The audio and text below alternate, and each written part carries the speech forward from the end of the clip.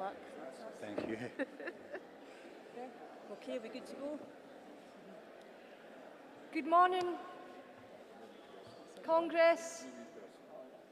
It's an absolute pleasure to welcome all delegates to this 125th STUC Congress, and I'm delighted to introduce your President, Pat Rafferty.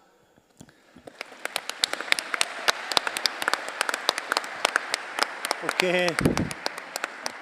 Thanks, Pauline. Thanks for that. And good morning, everybody, and welcome along, colleagues. And I'm absolutely delighted to welcome the delegates along here to the Music Hall in Aberdeen for our 125th Congress. So I can't think of a better venue to hold the 125th. And I'm sure you'll agree it's been stunning. The location and everything that's been done in the Music Hall, it looks fantastic. And it's brilliant, I have to say, to see all the banners up there on display, showing a lot of our history for all of our unions and affiliated unions is fantastic. So, and I also want to welcome those that are joining Congress or remotely, and welcome all those watching live on the STUC website and the Facebook, so all the IT stuff. And if you wish to tweet from the conference, you're encouraged to use Twitter hashtag STUC2222. So a wee word of warning before we start. There's a wee kind of blind spot a wee bit here just at the front of the stage because we're quite high up. So if you're trying to go on and I can't see you, just stand up and wave and I'll see you. Another one is that I'm colourblind. So if I'm shouting at you with a green top on, it could be any colour of top that's on. So just watch for that. And I'm delighted that we've got the bell here that Roz has gave us. It goes back to, this is the bell that's 125 years old. It was presented to the president of the STUC 125 years ago. So I've got the bell.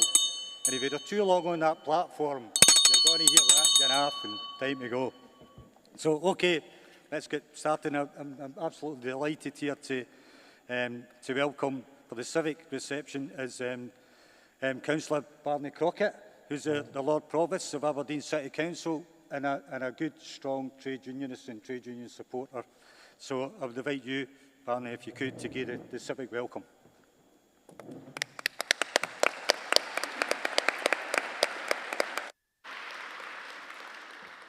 Thanks very much, Chair, for that gracious welcome. Comrades, you have no idea how much pleasure it gives me to welcome you to Aberdeen. As you heard, I hope that the venue is second to none for your purposes, and it's particularly inspiring, as you heard, to see the banners decorating this beautiful room. I hope that no local authority in Scotland is any more enthusiastic to try and welcome the STUC than Aberdeen. And more importantly, I think for your particular purposes, I'm looking at the banners here, I hope that no local authority is as enthusiastic to encourage people to join trade unions and become active in their workplace. I hope that trade unions within the City Council will recognise that we do try to do that. In terms of the other part of the banner here, the history, again, I mentioned my own enthusiasm. It's almost 50 years that I sat up in that balcony at an STUC and saw, as a youth, I saw people like Mick McGahey and Michael Foote address the STUC at that time. And of course, I won't step on the toes of my great friend Graham Facher from the Trades Union Council here to speak a wee bit about that history. But again, just to say that I have been an office holder in the Trades Union Council now in the past, and I've attended the STUC as a Trades Council delegate. Just to say a little of Aberdeen's history relevant to the STUC, Aberdeen hosted the Trades Union Congress in the 1880s, and in a sermon by a very radical Unitarian minister at that time, he said to the TUC that it is essential that the working class are organised in trade unions in the workplace, but that is not enough. The organised working class must also play a broad political role in the country. And I think that the STUC has taken that forward over this longer than 125 years. And I congratulate them on doing that. In this particular building, and our history, I think that you'll be very interested to know the radical history of this building.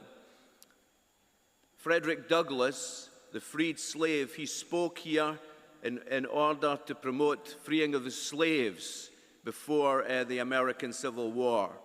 In the late 19th century, Ida B. Wells launched the anti-lynching campaign, the worldwide anti-lynching campaign, not in New York or Philadelphia, but amazingly in the Aberdeen Music Hall.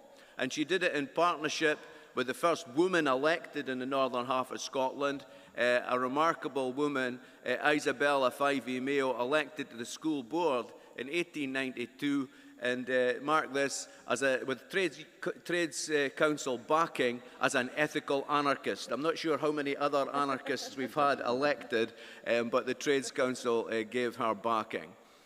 In the 1930s, there were protests against fascism in this building, and I see Mike Arnott in the audience here. He and others will be able to tell you about the history of the Spanish Civil War solidarity in this building. And in November 1938, every civic organisation in this city, including the Trades Council, the Trade Union Council at that time, met here to offer practical assistance for Jewish people in Germany and set up a kinder transport scheme with the support of the Trades Council.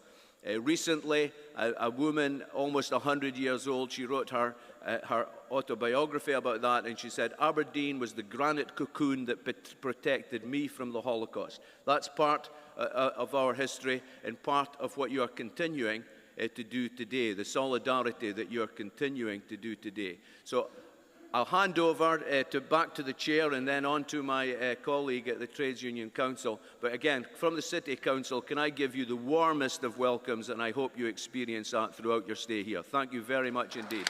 Thank you.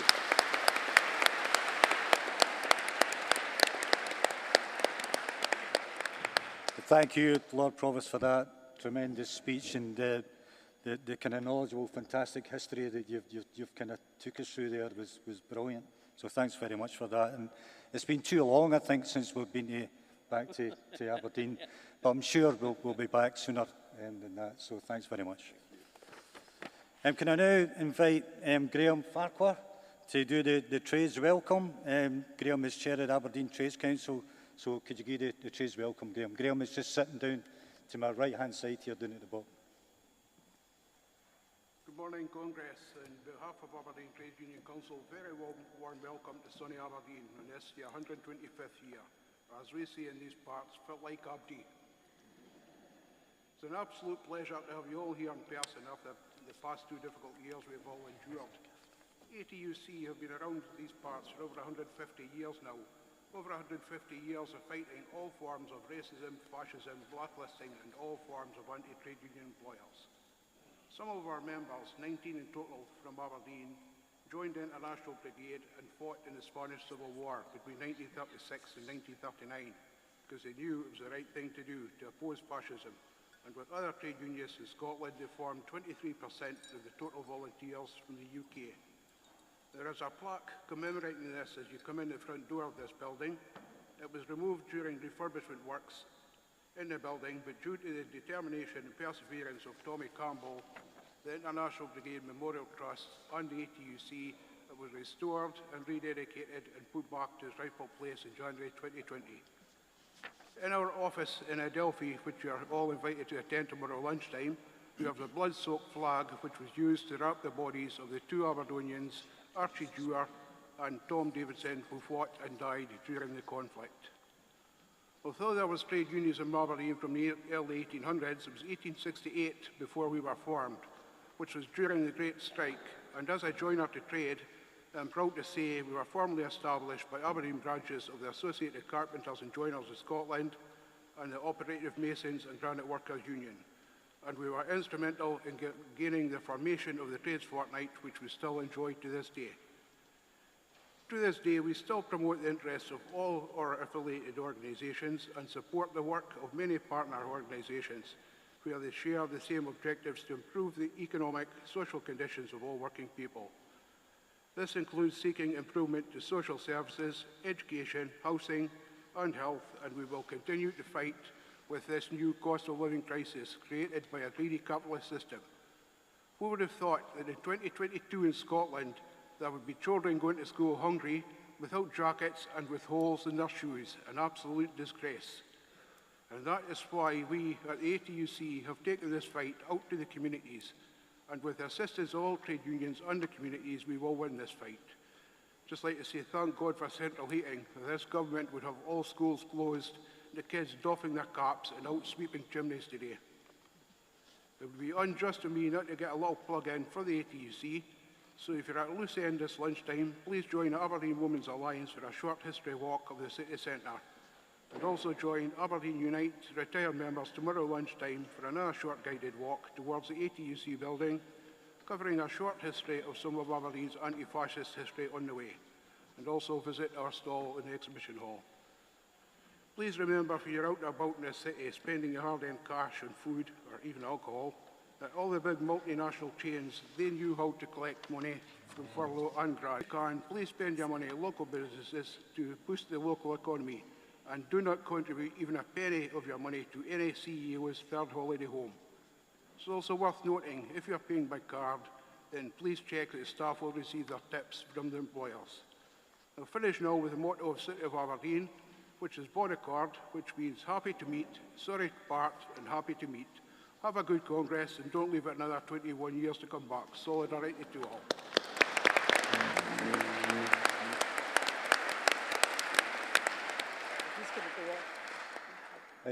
Thanks, Graham, for that tremendous speech and the passion in which you're speaking in. So, and I want to say a particular thanks to the Aberdeen Trades Council, because they've been absolutely tremendous in assisting us and giving us all the help that we can to make this possible and get ourselves here. So a particular thanks to the Trades Council and to the Lord Provost here and all that help in getting us here. We do have a couple of gifts for you as a token of your thanks, which Roz will present to the Lord Provost and to Graham. So thank you.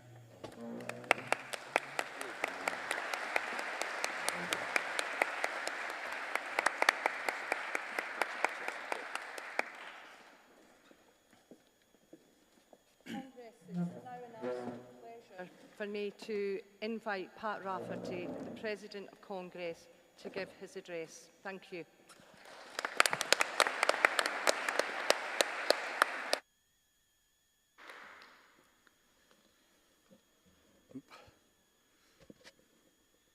Thanks, Pauline. Congress, first of all, I just want to say how delighted I am to be standing here in front of you, giving this address to Congress in person, and not having to apologise because I'm still on mute. I want to pay tribute to my two predecessors, Mary Senior and Jackson Cullinane, who presided over the past two fully digital congresses and did that in the most professional manner. Now we are all here in Aberdeen on our 125th anniversary. It's up to me now just to mess it all up. For all the years I've been attending Congress, being able to bump into people you haven't seen for ages and chew the fat and maybe even settle a few old scores is a big part of the experience I've missed. And I'm sure many of you out there will be feeling the same. So it's great to be back. When writing a speech like this, you can't help but reflect on the past couple of years and how quickly our whole lives changed when the pandemic hit us all, something we would never have dreamt of in a month of Sundays. We have witnessed the best and the worst in people. The Prime Minister's downright lies and denials of parties taking place in 10 Downing Street, while telling us all to abide by the rules for our own safety and the safety of the public. And while they were dancing the night away, having a right all knees up, at the same time, people were unable to spend their last moments with their loved ones at their hospital beds or hug vulnerable friends and family. His aides were laughing at us while lying through their teeth. Those lies have now been exposed, with Johnson and Sunak been fined for breaking the very law they themselves put in place. Not only should they hang their heads in shame, they should be removed from office with immediate effect.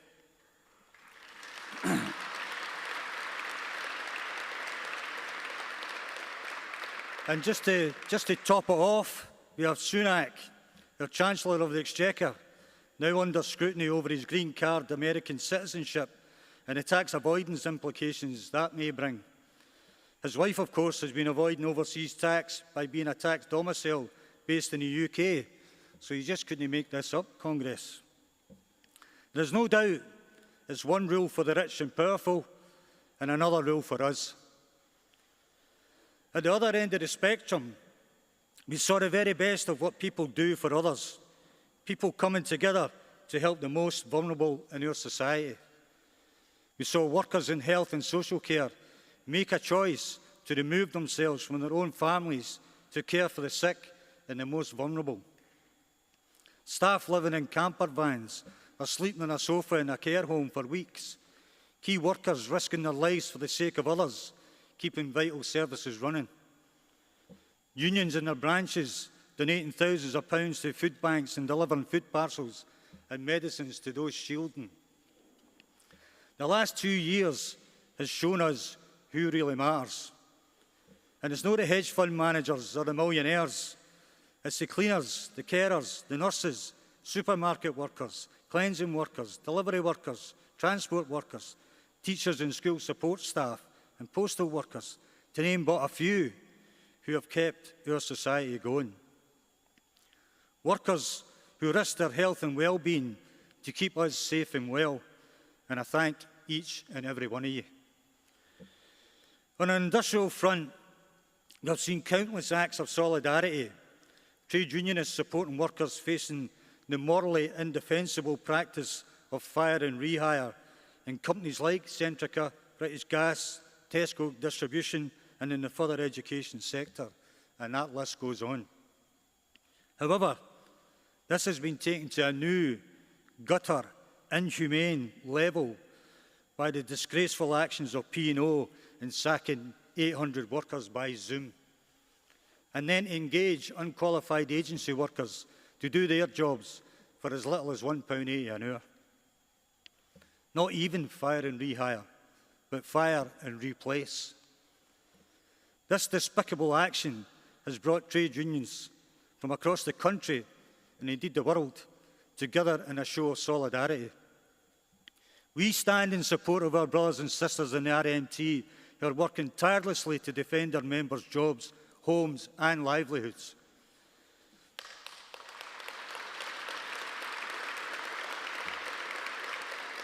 We have workers in ports boycotting P&O ferries, others taking part in demonstrations, and dockers in Rotterdam refusing to load freight on a P&O ferry set for Hull. I personally will not step foot in another P&O ship or ferry till this dispute has been resolved. And I would encourage all of you to do the same. There should be no place for employers that choose to conduct industrial relations in this way. Even some Tories have expressed shock at the behaviour of P&O. If P&O get away with this, others will do the same. They will take the reputational hit in the short term. Financial penalties is not enough. Making changes to statutory codes of practice is not enough. There is something seriously wrong with our society when a company CEO, like P&O's, can swan into a Westminster parliamentary committee and openly state he broke the law. And worse still, he did it again. What that clearly demonstrates is how useless the law is. It's no deterrent to companies like P&O who are getting away with destroying people's lives. The law needs to change. Peter Hebblethwaite should be struck off the Directors' Register and put behind bars.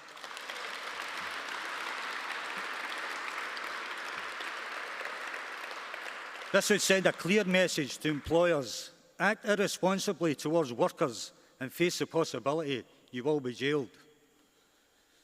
Congress, we have witnessed the power of our unions and the STUC delivering on many industrial and political fronts. The Transport Act had no provision for local authorities to run our buses, but with our input, they now can. Except they need the financial support to do that. They need government to provide local authorities with a subsidy to help run publicly owned buses, just as the government subsidises the private bus companies to the tunes of hundreds of millions of pounds every year. ScotRail has been returned into public ownership, something unions have been calling for. We should now demand cheaper train fares, increased train services, and a U-turn on the ticket office closures and reduced timetables.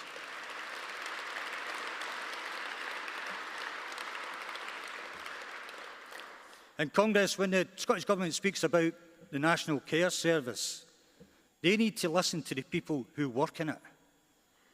They want a genuine, not-for-profit National Care Service, a National Care Service with collective bargaining and fair work principles for all employees, a National Care Service run for the people, by the people.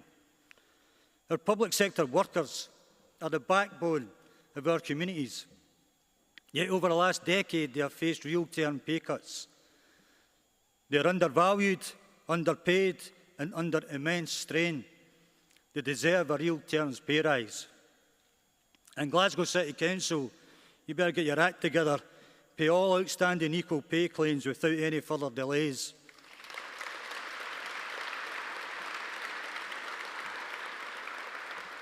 And when we speak about a just transition from oil and gas and the movement to renewables, well, Congress, you can understand the suspicion of workers when they see jobs being offshored all over the world, while the Scottish and UK governments fail to intervene. In 2010, Alex Salmond spoke about Scotland becoming the Saudi Arabia renewables, predicted 130,000 low-carbon and renewable jobs by 2020. By my watch, it's 2022, and currently there is less than a sixth of that. And what's worse, these figures have fallen since 2014, despite the trebling of installed renewable capacity. We need a political support to rebuild our manufacturing sector and supply chains through an industrial strategy, public sector investment, and public control and ownership over energy. We need a people's recovery, because working people need a better deal. And we don't mean reverting back to life in 2019. We mean recovering for working class people the income, the wealth, the sense of collective purpose stolen from them by decades of political bias towards the rich and the powerful. Congress, the cost of living crisis we are facing will and is causing despair for millions of people who will struggle to afford the huge increases in the price of food, fuel and energy bills, as well as a hike to national insurance. Not all these increases are the result of global turmoil. While energy prices in the UK increased by an average 54%, in France, energy increases have been capped at 4%. These are corporate decisions taken despite soaring profits, with shareholders reaping rich rewards. With UK inflation at a 30-year high, people have been made to choose between heating and eating. The squeeze on household budgets will push people into poverty and desperation. Parents will go without to ensure their children eat. Some will be pushed into homelessness. This is the 21st century, but it feels like the 19th century. With callous and uncaring employers exploiting workers and attempting to undercut pay. Parents unable to feed families or afford a warm, safe home.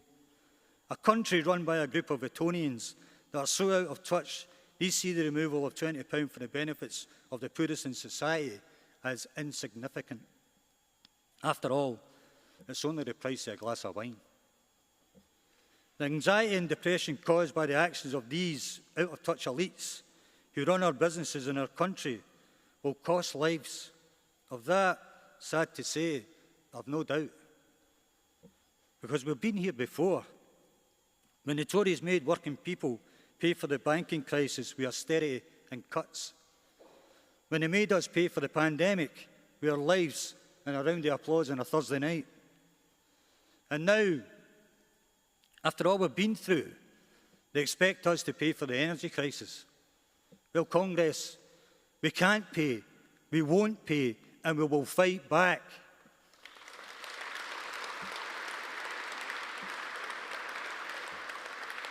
The people who can pay are the big oil companies who are making shed loads of money as the oil prices are going through the roof. So we need a windfall tax on them, and we need that right now. Congress, being in a trade union has never been more important.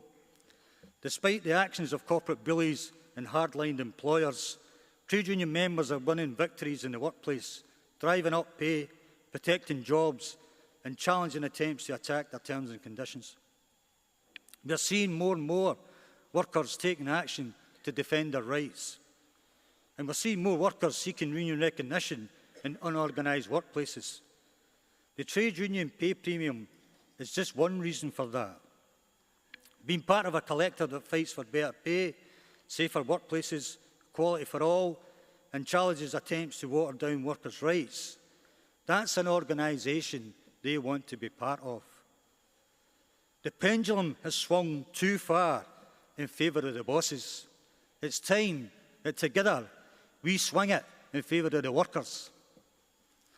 Congress, my mother used to say to me, remember, there's always somebody worse off than you, son. And when you look at what's happening in Ukraine right now and what has happened in the Middle East, then a truer word couldn't be said.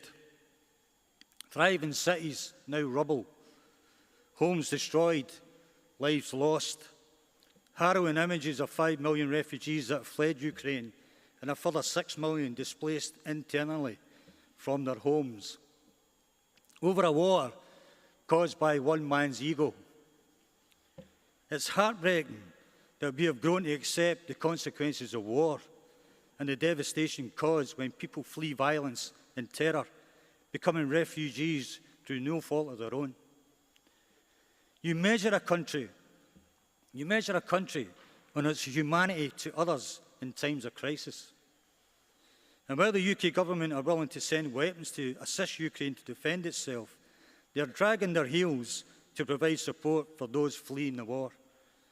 Apparently, the system in the UK requires people fleeing for their lives to access a computer, have a stable internet connection, and to upload documents. In contrast, all 27 EU member states and 65 other countries have dropped their visa requirements. The Home Office in the UK has simply done too little, too late. And of course, we now have the decision to send illegal refugees off to Rwanda. How embarrassing and inhumane is that? There's no such thing as an illegal refugee. Only vulnerable people fleeing war, famine, or persecution. Tony Benn once said, the way a government treats refugees is very instructive because it shows how they would treat the rest of us if they think they could get away with it. Congress, we're a country of people who help our neighbours. We open our doors to strangers and offer support to those most in need. Unfortunately, our government is not. The trade union movement has a proud history in fighting for equality, democracy, and for international solidarity. So, I ask you to join me in showing our support and solidarity with the people of Ukraine as they fight to defend their country and their democracy.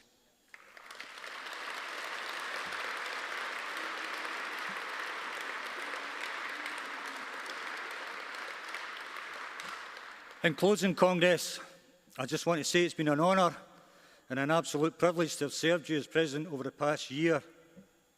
I couldn't have done that without the help of the magnificent STUC staff and our General Secretary, Ros Foyer. I also want to acknowledge the tremendous support I have had from our Vice President, Pauline Rourke, who has been brilliant and a tremendous support to me. And of course, the General Counsel of the STUC, who have put up with me over the past year.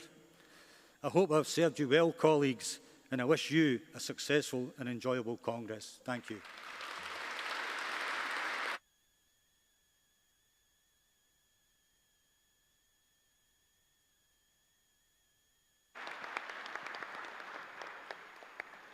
Thank you, Pat, for that powerful and thought-provoking address to Congress, and I think it reminds us why we're all here as a movement over the next 3 days demanding change and better work practices. So thanks very much. And I'd now like to call on Elaine Dougal from Unite the Union to move the vote of thanks. Thank you, Elaine.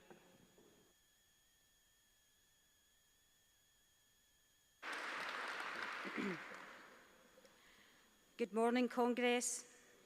I am deeply honoured to have been asked to give the vote of thanks to our 125th STUC President, Pat Rafferty. There is so much I could say about this year's President, but unfortunately, my speech never made it through the Standing Orders Committee this morning, so I'm going to have to go with my second draft. Congress, I have known Pat for many years, right back to the T&G days, and I'm proud to say that I work with him every single day. I first met Pat when I became the new Women's Officer in the T&G. I remember him for many things, but especially his Arctic blonde hair and matching moustache, something that he will emphatically deny. However, President, that is a vision of loveliness that I will never forget, however hard I try.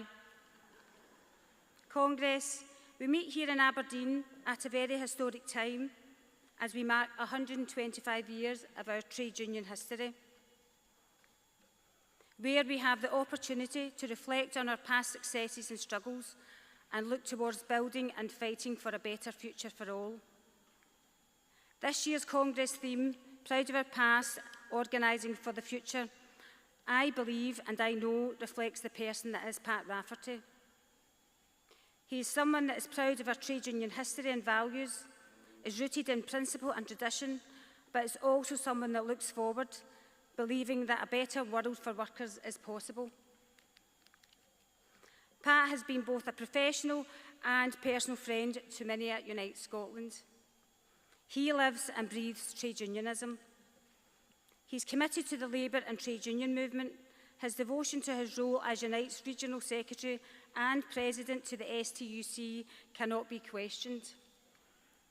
With his level-headedness, calm and caring approach, wealth of knowledge and experience, I really cannot think of a better person to have led Unite Scotland for the past 11 years. He has helped to steer us through many challenges and struggles, but nothing quite like the global pandemic we've all lived through, with what has been undoubtedly one of the most challenging and pressing times of our trade union lives. Pat is well thought of, both by Unite Scotland staff, but also our lay members, activists and his colleagues on the STUC General Council. You will see a serious and focused President over the course of Congress. However, as a representative of Unite Scotland staff, it would be remiss of me not to represent them accordingly by sharing some of my own memories of a more relaxed Pat Rafferty. We at Unite and those working closely with Pat often get to enjoy his joyous jokes that Pat likes to share in a social setting. Although I'm tempted to share some of Pat's one-hit wonders, I, for one, want to enjoy his presidential extravaganza and Unite hospitality tomorrow evening. So I've decided that some stories are best left untold. Pat has a subtle sense of humour, who loves a sing-song and a poem or two, and these always come out in force at the Unite Scotland's annual staff Christmas lunch, where staff eagerly await Pat stepping into his altered ego, the Reverend I Am Jolly, thanking staff for their hard work and commitment, but always ending with a party piece which brings smiles and laughter all round. At the most recent Unite staff Christmas lunch back in 2019, we got to experience Pat's rendition of his toilet roll song. And yes, Pat, I still have the video evidence capturing that very moment on my phone. I must confess that when reading through my Congress papers, I was slightly concerned and couldn't see who was lined up to entertain delegates at the presidential dinner. I have definitely been assured, thankfully, that Pat Rafferty will not be the headline act at his own gig, and that his application for him and self-nomination to the Musicians' Union has been declined. Perhaps he might need to negotiate his way into equity instead. Sources have informed me that to mark 120 years of the STUC, a song has been commissioned. President, Pat, if you've had anything to do with penning the lyrics for that one, then we're all in for a treat, and a memorable one at that. Whilst his entertainment career is in its infancy, his track record for fighting for a better, safer and more equal world for all workers certainly is not. Throughout his time as a trade union official and regional secretary, Pat has been involved in a number of disputes, struggles and wins, and has stood side by side with workers across Scotland, showing solidarity and support. From large-scale public disputes like BIFAB and INEOS to being present on our members' picket lines. Pat also reaches out to our individual members when they need the union the most, by showing his discretion, support and compassion when their lives look bleak and they feel that they are literally on their knees. Pat is inspiring, a true leader who never forgets his principles and is a well-respected regional secretary, boss and friend to many. In my time working with Pat, he has been a constant support to our workers in dispute. Always there, the shoulder to lean on when the workers are in struggle, he is steadfast and determined to beat bosses, no matter how big or small they are. His interests really do lie with the workers and lay members, and strives to make our union and movement more reflective of the people that we seek to represent. A workforce that Pat never overlooks or forgets is his own Unite staff team. Pat is caring, compassionate, conscientious, he's straight-talking and honest, which is something that I personally have had to rely on many times when I've had to make difficult decisions as a trade union official. He is flexible, understanding and approachable, and always tries to find a solution. These are the words spoken by Unite staff, and qualities and traits that I would echo. However, on a serious note, family means everything to Pat. As a father of 6 and a granddad of 11, I have no doubt that Pat truly adores his family, and his family values reflect his working life. There is a saying that behind every great man, there's an even greater woman. And on behalf of Unite Scotland, I want to say a special thanks to Pat's wife, Frances, and his family. We all recognise that Pat's time, commitment, enthusiasm, visibility and devotion to us, and the nature of his role means a sacrifice to time spent with his family. So, thank you, Frances, for allowing us to have Pat's precious time, and you for your continued support to him and everything that he does for us at Unite Scotland. His family values are truly reflected in our own #UniteFamily. And though we, like most families, might be a little dysfunctional at times, and we can argue like cats and dogs, but are so appreciative to have you, Pat, and his family's loyal support. We all know that both his immediate family and his Unite family mean the absolute world to him. For fear of being kicked off the podium by the President himself, I would like to round up. Pat, you can transfer that tenner later to my account for making you look so good. That's a one-time wonder.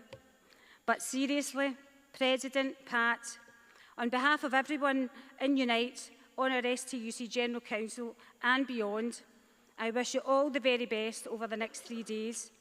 I know that you will have an excellent Congress, and I have no doubt that it will be fabulously and fantastically chaired. Thanks again. Well done.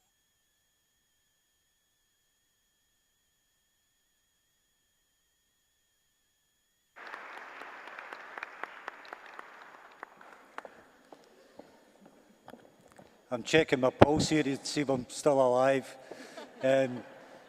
Thanks, Elaine. That was really it's really quite touching, actually. It's quite, you could get emotional, I think, at some of these things. So, so I'll move on.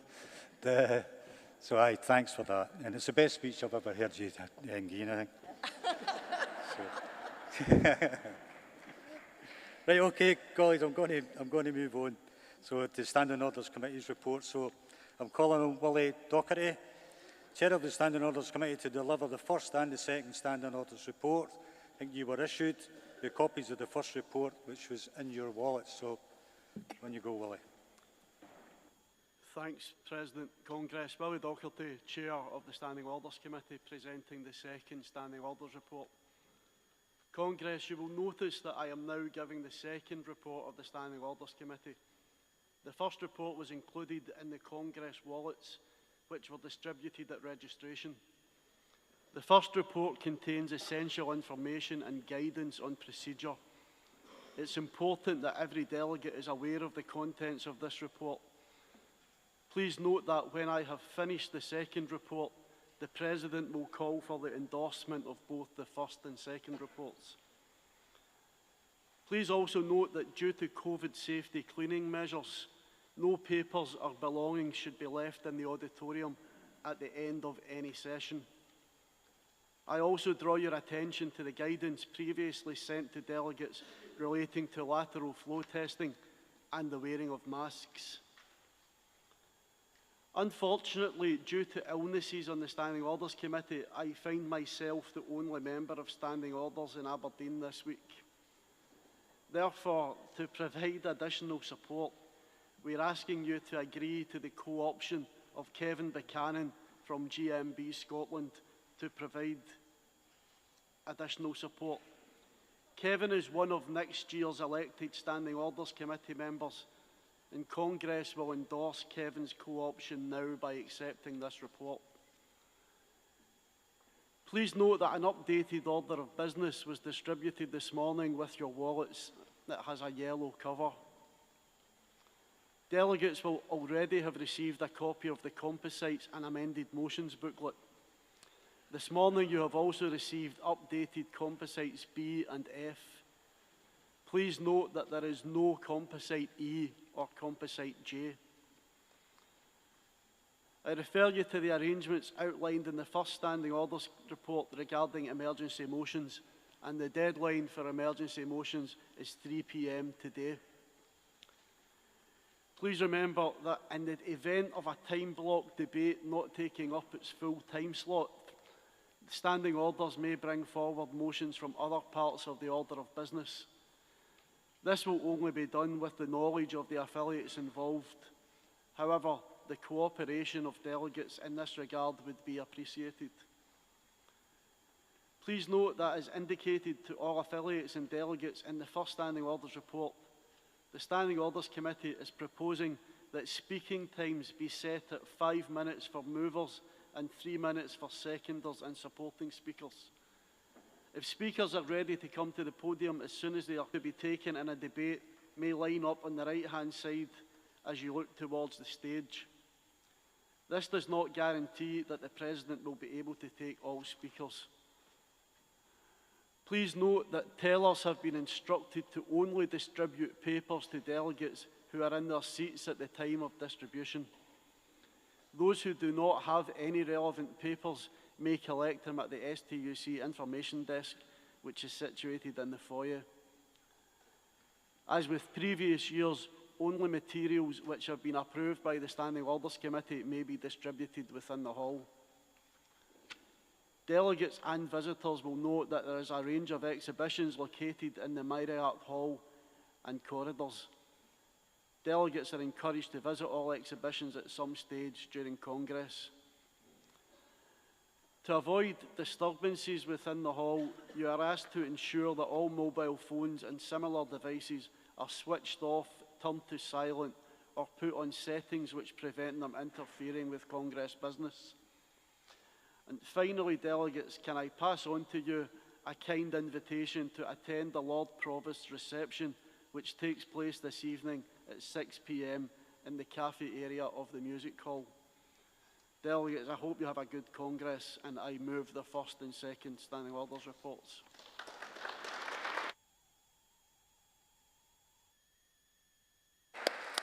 Okay, thanks for that, Willie, the last man standing.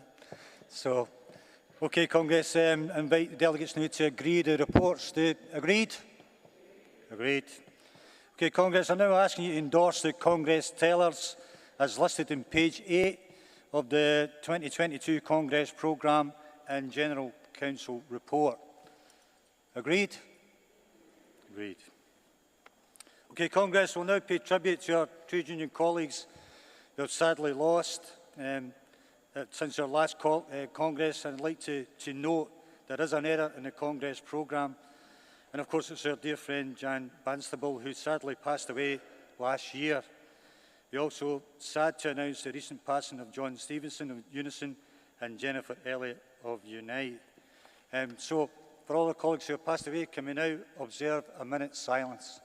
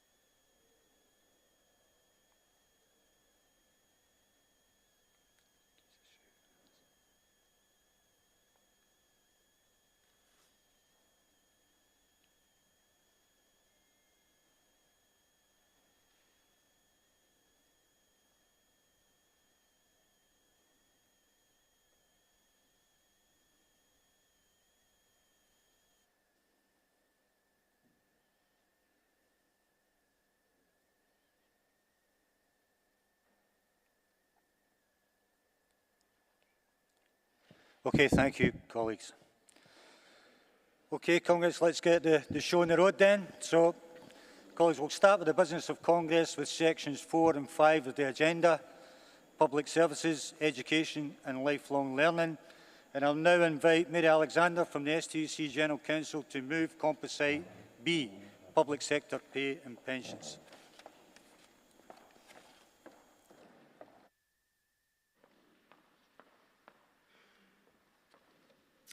Mary Alexander, moving Composite B on public sector pay and pensions on behalf of the STUC General Council.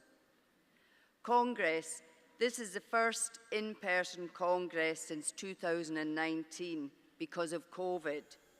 During that time, hundreds of thousands of public sector workers have gone to work day after day. NHS workers, local government workers, school staff, they all put their lives on the line because their work is essential. Politicians were quick to clap public sector workers in the summer of 2020, but they've been slow to reward them ever since. And now, after all public sector workers have been through, they're being hammered by the cost of living crisis. Inflation is currently 7% using CPI and 9% using RPI. Fuel bills, food, housing, petrol, everything is going up apart from wages. Even before inflation is accounted for, wages in Scotland actually fell in January and February. They have now fallen below the UK average for the first time since 2014. And who's being asked to pay for the cost of living crisis? Of course, it isn't the bosses who are being asked to cut back on their excessive profits. No, it's the working class who are being asked to show wage restraint. Well, we have a message for the political elite. We paid for the banking crisis with cuts to pay and services. We paid for the COVID crisis with our lives. We are not going to pay for your latest crisis. Congress, half of Scotland's key workers are in the public sector, and yet public sector workers have seen a real-term loss in wages of 15% in the last 10 years. It's no surprise that so many public sector workers are looking to retire. Yet the UK government has abolished the default retirement age, worsened public sector pension benefits and increased the state retirement age. And pension reforms introduced by the Scottish Government discriminate against public sector workers too. This composite makes clear we need action to address that. Congress, public sector workers aren't well paid. 55% of council workers earn below £25,000 a year. These workers don't siphon their income off into tax havens. They spend their hard-earned wages in the local community. And because of that, 40% of public sector pay is recouped by the government in the form of tax revenues. The Scottish Government doesn't need to invest in initiatives like a chief entrepreneurship officer or in tax-avoiding free ports to support inclusive economic growth. It needs to invest in public sector pay and public sector services. Because giving 600,000 workers a fair pay rise isn't just the right thing to do, it's good economics. Congress, our councils are a key tier of our democracy and have a critical role to play in delivering basic services, reducing inequality and tackling climate change. But they need resourced. Year on year, real-term cuts to local government budgets mean that local government employment has fallen 13% in the past 15 years. If this was any other sector, there would be a government inquiry into the staffing crisis. The Scottish Government has aspirations to be a world-leading fair work nation by 2025. Well, I'll tell you this, you can't be a world-leading fair work nation while cutting local government and giving public sector workers pay cut upon pay cut.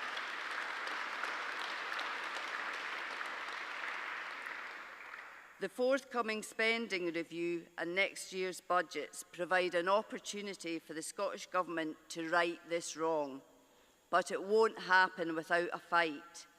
Together, our movement represents more than 300,000 workers in the public sector. When our unions join forces, we are more powerful than any politician in this land. Congress, this composite makes clear that we need to harmonise our campaigns on public sector pay, on pensions and on local government. Our job over the next year is to educate, to agitate, to organise and make sure our public sector workers get the pay rise they deserve. Please support the motion.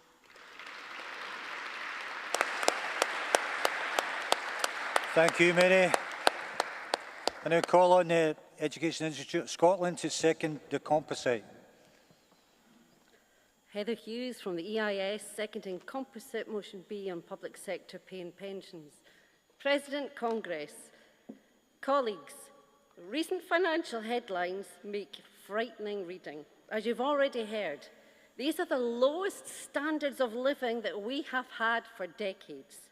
Inflation's at 9% and forecast to increase further. Every time you shop, the food prices are escalating, fuel prices are at a record high, and energy prices, because of the removal of the cap, have increased by 54%. These are horrific statistics, but it doesn't end there. Interest rates on mortgages are beginning to climb, and national insurance contributions have increased, and increased forced on us by the UK Treasury. All of this, as you've heard, adds up to a cost of living crisis. COVID-19 shone a light on the importance of the public sector. Government ministers, both in the UK Parliament and at Holyrood, repeatedly talked about properly recognising public sector workers' pivotal role in the crisis through our pay. But this, of course, has turned out to be empty rhetoric. Teachers finally settled the 2021 pay claim after a full year of delay tactics and procrastination by COSLA, for a mere 2.3% uplift in pay, 1% of that from this January. The EIS has now launched a campaign for a 10% pay rise for 22-23, and so far our employers have failed to even respond to our claim.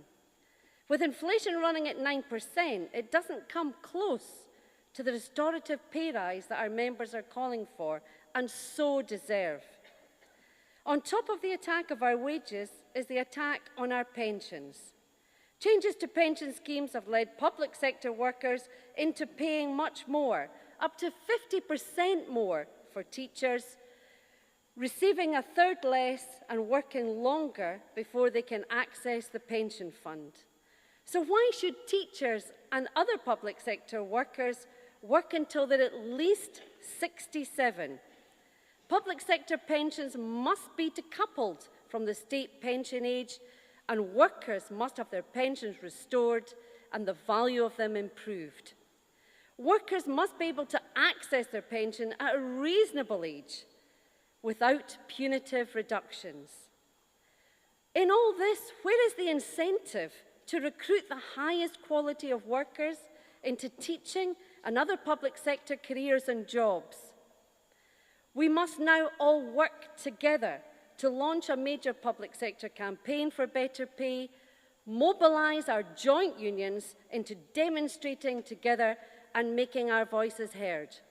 If we work collectively, standing shoulder to shoulder, we can and must make our justified claims heard for a better standard of living and retirement for our workers. Please support the motion. Thank you, colleagues. Now call on the PCS Services Union to speak in support of the composite. President Congress, Fran Heathcote on behalf of PCS to fully support Composite B. The Cabinet Office has already made clear that for 2022, our members can expect a 2% rise with the potential to go to 3%. With inflation rising rapidly, that is in fact for every single member a massive pay cut. Combine that with a hike in national insurance contributions whilst heating and fuel bills go up all the time, and we know that our members don't have a choice. We have to campaign and fight for better pay and for their livelihoods. Since the publication of the Scottish Government's pay policy in December, every time our reps meet the employer over pay, inflation has risen again. Every time our union has met with the Cabinet Secretary for Finance over pay, inflation has risen again. Every time our members have received their pay on payday since being told that their employer has no money to pay them a proper pay rise, the price of fuel, food, petrol, energy and bills have all risen again. We know that regardless of sector, regardless of occupation, for the vast majority of working people, that's just too much month to go at the end of the money.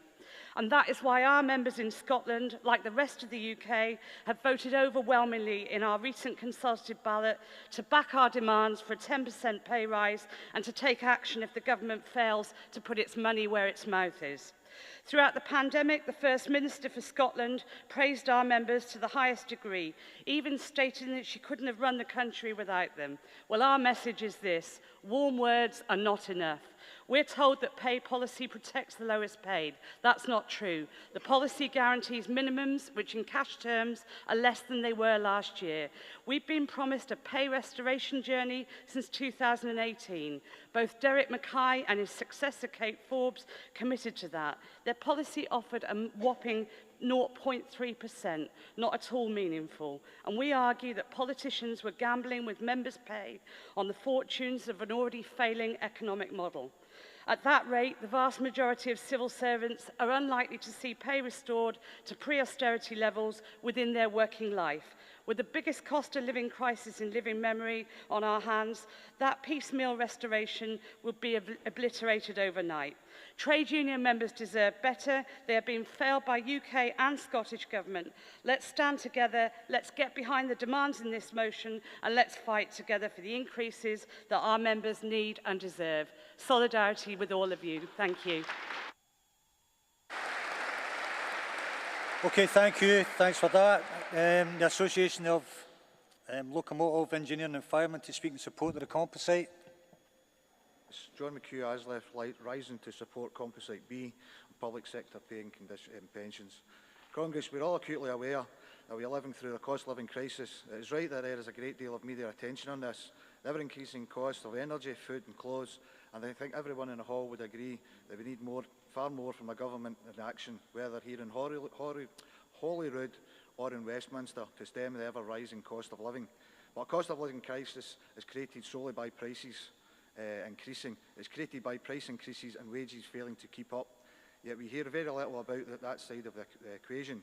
The cost of living crisis requires government to find ways to cut living costs, but also to make sure we have a real wage growth. And Congress, while this crisis has become so painfully acute over the last few months, it's not just a few months in the making, it's been years in the making. Year after year of real-term pay cuts, of wages increasing below increases, that has been made, shock over the last few months, so very painful. Scotland has nearly 600,000 public sector workers. That's over a fifth of the entire workforce. This COVID pandemic has highlighted the true value of these workers. I won't try and name them, their occupations, as it would take too long, and obviously we'd miss out one or two. They are people who have cared for us, looked after us and kept our communities functioning. Giving these workers a fair pay rise isn't just the right thing to do, it's a good economics. There will be those in the usual voices who will claim they cannot afford this wage rise. Congress, we must help our economy grow following the pandemic by ensuring that people have money in their pocket to spend in local businesses and stimulate the economy in our streets, towns and cities. Congress, for far too long our standard of living has fallen. This year the pain has become worse, and this year we must be one of it that sees the beginning to reverse year after year pay cuts. Please support this motion. Okay, thank you. Does anyone else want to contribute to the debate? See somebody coming up.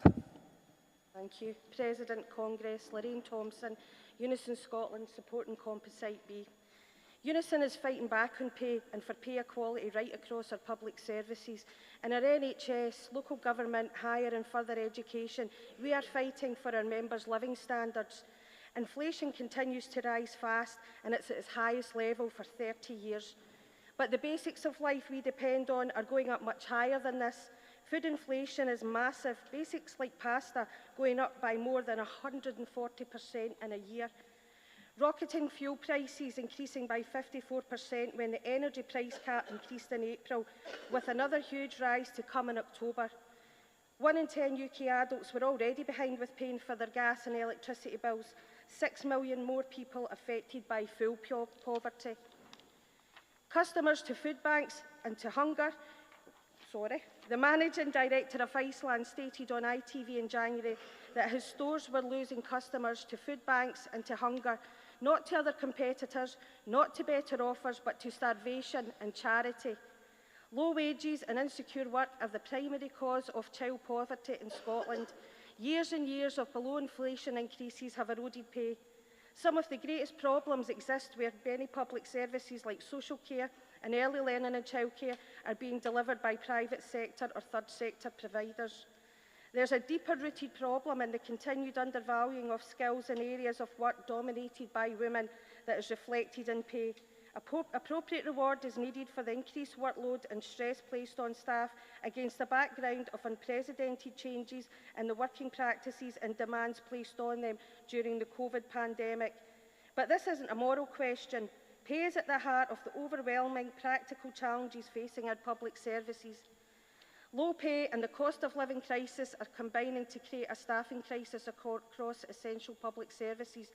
We are seeing it especially in the NHS and in social care, where staff are burnt out after 2 years of the pandemic, and those who are able to retire or get out are doing so, leaving a massive problem of understaffing.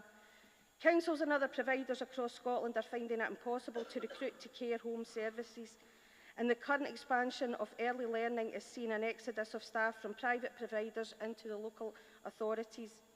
An above-inflation pay increase is crucial to stem the flow of staffing, leaving these services to begin to support the retention of current staff and improve recruitment into the growing number of vacancies. Unison believes the Scottish Government can do much more about this, including creating sectorial bargaining arrangements for all parts of the economy, making sure that these include services which are commissioned and procured, and using conditionality in all public sector procurement. The majority of public service workers are women and low pay is endemic. We oppose the divisiveness of Scottish Government public sector pay policy for 2023, which introduces a public sector wage floor of £10.50 an hour, but without funding local government to be able to deliver this. It means workers in different parts of the public sector will be on different pay rates unless local authorities choose to increase the council tax to cover the shortfall. Please support. Okay, thanks, colleagues. I see there's maybe another 2 speakers there, and we can't take any more than that, so next speaker. Thanks, President, Congress. Fiona Hart, the Fire Brigade Union Scotland, speaking in support of Composite B, public sector pay and pensions. Congress, like all of us, Scotland's firefighters and firefighter control staff continue to see their wages regress under the austerity policies of the UK Tory government. The cost of living crisis has been in the post for well over a decade. Prior to Brexit, prior to COVID and prior to the war in Ukraine, now causing humanitarian catastrophe and economic damage across the globe. Firefighters have suffered a real-term cut in their wages of around £4,000 per year, following more than a decade of derisory below-inflation pay increases. The austerity agenda continues to punish workers and is now putting firefighters and the public they serve at greater risk. The cost of living crisis is creating daily financial emergencies for workers, and attacks on our members' pensions only deepened the crisis. It was the FBU, along with judges, who won a landmark court victory in 2019 over the UK government's imposition of the discriminatory 2015 public sector pension scheme. The remedy is expected to cost £17 billion, which the UK government intend to pass on to current and future scheme members, again choosing to punish workers for government mistakes. Never let it be forgotten that it was the UK government who discriminated against our members by removing their hard-earned pension rates. Returning what was legally earned by workers but illegally taken by government isn't a bill, it's simply giving back what was taken. Over and above the risks firefighters face on a daily basis, responding to fires, water rescues, rope rescues and road traffic collisions, firefighters are on the front line battling the effects of climate change. The FBU launched our climate emergency campaign for COP26 in 2021, highlighting the additional risks firefighters face tackling the effects of climate change. Firefighters are now responding to an increase in flooding and wildfires, hugely labour-intensive incidents, which bring significant risks to firefighters and devastate lives and communities. The role of a modern firefighter has and continues to evolve to respond to new risks, such as climate change, and the Fire Brigade Union are committed to campaigning and lobbying UK governments and join the international calls for climate justice and a just transition for workers from carbon-intensive industries into new green employment. Our tagline for our climate campaign was "Firefighters know an emergency when they see one." This rings true now more than ever. A properly resourced and funded fire and rescue service is vital to ensure firefighters can safely respond to these incidents. The situation is now so grave, the talk around mess tables and fire stations is a fear that due to a lack of resources and training, operational safety may be compromised, potentially leading to injury or the ultimate sacrifice. As with all workers, the cost of living crisis is punishing firefighters who are already asked to do more for less, whilst receiving over a decade of derisory below-inflation pay settlements that sees them poorer with each passing month. In spite of it being public sector workers that carried the country through the COVID pandemic, in spite of the words and platitudes from politicians and their virtue signalling in the press and social media, it's clear that meaningful recognition is not going to be delivered through pay and pension protections from a UK government shown to be hostile to the public sector and collective bargaining. We should not have to go cap in hand to anyone in order to argue the value of the service we already provide. We should not have to plead our employer for a decent pay rise following years of paltry or no increases and salary erosion in real terms that is dragging us backwards. We should not have to persuade our own government here in Scotland that we are a fantastic, highly professional and motivated workforce worthy of investment.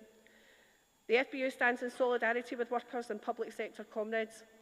We fully support the calls for harmonisation of campaigning, major campaign activity to deliver better pay, national pay demonstrations, and the calls for support of affiliates and campaigns for significant investment into public sector organisations. Workers need to organise now, unite and take the fight to the government. Clapping and empty plaudits don't pay firefighters' bills. Thank you. Solidarity. Okay, colleagues, thank you. Now the last speaker. Thank you, President. Thank you, Congress. My name is Brian Robertson from Unite the Union, and I'd just like to ask the Congress to support this motion, and I'll give you a couple of reasons why. First of all, and it was mentioned earlier by the member from the comrades from Aberdeen Trades Council about us purchasing locally, and the point on that is that I'm a council worker in Edinburgh, right, and I go out to the local chippy and I go to the local pub and I purchase things at the local shop, right? And see, every time I do that, I'm creating a job, or I'm helping to create a job. So I'm helping create it in the local economy, and this motion mentions that, and it's good economic sense to spend money locally and pay the local workers good wages, because when you start privatising things and subcontracting things out to multinational companies, I'll tell you what, my wages never get spent in the Cayman Islands. So we'll just leave that one with you, right? Second reason, right? Second reason. School cleaners, the infection control team that kept our kids safe during the pandemic, paid absolutely rubbish wages.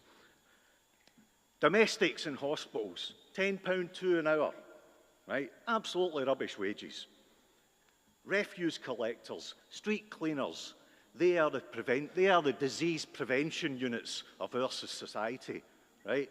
Absolutely rubbish wages. And what's happening to all these workers? I could list them all: porters, pupil support assistants in schools who actually assist the vulnerable kids to learn. And I really like to congratulate and endorse our teaching comrades who are very supportive of our campaigns for pupil support assistance, right? But all of those people, hundreds of thousands of them across Scotland, are the reason that I want to ask you to support this motion, because they need a better pay rise. They definitely do need a better pay rise. The current offer from COSLA for local government is 2%. That doesn't even cover, for many people, it doesn't cover the national insurance increases, never mind the lecky bills. And just one final point, if I may, the Governor of Bank of England, right? If you can reduce the economy to the point you can reduce inflation, then maybe we'll ask our members to accept a lower pay rise. But you're not going to reduce inflation, are you? So, thank you. Okay, thank you. Okay, Congress, in putting Composite B to the vote, the General Council is recommending support. So, all those in favour? Thank you. Any against? That's carried, colleagues. Thank you. I now call on Composite H, Finance and Taxation Policy to fund Scottish public sector services, and I invite Unison to move the Composite.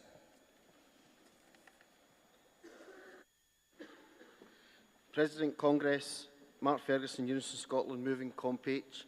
And the last time we met, I had hair, so that's been a while.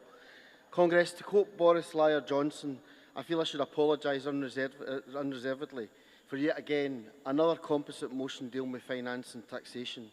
Well, like Boris, it's a sort of sorry, not sorry, because our broken tax system needs to fundamentally change. How much longer can we go on with a system that is not fit for purpose? Well, certainly not fit for working people, but suits the millionaires and billionaires' Tory chums.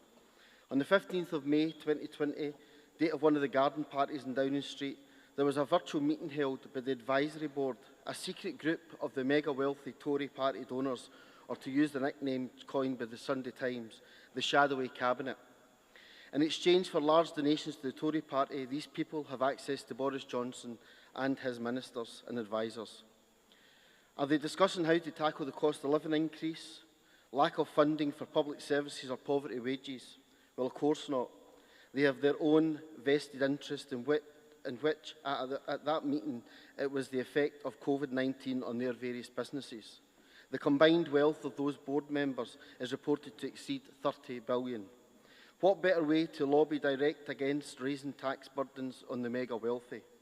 Access to capitalism should have no place in modern democracy, and this motion sets out a clear intent. We need change now. The Chancellor Rishi, what attracted you to the billionaire's daughter Sunak, forgetting to mention his wife's non-dom status, but for a worry that someone in such a high-powered position forgot to raise this as an issue. But then it really wasn't an issue for him until someone dropped him in it. However, the issue of legal and illegal tax avoidance and evasion are long-standing in the UK, but the danger is that it appears to be normalised, a sort of, well, what do you expect? Well, we expect and demand a more transparent and fairer tax system in order that the appropriate tax income can be gathered and paid for public services, which have been starved of proper investment for far too long. Just look at the result of closing the loophole which has forced online operations like Amazon to collect VAT on sales made to UK customers from international sellers. HMRC thought they would raise 300 million. It didn't. It raised 1.4 billion. This shouldn't just be for national taxation, but for local taxation. The long need to overhaul the council tax and the ability to introduce new local tax-raising initiatives like tourist taxes would bring some much-needed increased funding into local government. This is set against a backdrop of COVID recovery and the cost of living crisis, especially at a time when the demand for our services is increasing momentally.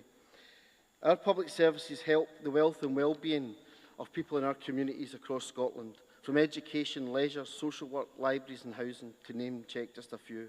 However, these services need to be properly funded in order that services are fit for purpose. We have seen firsthand the impact of the recruitment crisis in so many areas, social care, NHS, to name just a few. It's in part due to the poor levels of pay, overwork and undervalue. Workers need inflation-proof wages to ensure that they cannot just survive but thrive. Unison has long argued that if you pay workers more, it is a treble win. It lifts families out of poverty. We spend in our local economies, retail, hospitality and leisure. That in turn creates more jobs in the private sector and more workers paying tax. Unlike the super wealthy elite, we don't spend in offshore accounts, no investment in cryptocurrency. We pay back into our local economies. As our Unison Local Manifesto, Democracy, Fairness and Recovery details, we should expect first-class services with fairly rewarded pay levels for doing so. For the economy to be sustained, we need to put money in people's pockets by increasing wages. We need a tax system that is fair and generates the tax revenues that are needed to properly fund public services. We don't have a seat in the shadowy cabinet. What we do have is power in another way across our movement. So let's work collectively to put the action points raised in the composite to properly fund Scottish public services. Please support. Okay, thank you, colleague. Can I call on Clydebank Trades Council to second the composite?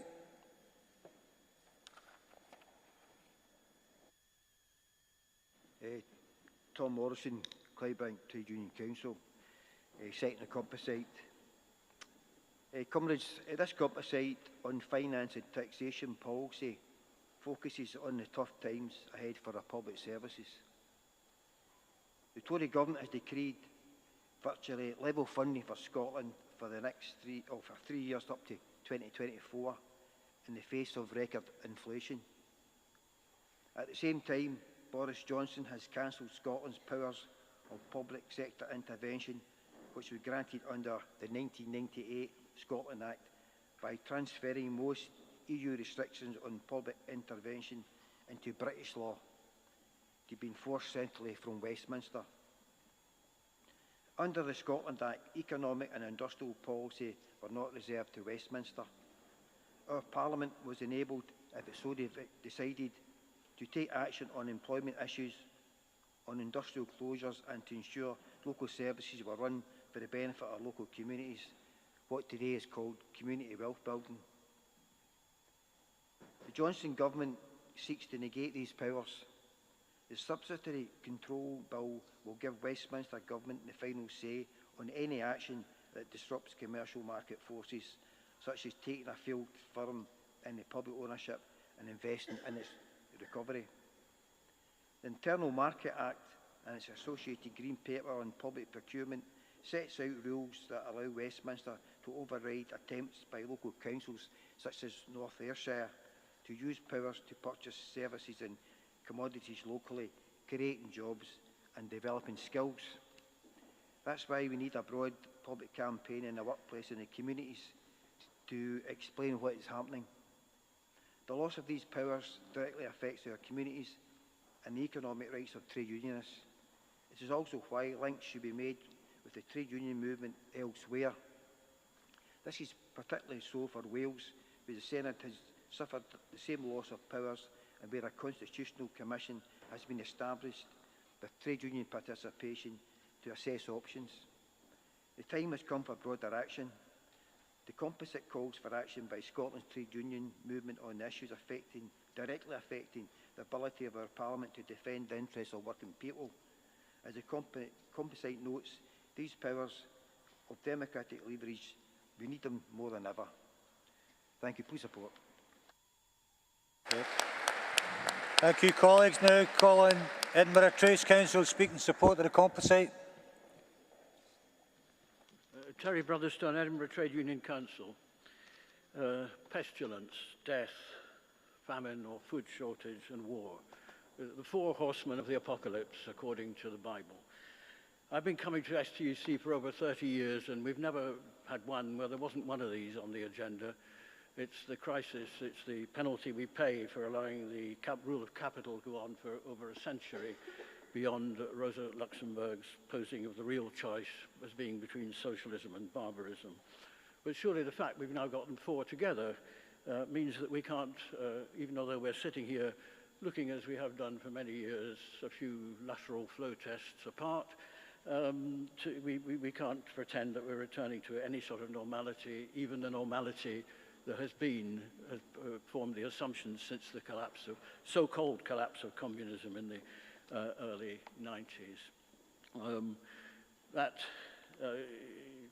normality, that sense of normality, has depended on two things. One, embedding the idea that there was no alternative to so-called liberal democracy, liberal capitalism, and the other to the idea that while that might be extended in a formal sense, but possibly at the point of a bayonet over the rest of the world, in the rich world, social democracy as well as formal parliamentary democracy could be extended. And part of that was devolution, was the sense in Britain that we could have more democratic decision-making and that would lead to a fairer society where there was a clear democratic will for it. And we've lived in that period, but now we have to recognize, I think, that that period itself has come to an end, and we do face this crisis, which our colleagues have been talking about. In the autumn, soaring energy crises that are going to create a massive increase in fuel poverty while the profits of the energy companies soar and nobody seems to do anything about it. And a situation in which Johnson's so-called levelling up, which seems to mean the right of people who can afford it to have as many parties as they want, and indeed for the virus to level up as much as it wants. We're in now that situation. And I think it draws our attention to the fact that we need to recognize that this reversal of devolution, because this is what's happening in terms of the Subsidy Act and the bill, which is the motion concentrates on or alludes to very strongly.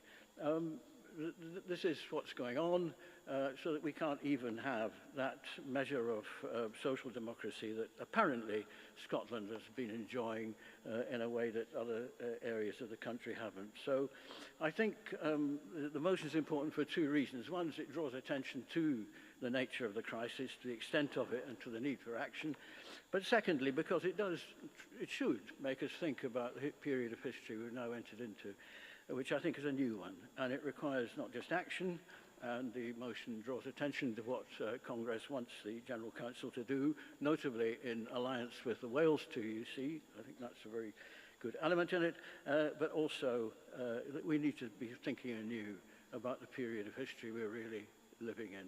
So I certainly want to support the motion on behalf of Edinburgh TUC and commend it to you. Okay, thank you, colleague. The South Lanarkshire and East Kilbride Trades Council speak in support of the composite. President Congress, Bill Ramsey, South Lanarkshire Trades Council, focusing on the last paragraph of Composite H, South Lanarkshire's contribution to the composite. It calls for affiliates, particularly larger affiliates, to conduct a thorough and wide-ranging scoping exercise of all, and I repeat all, potential strategies to create additional revenue streams for the Scottish public purse within the powers that already exist. Congress, many alternative revenue sources are in existence, that they are dormant revenue streams in a Scotland full of food banks, with unionised workers on the precipice of fuel poverty, should be unacceptable.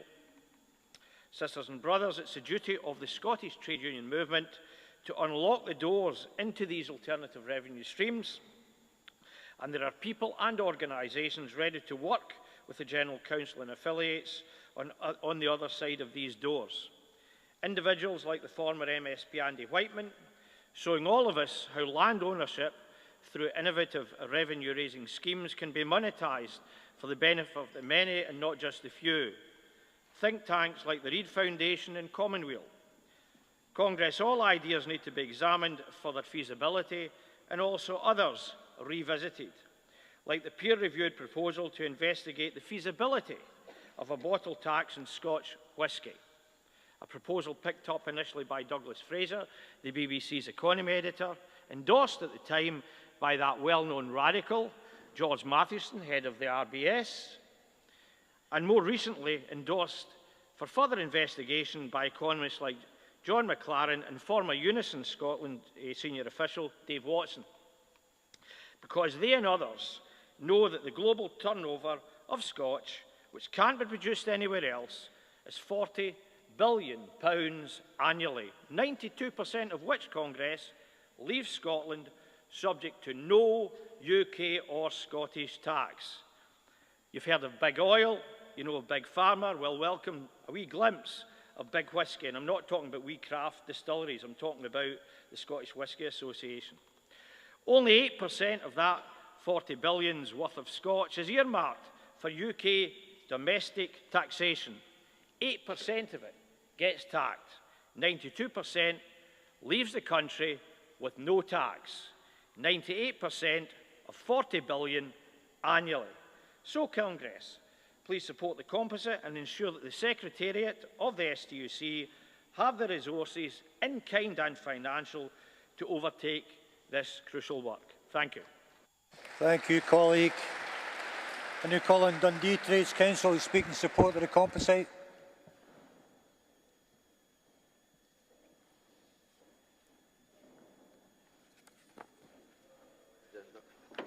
President Congress, Raymond Menny, Dundee Trades Union Council, supported Composite H.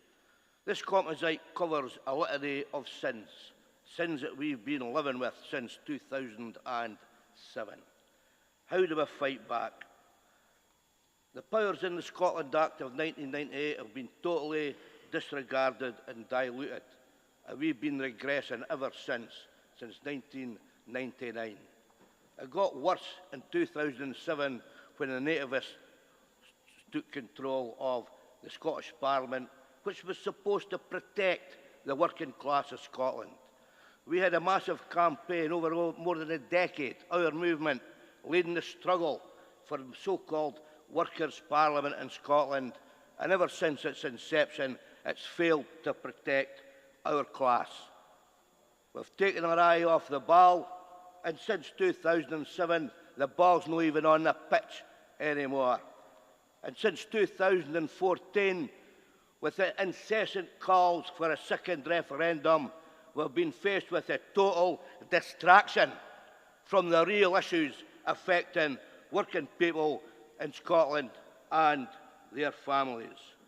The funding for the Assembly is woeful, the tax base is tiny. How are we supposed to fund the services which we all not only desire, but we are entitled to? We should be building on the powers that currently exist, build on those powers, seize new powers as and when the circumstances arise. The nativists have had 15 years in power and everything's gone down the tubes, from ferries to hospitals, to schools, to housing, to trains, to buses and social care.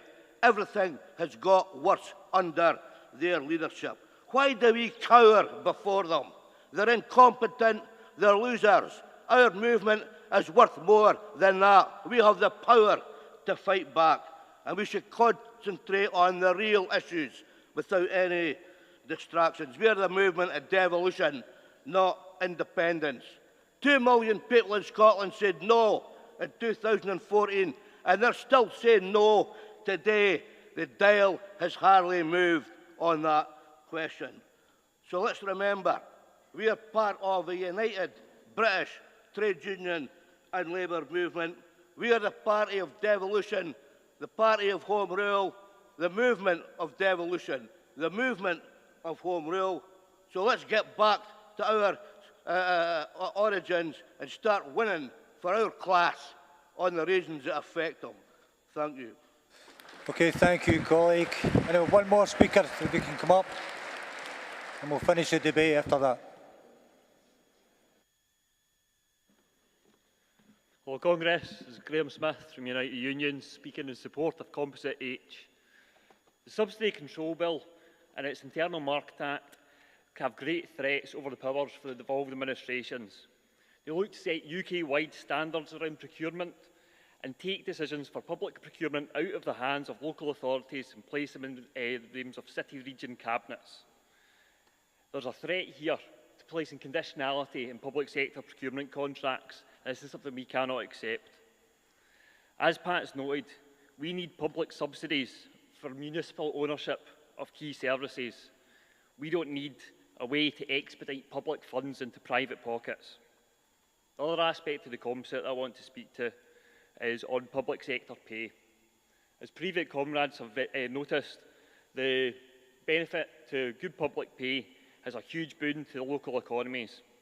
Another thing we need to recognise is within the public sector, how normalised it is for people to be doing work for free. Whether that's home care workers taking shift handover calls in their own free time, whether that's pupil support assistants going out and buying clothing with their own money for pupils and arranging those stores in the evenings. When we see this cost of living crisis come in, we're going to see increased demand on public services, whether that's for staff administrating winter payments, for the increased childcare for people being forced back into work. The Subsidy Support Bill and the Internal Market Act are all part of the Tories' levelling up agenda. Levelling up is not privatisation. Levelling up needs an improvement of terms and conditions for workers. The Internal Market Act explicitly states that it looks to unleash the power of private sector. As we all know, that means unleashing the wrath of private sector employers on workers. We want to see something that unleashes the power of workers to determine how services are delivered in their communities. So please support Composite H. Thank you. Okay, thank you. Thank you, colleagues. Can end that debate. So Congress, in putting Composite H to the vote, the General Council is recommending support. So all those in favour? Yep, thank you. Any against? Abstentions? That's carried. I now call on amended motion number 38 on equal pay and invite Glasgow Trade Council to move the motion. Thank you, President, and welcome, sisters and brothers.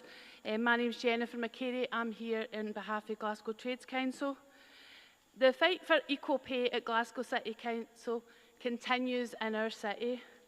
And the recent dispute around compensation payment levels, where the council sought to dump the deal, which was reached in 2018, has only recently been averted.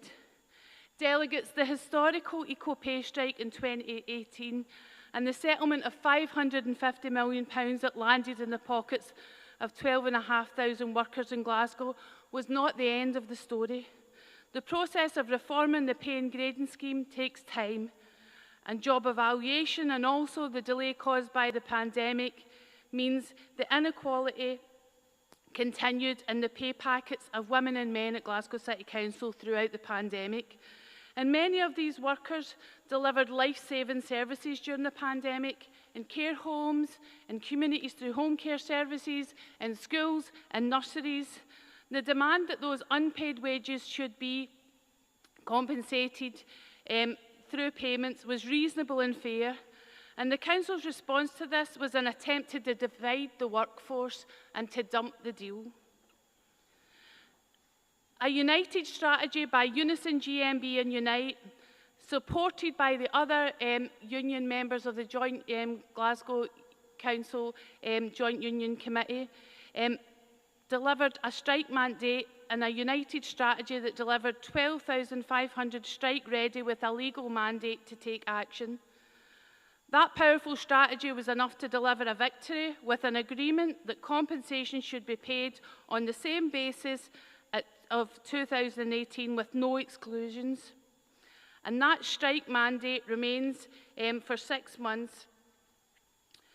And the unions remain organised, united and ready to take any industrial action for equal pay, whether that's in compensation for wages lost or a new pay and grading scheme.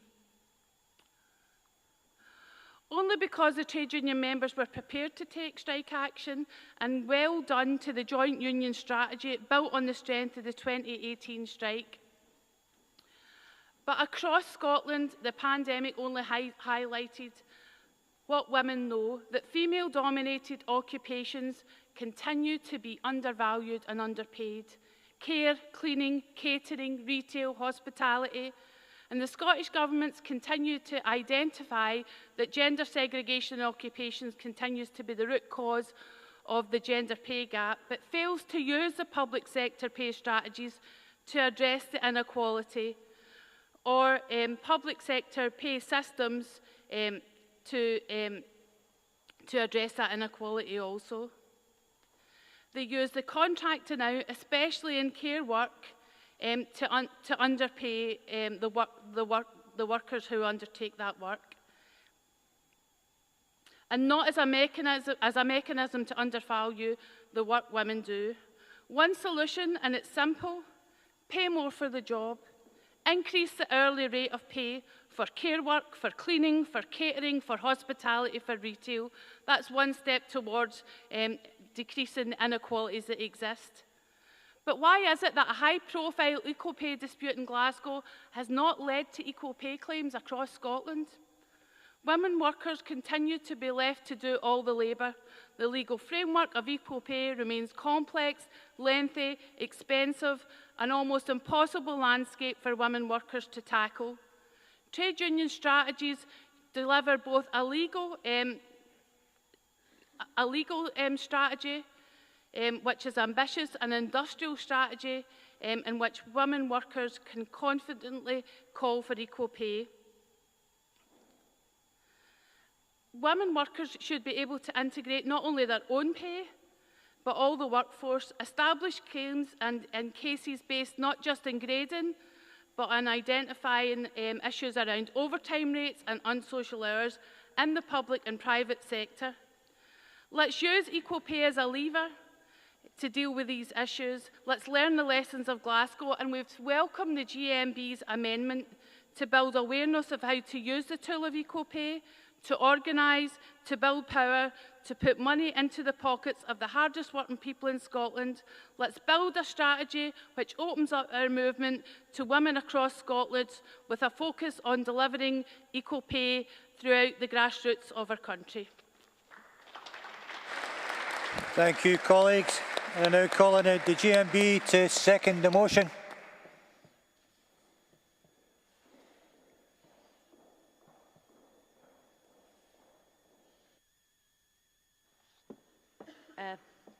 Morning, Shona Thompson, GMB Union. May I say then, I'm very proud of the predominantly low-paid female workforce in Glasgow and beyond, who have fought relentlessly for equal pay over the years. I mean, we're sitting now almost 15 years, the pay discrimination in Glasgow is still continuing. Even this month, the workers in Glasgow were prepared to take strike action. The GMB strike office at Charing Cross, it had a constant stream of workers preparing for strike. Workers who were ready, even though they're low paid, were ready to put action behind the demands for their pay justice. Now, by understanding and demonstrating the industrial power that these workers themselves possess, they forced the council leaders around the tables. They forced them to negotiate. The politicians cannot deny any longer that they don't understand the frustration, pain and anger that the workers feel. They cannot hide behind any newspapers, hide behind the columns when face to face with the branch representatives. Now, this has been a fight that both men and women have fought, but it has been disproportionately women. Now, far from being a footnote in trade union history, women are and will continue to be leading the fight for workers' rights in Scotland and beyond.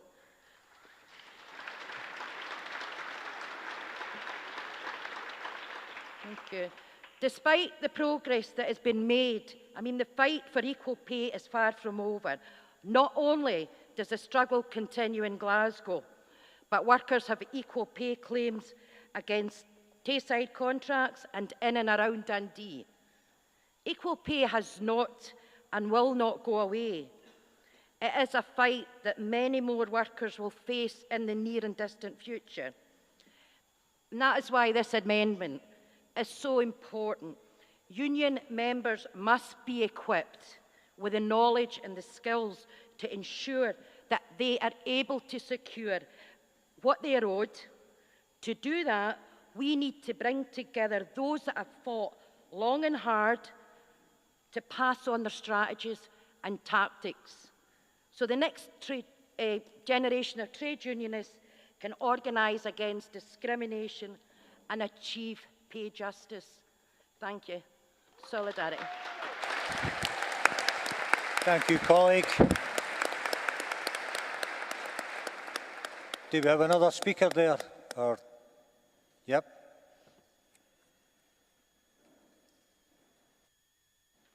Good afternoon, everyone. Lynn Marie O'Hara, Glasgow City Unison Branch, Equal Pay claimant, Equal Pay campaigner, and I think now you get called a veteran of equal pay, because it isn't going away.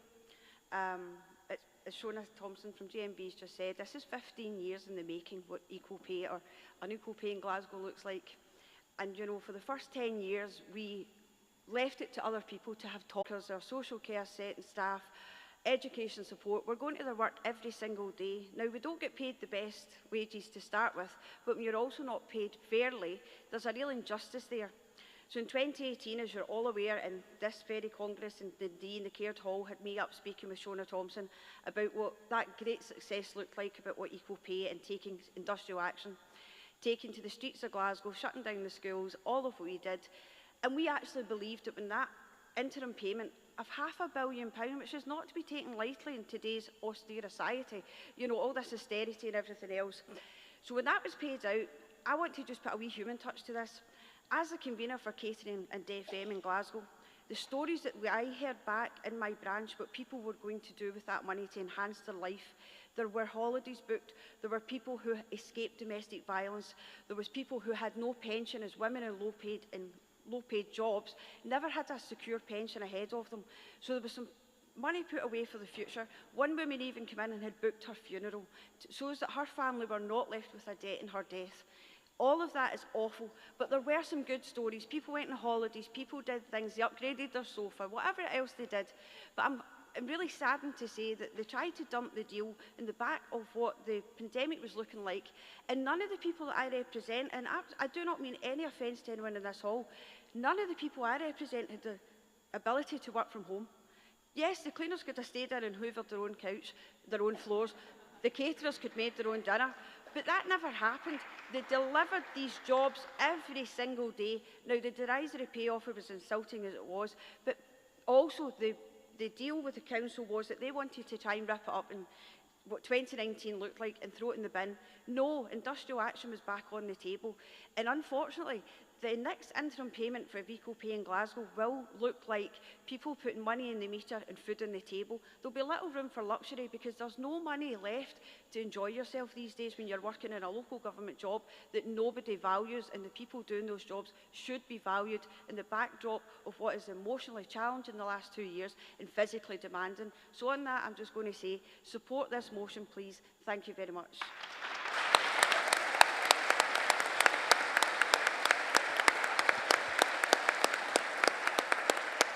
Okay, colleagues. In putting amendment motion number 38 to the vote, the General Council is recommending support. So, in favour? Thank you. Against? That's carried, colleagues. Now we're going to move up the agenda a bit. So motions number 39 and motion 33 we're going to take after lunch. In the meantime, we've got Congress. As you know, this is the 125th anniversary of the STUC Congress, and I now invite General Secretary Ros Foyer to talk about the celebrations and introduce the STUC 125-year anniversary song. Don't worry, delegates, I'm not singing the song. Thanks, President. And as you all know, delegates, this is our 125th Congress, and we've got a very apt theme that we will not be tired of repeating throughout the Congress, that we are proud of our past and also organising for the future.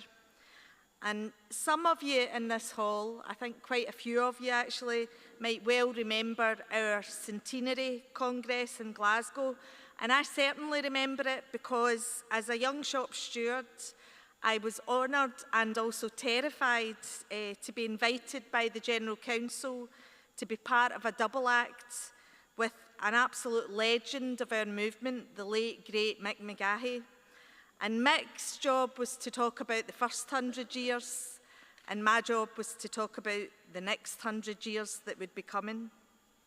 And it's actually quite hard to believe that we're already a quarter of the way through that second century of the STUC's history. And I think most of you will probably agree that we couldn't have imagined or predicted some of the huge challenges that people would face in this first quarter of the 21st century, particularly in the last 2 to 3 years.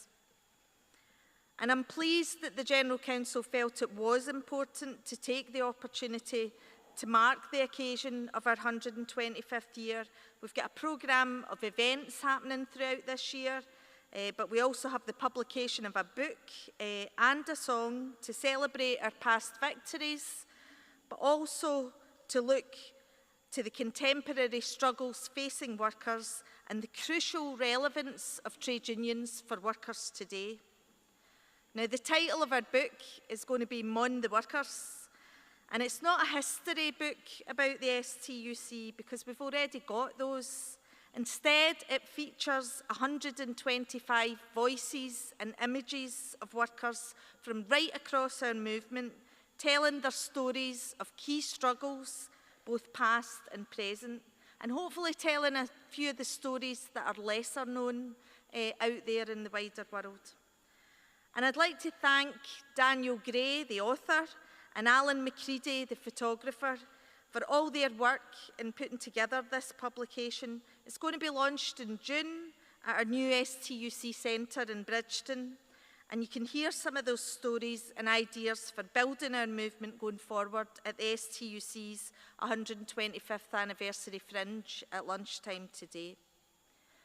Now, we also have our new Trade Union Centre in Bridgeton, which will formally open on the 7th of June, and it's going to be named the Margaret Irwin Centre. And that's in honour of the first secretary of the STUC, who was a really remarkable women suffragist and trade union organiser.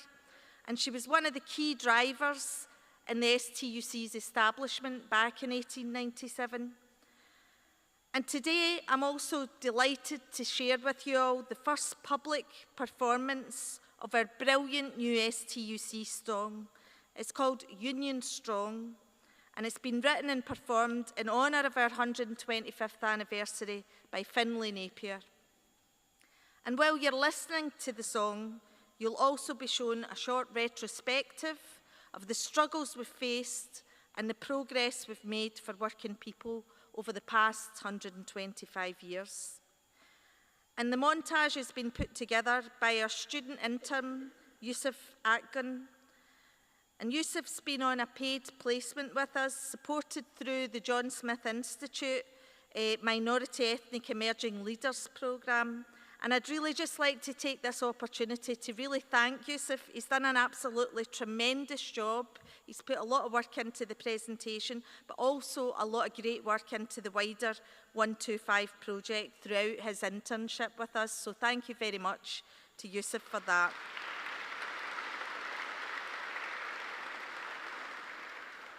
From 1897 until today, workers have faced many challenges, but by organising through their trade unions, they've secured victories that we all benefit from.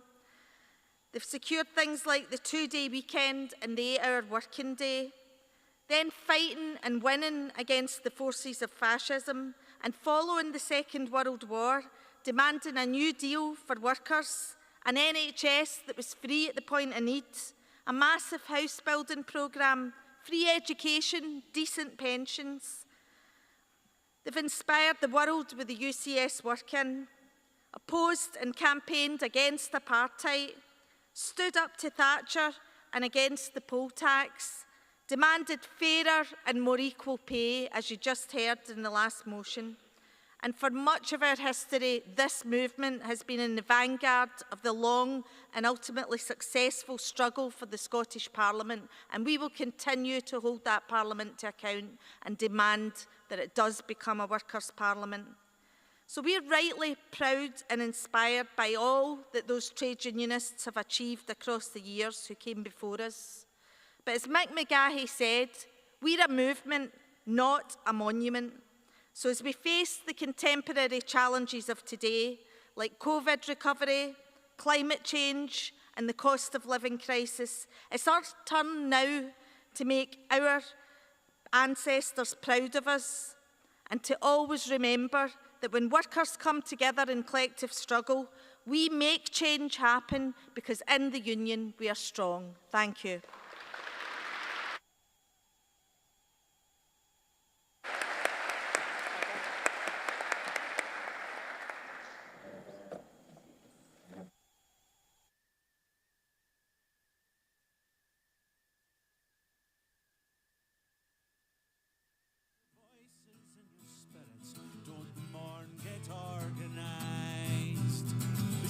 Worker is weary, she's always on her feet, so she joined the union and won herself a seat. They're full of puff and promises when their reward becomes ours, yet there's not enough to go round. When the smoke of battle clears, the capitalist accuser, his hands wet with the blood of all the toiling workers who want only warmth and food. Raise the standard for the worker, raise your banners and march on, draw a line and stand together. In the union we are strong. Their voluntary part partnerships, deregulation in disguise. When you take power from the people, all that trickles down is lies. And they'll always blame the union from their mansion on the hill, but they won't feed your family or pay your wages when you're ill. Raise the standard for the worker, raise your banners and march on. Draw a line and stand together. In the union we are strong. The government take our money, the bosses take our time. Fair work gives us the chance of life far from the poverty line. The poor, they are not criminals, hardship's not a choice, so we must help each other to amplify their voice. Raise the standard for the worker, raise your banners and march on. Draw a line and stand together. In the union we are strong.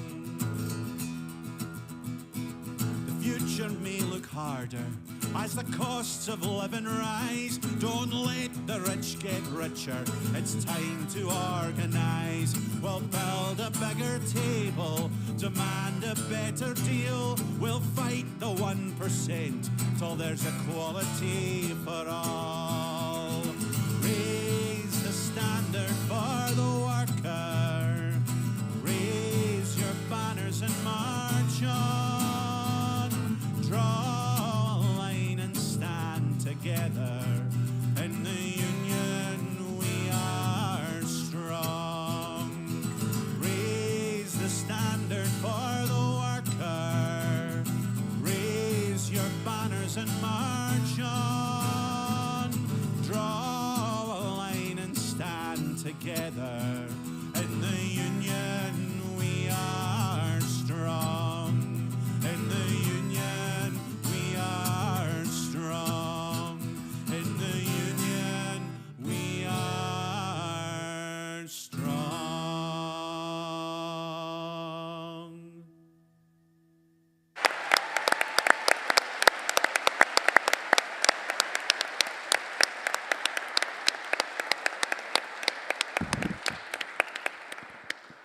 Okay, thanks. Thanks, colleagues. So, Congress, we now reached the end of the morning session, so I hope you go and enjoy your lunch, but I would encourage you to go along to the stalls. There's plenty of stalls there, so if you can go along and see them. There are a number of fringe meetings, so details of which are in your Congress programme. So again, if you can get to the fringes, and can you book back here for 2 o'clock? 2 o'clock sharp back here. The Union Reps Awards will be taking place, followed by our speech by the First Minister. Thank you.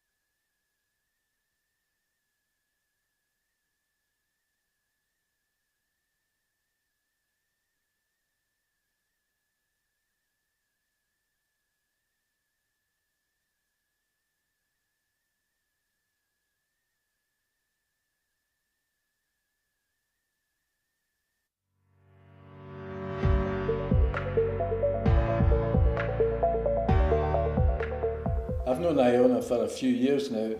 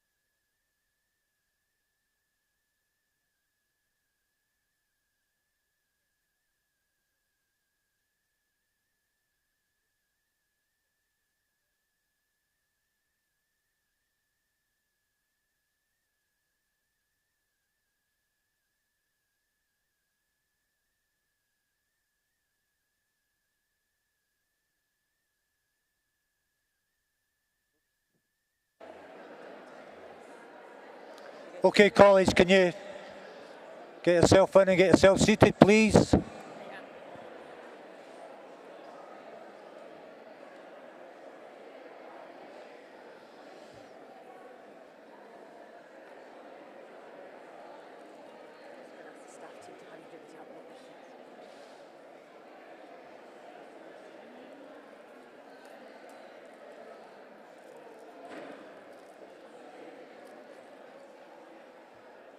You watch these bloody fly people trying to take photos and videos, eh? You've always got to, there's always terrible, a camera on you isn't it? these days, as I know to my cost. You probably think you're doing the right thing. You're trying to do the best thing, isn't it? And then the bloody... The problem these days is they like... go and stick it in a... I know. The problem is literally everywhere you are, somebody could be taking a photo or video of you. Like, it's... I thought that was really unfair. It was really terrible. Did him a favour and that's what you get, eh?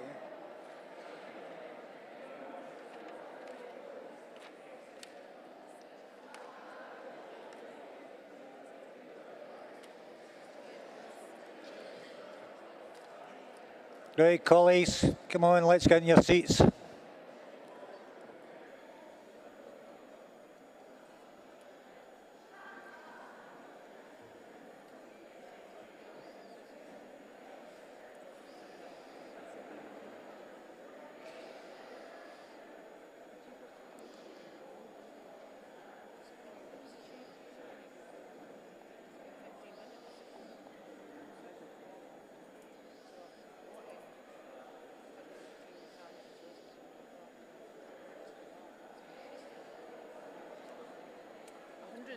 Years away. Many of those have you been around? Well, people will accuse me of being from all, but no quite. Oh, was it? Oh, happy birthday. Thank you. Yes. They got me a wee surprise cake and... I didn't know you were that old. Right. Right. Time flies by.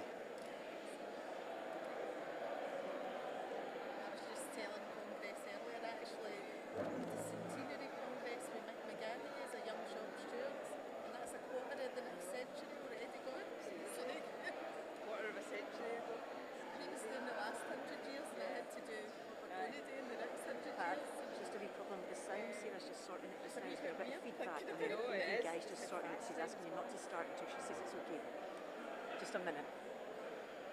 We've got a problem with sound.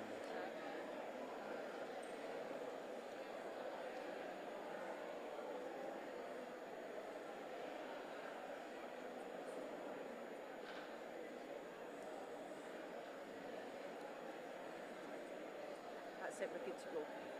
Good. Okay, colleagues, can you take your seats? Take your seats.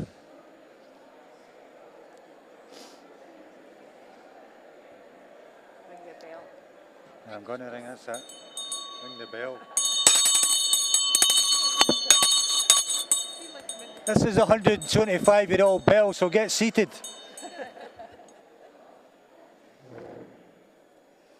Right, okay, colleagues, I'm going to welcome everybody back, and particularly for those who are watching online on STB's website and Facebook. So we're going to begin the afternoon session with the STC Union Reps Awards, followed by an address to Congress by the Right Honourable Nicola Sturgeon, MSP, First Minister for Scotland. So I'll first of all invite Ros to go on, the General Secretary, to introduce the Union's Rep Awards. Thank you, President, and good afternoon, Congress. As part of our 125th Congress, we're really pleased to be bringing back the Union Rep Awards. And I'd like to thank the First Minister for once again taking the time to come along and personally present the awards to our winners. Our annual Union Rep Awards celebrate some of the stalwarts of our movement and highlight a number of reps and activists nominated by their peers who've gone above and beyond the call of duty in their workplaces in the past year.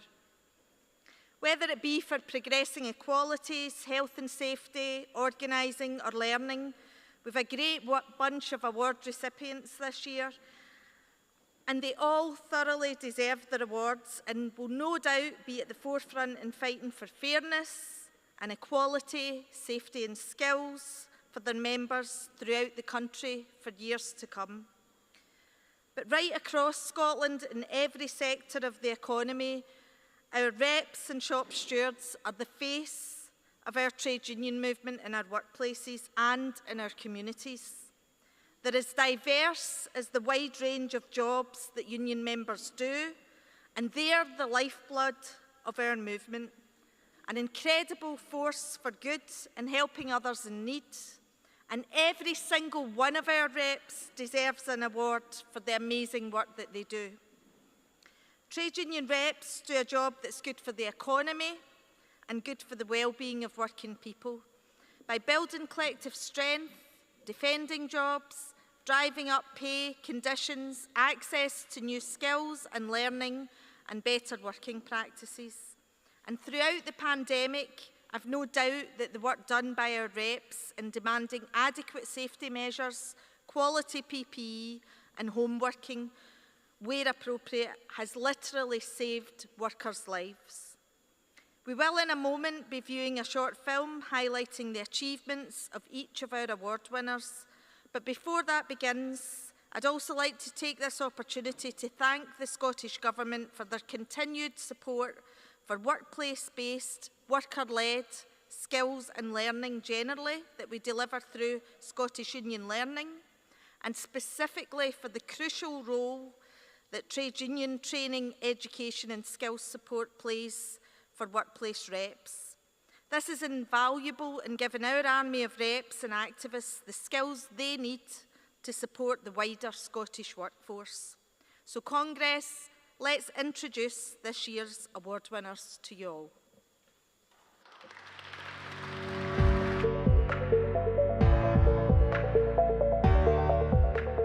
I've known Iona for a few years now, and she's a terrific MU activist across many areas. But I know her also from the world of performing, where she is an award-winning, highly acclaimed and accomplished singer and musician. By the banks o' Inverurie, I spied a bonny lass. I became a member of the Musicians Union when I was 16 years old. That's when I started doing floor spots, support slots at local folk clubs, and even then I realised the importance of being part of a collective and part of a union which has time and time again stood up for my interests. Now, the folk trad world right now has, you could call it a scourge of sexual harassment issues against women. And Iona has been very vocal on this, very personal, and has boldly cited her own, in many cases rather shocking experience. Being able to call this out is an incredibly difficult thing to do, and I hope that more women will continue to call it out, as well as men calling it out as well. And being part of the Musicians Union, which provides the safe space, a musician's code of conduct, is a really great thing in order to try and tackle this systemic issue. The work that Iona has been doing in terms of standing up against sexual harassment in the industry has been hugely valuable, predominantly because of Iona standing within the music industry itself and the bravery that it takes to actually speak out against what appears to be endemic across the industry, and particularly within the folk and trad scenes.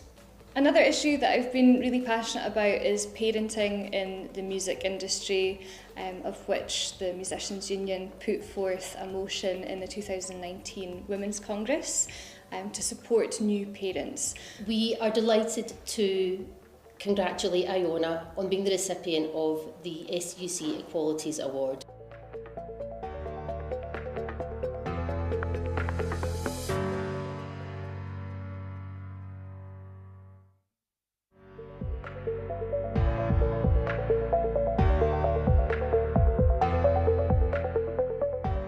To try to increase members during the pandemic proved really difficult. There was less taxes in the ranks. To get people to speak to people was really hard. It was traditionally around 50 members. We thought we could at least push that tenfold or more. One of the main issues that we had in trying to increase the size of the membership is we don't have a static workplace. So what we decided was that we would push for an SVQ course within Glasgow City Council for taxi and private hire drivers. That was successful, and through that it also proved to be a great recruiting tool for the branch, and the branch now stands at around 500 members. They've been exemplary in how they've reached out and organised that membership now to a degree now that they've got a collective voice, they've got a voice that they're campaigning, not just industrially within the taxi drivers, but politically. The COVID financial support was in big part to unite campaigning and lobbying the government.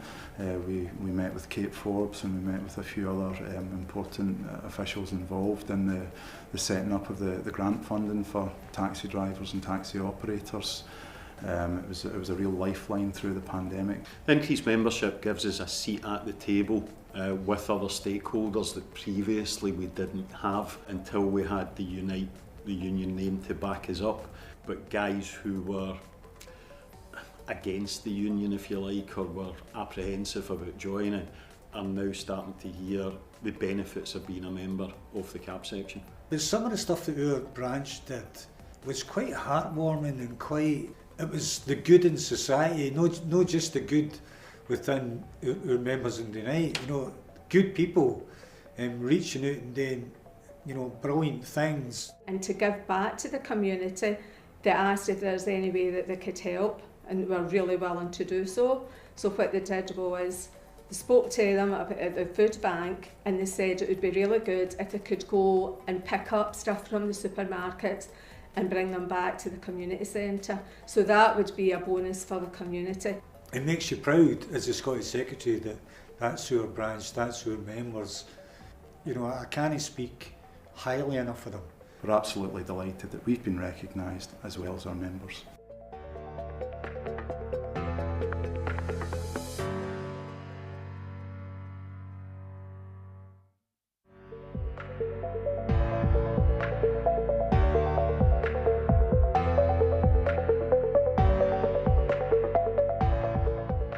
My name is Mel Gorry. I am a union rep with the CW, Communication Workers Union. When I was on one of the courses at college, we got handed a pamphlet for other courses that were available.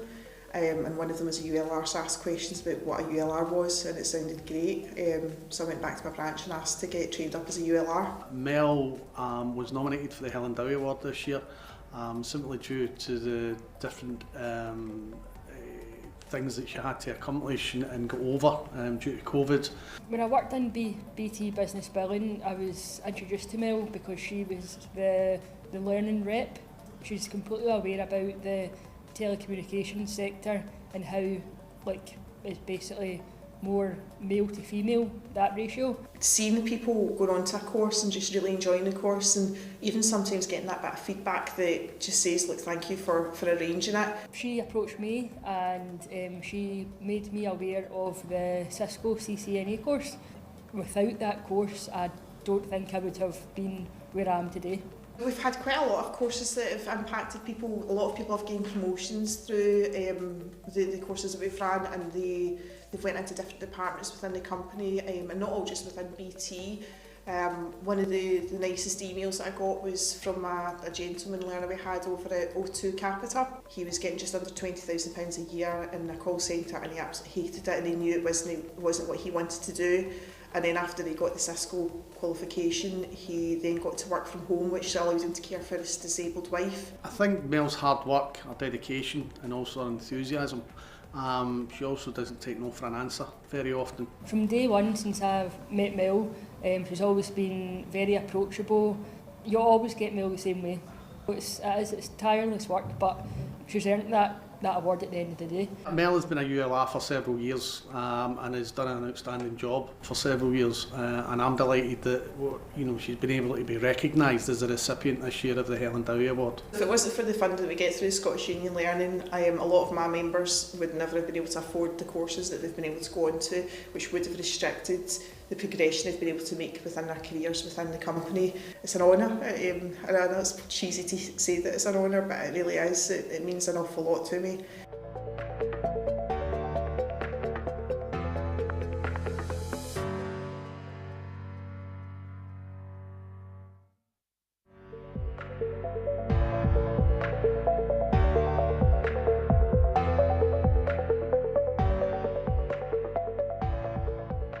How the safe zones came about was it's when the government brought out the guidance regarding masks. Everybody used to wear masks, and the problem we had at the start was the guidance.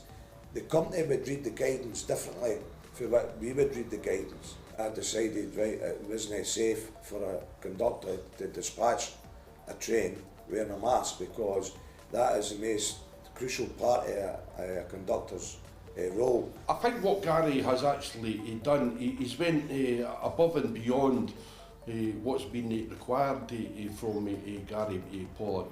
He's made sure that management sit up and listen, take notice of some of the mitigations, the measures that Gary has actually advocated in order to actually keep not only staff but passengers safe when they use Scotland's trains.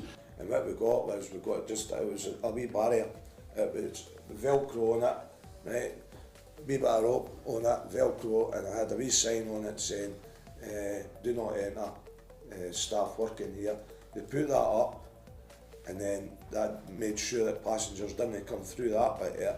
You were at the door to make sure they weren't coming on there anyway. Gary has actually held Scotland's railway to account when it comes to the virus. Gary would be up against countless challenges by management, because management clearly have a job to do, and that job is to make sure that Scotland's trains run. I just can't take credit myself, right? Because we had a working party, and I've got an R2 health and safety coordinators there.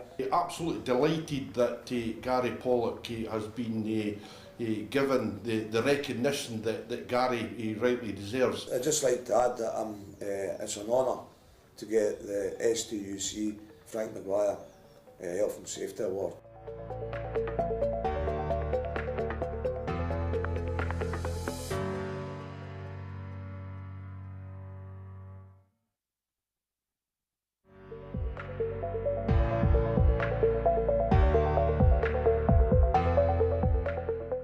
Hi, my name's Joan Tasker.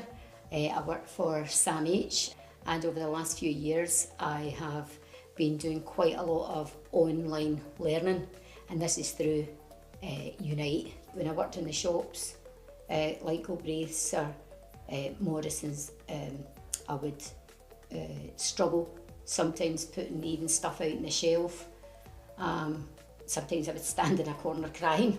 It's now in black and white that I am dyslexic. I've known Joan ever since I was appointed as an officer. She's an asset to the branch, she's an asset to the members, and she's an asset to me as an officer, absolutely through and through. Joan never ever wastes an opportunity to not be speaking about STUC learning. She's done several online learning courses, and due to the pandemic we moved a lot of our learning online, and I think from what I could see, Joan had done over 50 courses. She's had different challenges in her life, shown great amounts of perseverance and determination. Every hour of the day can be so different, but there's also courses I did that has actually helped me when it comes to representing members. You know, for instance, there's the remote working. That meant that I had the sort of tools if someone was having trouble at work that had to work from home. I think Joan is thoroughly deserving of the recipient of the Learner of the Year. You more than deserve it, Joan. Hardly anybody I know works as hard as you do. You absolutely deserve it, enjoy every minute of it, and I couldn't be happier for you. Well done. She's had different challenges in her life, and you know, especially around about dyslexia, especially from early age in school. So to be receiving this award, well, very often I'm stuck for words, but I am.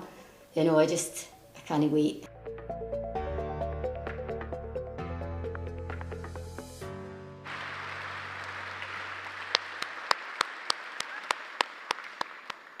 So I'd now like to ask Iona Fife from the Musicians Union to come and collect the STUC Equality Award from the First Minister.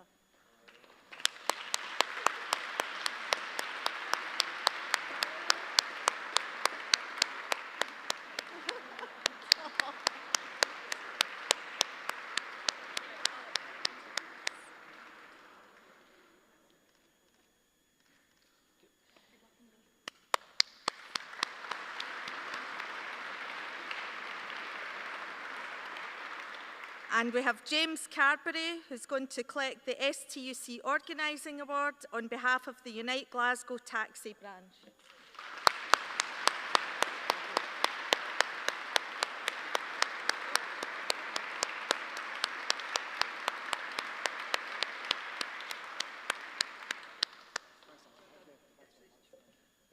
And we have Mel Gorey, who's going to be collecting the Helen Dowie Award for lifelong learning. Mel's from the Communication Workers Union.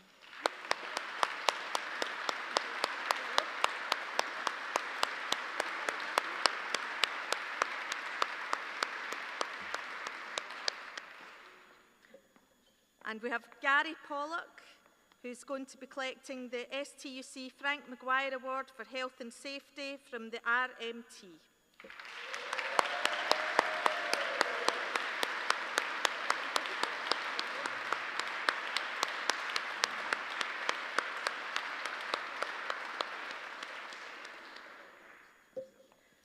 And last but certainly not least, we have Joan Tasker from Unite the Union, who's collecting the Learner of the Year Award.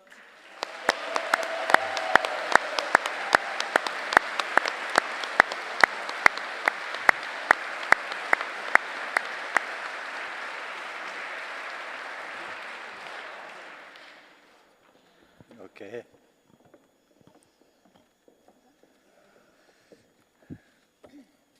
Okay, colleagues, so congratulations to all the award winners, richly deserved. I now want to introduce a kind of well-kent face to this Congress, who's managed to actually break our 125-year-old bell, but never mind. So to speak, yeah, so to speak. The Right Honourable Nicola Sturgeon, First Minister of Scotland. Thank you.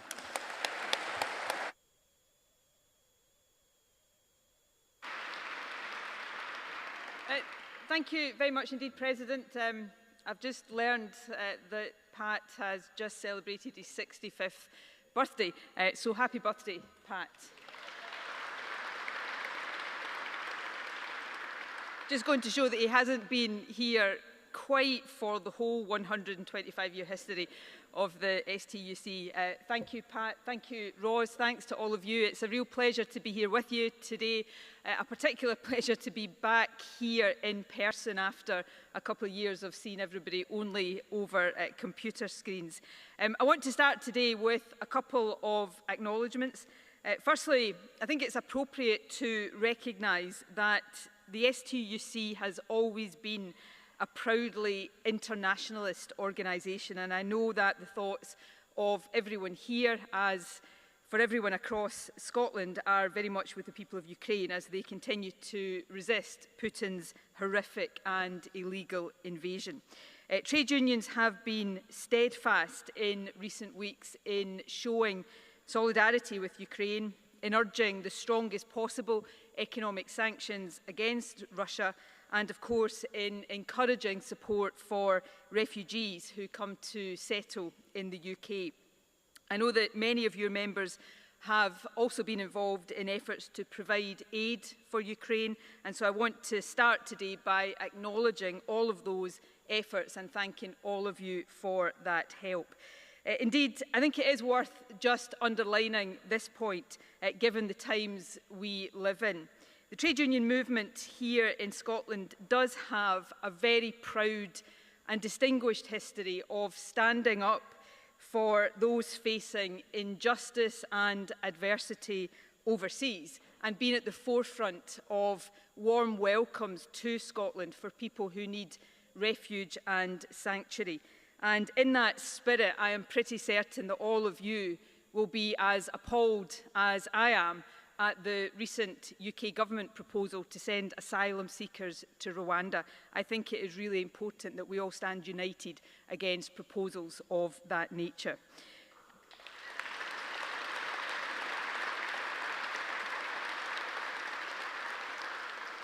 Secondly, I want to formally add my congratulations to all of today's prize winners, Mel, Gary, Iona, Joan and the Unite Glasgow Taxi branch.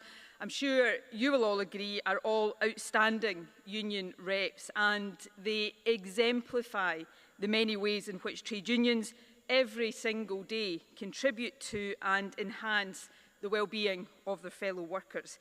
That's something I've seen right throughout my adult life and certainly throughout all of my years in government. But that has been especially obvious over these past 2 very difficult years. Several of the citations for today's award winners understandably refer to work done during the course of the pandemic. And that is a reminder of the extraordinary efforts that trade unions and trade unionists have made to help protect the health, the safety and the job security of workers across the country. I want you to know that those efforts are hugely appreciated by me and by the whole Scottish Government, and I think by people right across our country. And so too is the consultative role that trade unions have played. The Scottish Government met regularly with union reps throughout the pandemic. In fact, in the early period of the COVID experience, ministers were discussing strategic issues with the STUC and General Council members on a twice-weekly basis, and that was in addition to our meetings with individual trade unions. The views and perspectives that you provided were hugely important, indeed invaluable, in informing government decisions.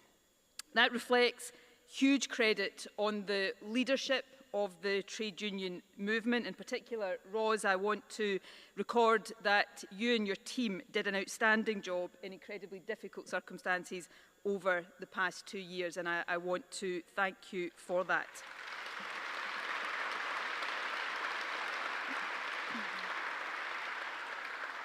But it is also, I know, down to the efforts of trade union members across the country. So today I want to take the opportunity, the first I've had in person, to convey a simple but very heartfelt thank you to all of you and to your colleagues in every part of Scotland. Thank you for everything you have done, everything you continue to do for your members and for workers throughout the country. Now, the theme of this conference, celebrating the 125th anniversary of the STUC, and congratulations on that significant milestone.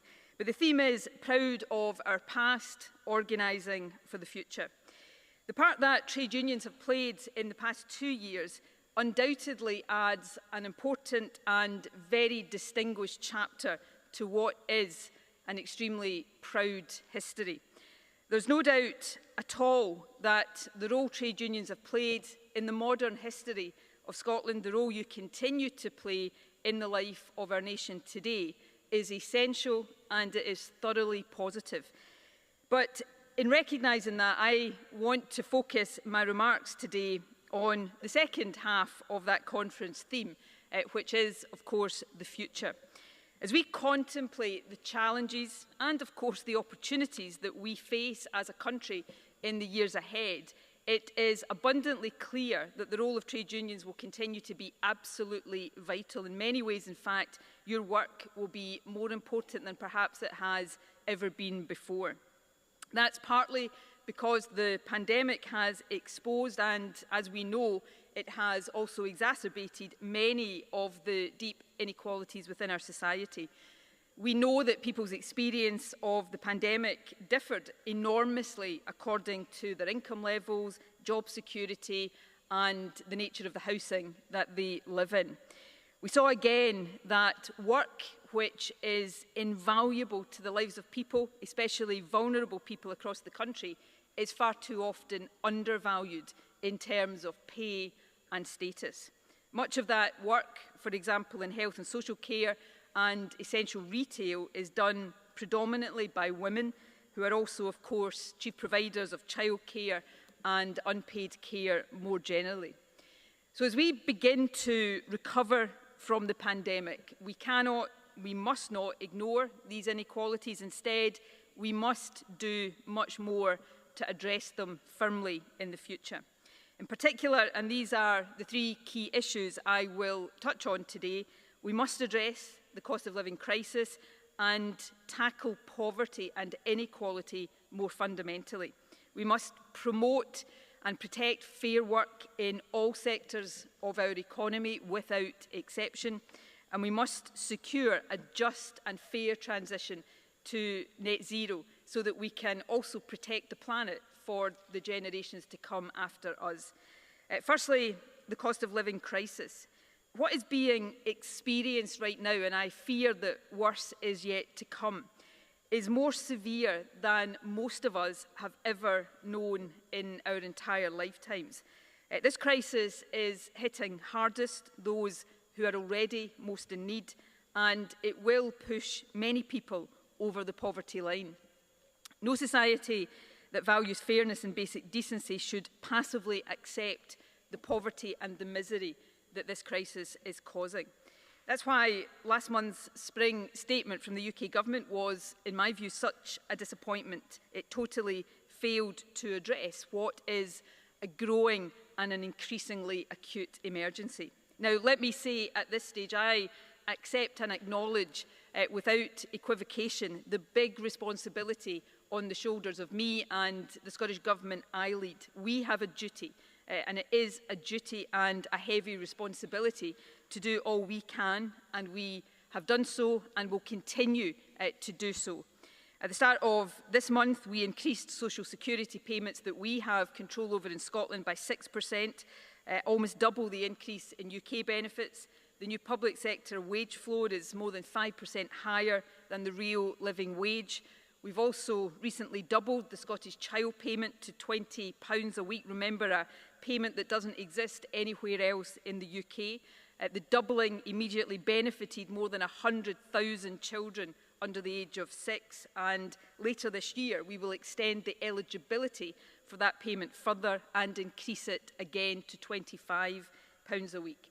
Now, these actions are part of a wider programme to tackle the obscenity of child poverty. They include the continued expansion of childcare and additional efforts to support parents into well-paying, sustainable work.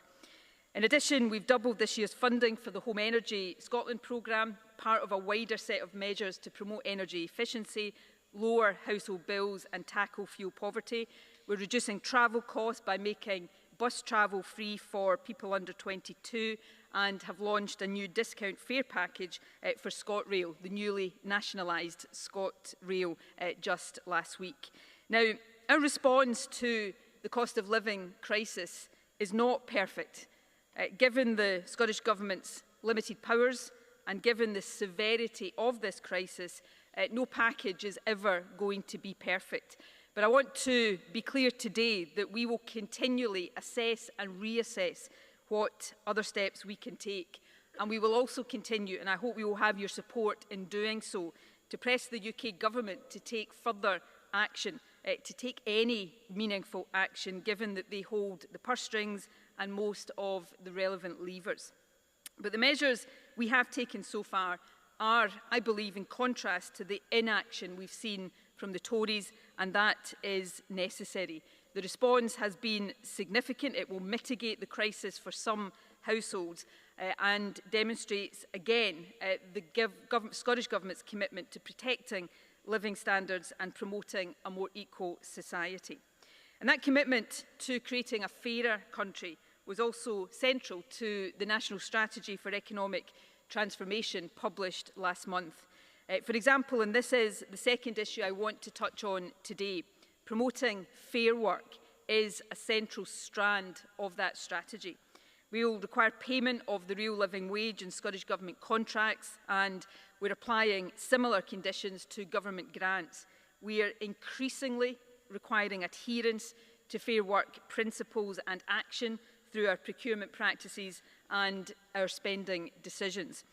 We're also promoting, and we need to do more here, again, I recognise this, we're promoting fair work in the foundational economy, the essential retail, transport, care and public services, which all of us rely on every single day. As the pandemic demonstrated, these services matter hugely, not simply to our prosperity as a country, but to our very well-being.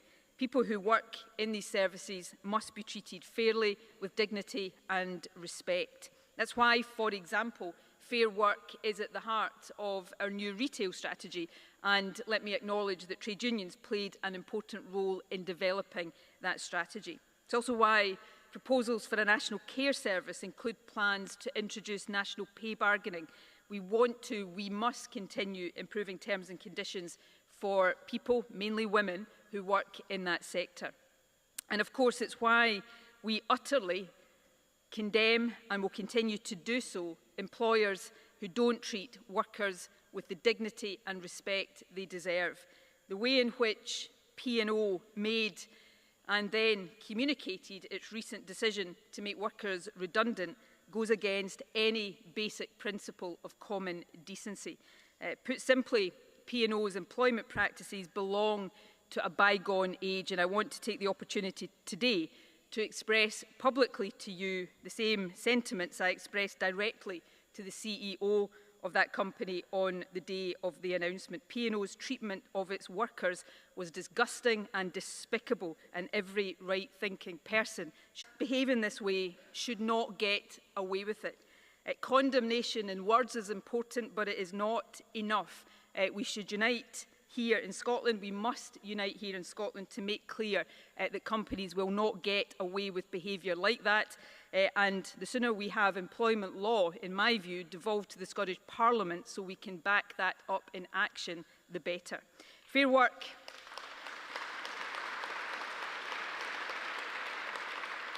Fair work in the foundational economy in all employment sectors is an essential part of any high-skilled, high-wage economy, the kind of economy that we want to build here in Scotland. First and foremost, it's about the dignity of work and the well-being of workers. But let's recognise too that fair work improves the performance of businesses and improves the economy overall as well. So fair work must be the hallmark of Scotland's economy in the years ahead, and all of you are crucial to making sure that is the reality. And that commitment will be especially important in the years ahead. Scotland, like all advanced economies, faces a period of profound economic change as we seek to rapidly reduce greenhouse gas emissions. Our transition to becoming a net zero economy must be a fair one. We mustn't leave people, communities or regions behind. And that's a cause that the STUC has argued passionately for. It was, after all, the STUC that first proposed that the Scottish Government establish a Just Transition Commission, and unions were strongly represented on that. The necessity of a just transition is evident right across Scotland, but it's especially clear here in Aberdeen, a city that has prospered as the energy capital of Europe. We must now secure Aberdeen's future as the net zero capital of Europe. I'm well aware of the fact that in years gone by, Scotland has not done as well as we should have done in securing supply chain jobs from renewable energy, and perhaps especially from wind energy. And the STUC, understandably, has been critical of that in past times. But I am determined, and I know this is a determination shared by all of you, that we do much better in future, and that the recent ScotWind auction marks a turning point. The bids that have been agreed in that promise £1 billion of supply chain work for every gigawatt of energy generated, hugely significant given that the bids submitted could enable up to 25 gigawatts of energy.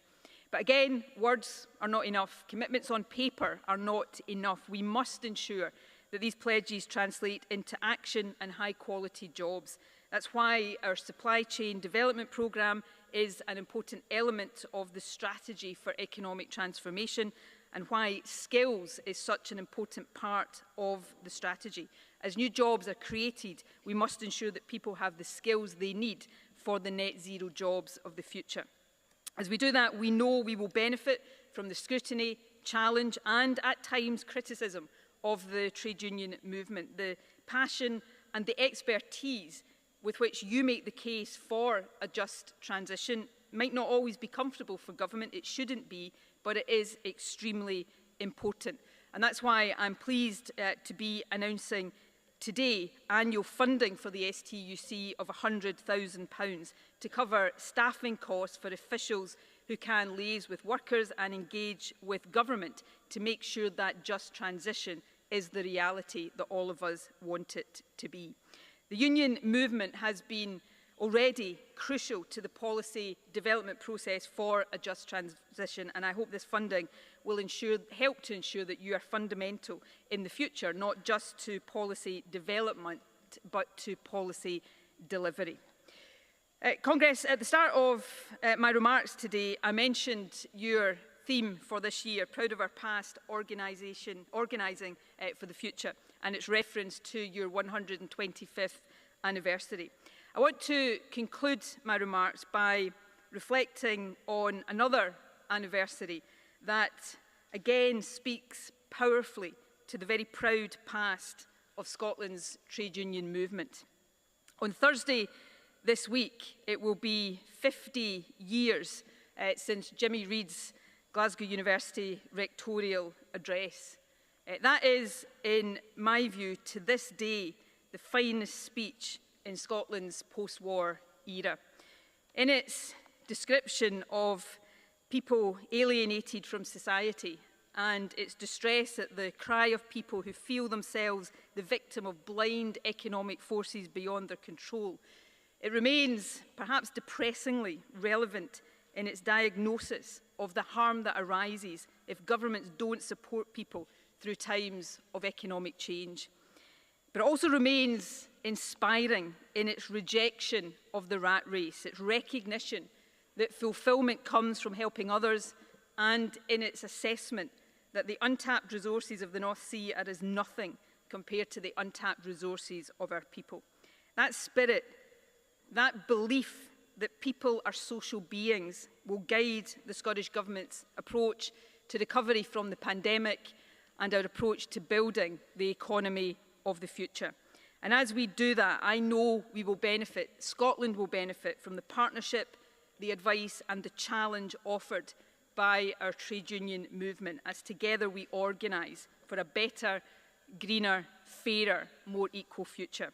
So for all of these reasons, I'm genuinely delighted to be here with you today. I want to end by wishing you all the very best for the rest of Congress, and thank you from the bottom of my heart once again for everything you do for workers, for everything you do to help make Scotland a better place. Thank you very much indeed.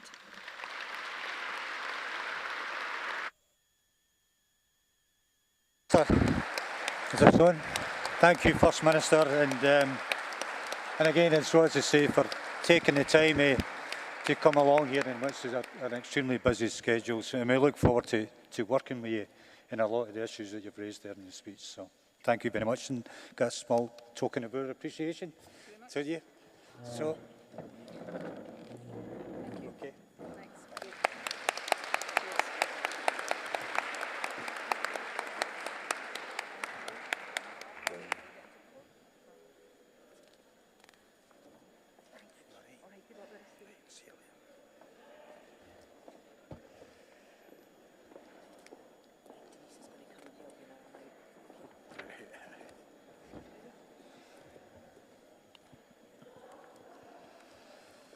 Okay, Congress will now continue the debate on section 5 of the agenda. So I now call on motion number 39, Firefighters Pension Justice, and invite the FBU to move the motion.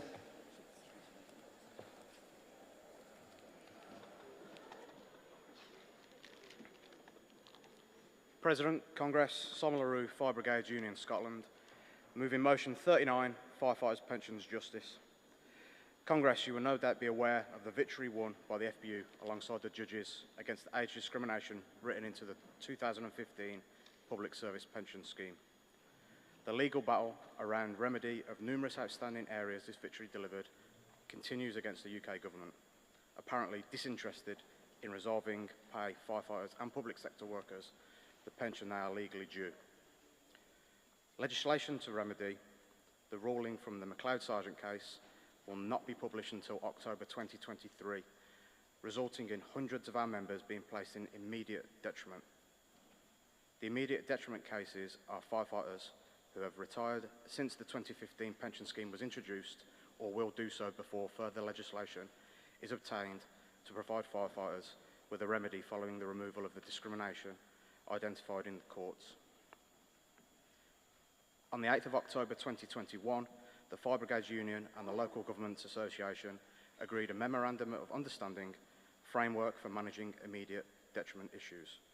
This MOU stated that LGA represents the fire and rescue authorities in England, Scotland, Wales and Northern Ireland in connection with the matters covered by this Memorandum of Understanding.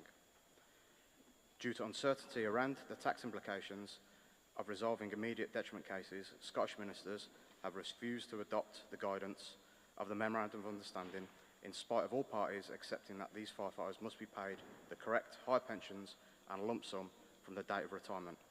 And for those firefighters already retired, they will have to be paid arrears.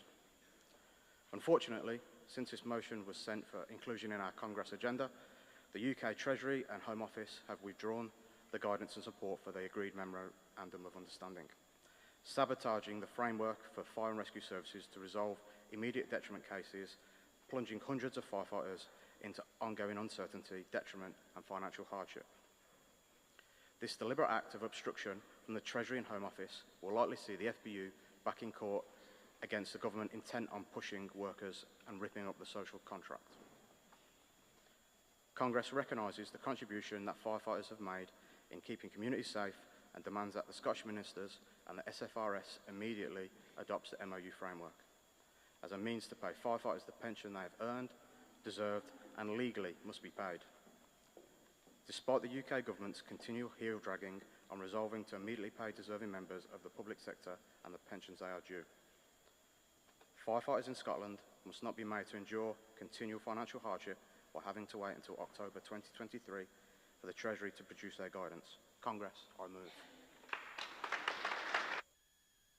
Thank you, colleague. Do we have a seconder for the motion? Somebody want to formally second it? Okay, formally, thank you.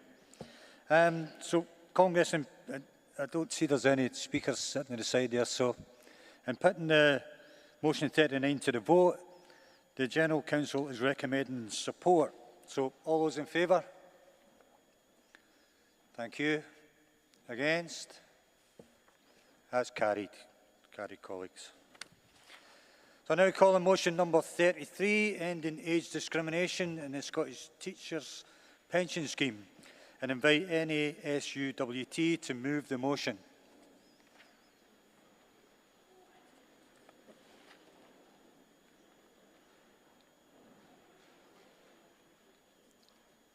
Isn't technology wonderful when it works? President, Congress, guests. Helen Auld, Scotland Vice President of the NASUWT, moving motion 33. This motion addresses the issues arising from the McLeod remedy. Let me explain. The McLeod remedy is the UK government's seemingly laudable and praiseworthy remedy for the unlawful discrimination in the transitional protections in public service pension schemes throughout Scotland. Because, of course, we all know just how fair, inclusive and non-discriminatory this government aspires to be. Sadly, my 5-minute allowance prevents me from listing the endless examples known to all of you. These protections were introduced as part of a public service pension scheme reform. The reform includes such changes to the Scottish Teachers Superannuation Scheme in 2015 as enforced farewell to the much-cherished final salary pension scheme, to compulsory adoption of the despised and divisive career average scheme, with perhaps the most unfair factor being the insane and brutal idea to equalise the teacher's pension age with the state pension age. The reformed scheme was renamed the Scottish Teachers Pension Scheme. One wonders, Conference, if the alleged saving in pension income to those considerably fewer numbers of teachers who will be lucky enough to reach retirement at the age of 68, or probably even later, will be cancelled out by the exponential increase in payments of death and service benefit to the families of the rapid rise in numbers of teachers who tragically won't reach retirement. Or is that the government's next target? I think, Conference, that by now you'll have guessed that in this motion the NASUWT is drawing attention to the inadequacy of the UK government's MacLeod remedy. Firstly, it's unfair that all public servants who began their pensionable service on the 1st of April 2012, only 10 years ago or later, do not fall within the scope of the MacLeod remedy at all, and all of their pension accrual has to be compulsorily transferred to the reformed public service pension scheme with the higher pension age. The NASUWT considers this discrimination against younger public sector workers, including teachers, to be unacceptable. In addition, Congress, crucially, the UK government's MacLeod remedy fails to rectify the fundamentally unacceptable situation that from the 1st of April this year, all non-uniformed public servants are now forced to endure a pension age which matches their enforced and excessive state pension age. Everyone in this hall today will agree that it's unacceptable that teachers, nurses, doctors and civil servants have to work until 68 for the moment in order to receive any benefit whatsoever from their public service pensions, to which they themselves have made huge, considerable financial contributions. Worse still, Congress, the UK government is now consulting on yet another acceleration of working people's pension age to legislate for an even higher age, if indeed, Congress, any of you, your children or your grandchildren ever survive that long. The UK government calls this consultation an independent review of the future of the state pension. The NASUWT does not consider a review of previously announced Conservative government policy by a Conservative peer to be independent. Neither, I expect, will you. A primary reason for the NASUWT's opposition to this supposedly fair, inclusive and non-discriminatory government's harsh increase in the state pension age is the lack of assessment of the impact on life expectancy of the coronavirus pandemic. Congress, I'm certain you'll agree that the government must fully assess this before implementing any increases in the pension age. Furthermore, the NASUWT calls on this link between the state pension age and the pension age in the non-uniform public service pension schemes to be swiftly broken. An increase in the state pension age should not automatically be irrevocably connected to an increase in the pension age eligibility for public servants, including teachers, from their employers' pension schemes. Finally, and certainly most unfairly, the UK government has determined that the cost of the MacLeod remedy, which has occurred because the government lost a court case, should not be paid for by the government itself, but by public service scheme members themselves. The NASUWT regards this as unacceptable for public servants to pay for the cost of remedying the unlawful discrimination which the government introduced into their pension schemes. The NASUWT deplores this decision by the UK government and asks Congress to condemn it. Please support the motion. Thank you, colleague. Do we have a seconder to the motion? Do we have a seconder for the motion? Yep. Up you come.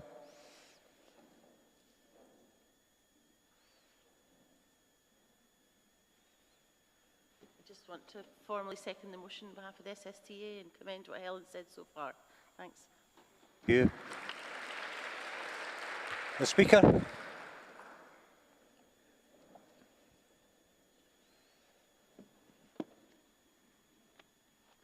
Thank you. Leslie McIntosh from UCU supporting motion 33. Congress, as you have already heard, the UK government is passing on the costs of implementing the remedy to this unlawful age discrimination to pension scheme members. This is clearly UK government failure and should be borne by government and not passed on to hard-working public servants, including teachers and lecturers. Lecturers in Scotland's post-92 universities, such as Robert Gordon here in Aberdeen, where I work, Glasgow Caledonian, for example, are members of the Scottish Teachers' Pension Scheme. So my union, UCU, University and College Union, has put on record that feedback from our members demonstrates that the need for the legacy scheme to close for all has not been made convincingly. Consequently, members are calling for those in legacy schemes, now closed by the government, to be able to remain in them indefinitely. It's unfair that younger members in the 2015 scheme who are not affected based on the legacy scheme arrangements. Given that the overall aim of the policy is to address the age discrimination in the transitional arrangements, it's not equitable that the legacy scheme costs are to be borne by the 2015 scheme and its members. We wish the intergenerational unfairness to be addressed. So members should not have to bear the cost of remedying the age discrimination introduced into the public service pensions by the UK government. This has been an avoidable episode, and at a time of great uncertainties with the ongoing COVID-19 pandemic and the cost of living crisis. So scheme members do not wish to face additional uncertainty or to bear the costs of the UK government error. I'm in no way an expert on pensions, but the unfairness in the scheme is evident even to me. Congress, please support this motion to end unlawful discrimination within pension schemes, to demand that the UK government does not make teachers and lecturers pay the price of government error, and to support fair pensions for all. Thank you. Okay, thank you, colleague. Congress, in putting motion 33 to the vote, the General Council is recommending support. All those in favour? Thank you. Against? That's carried, colleagues.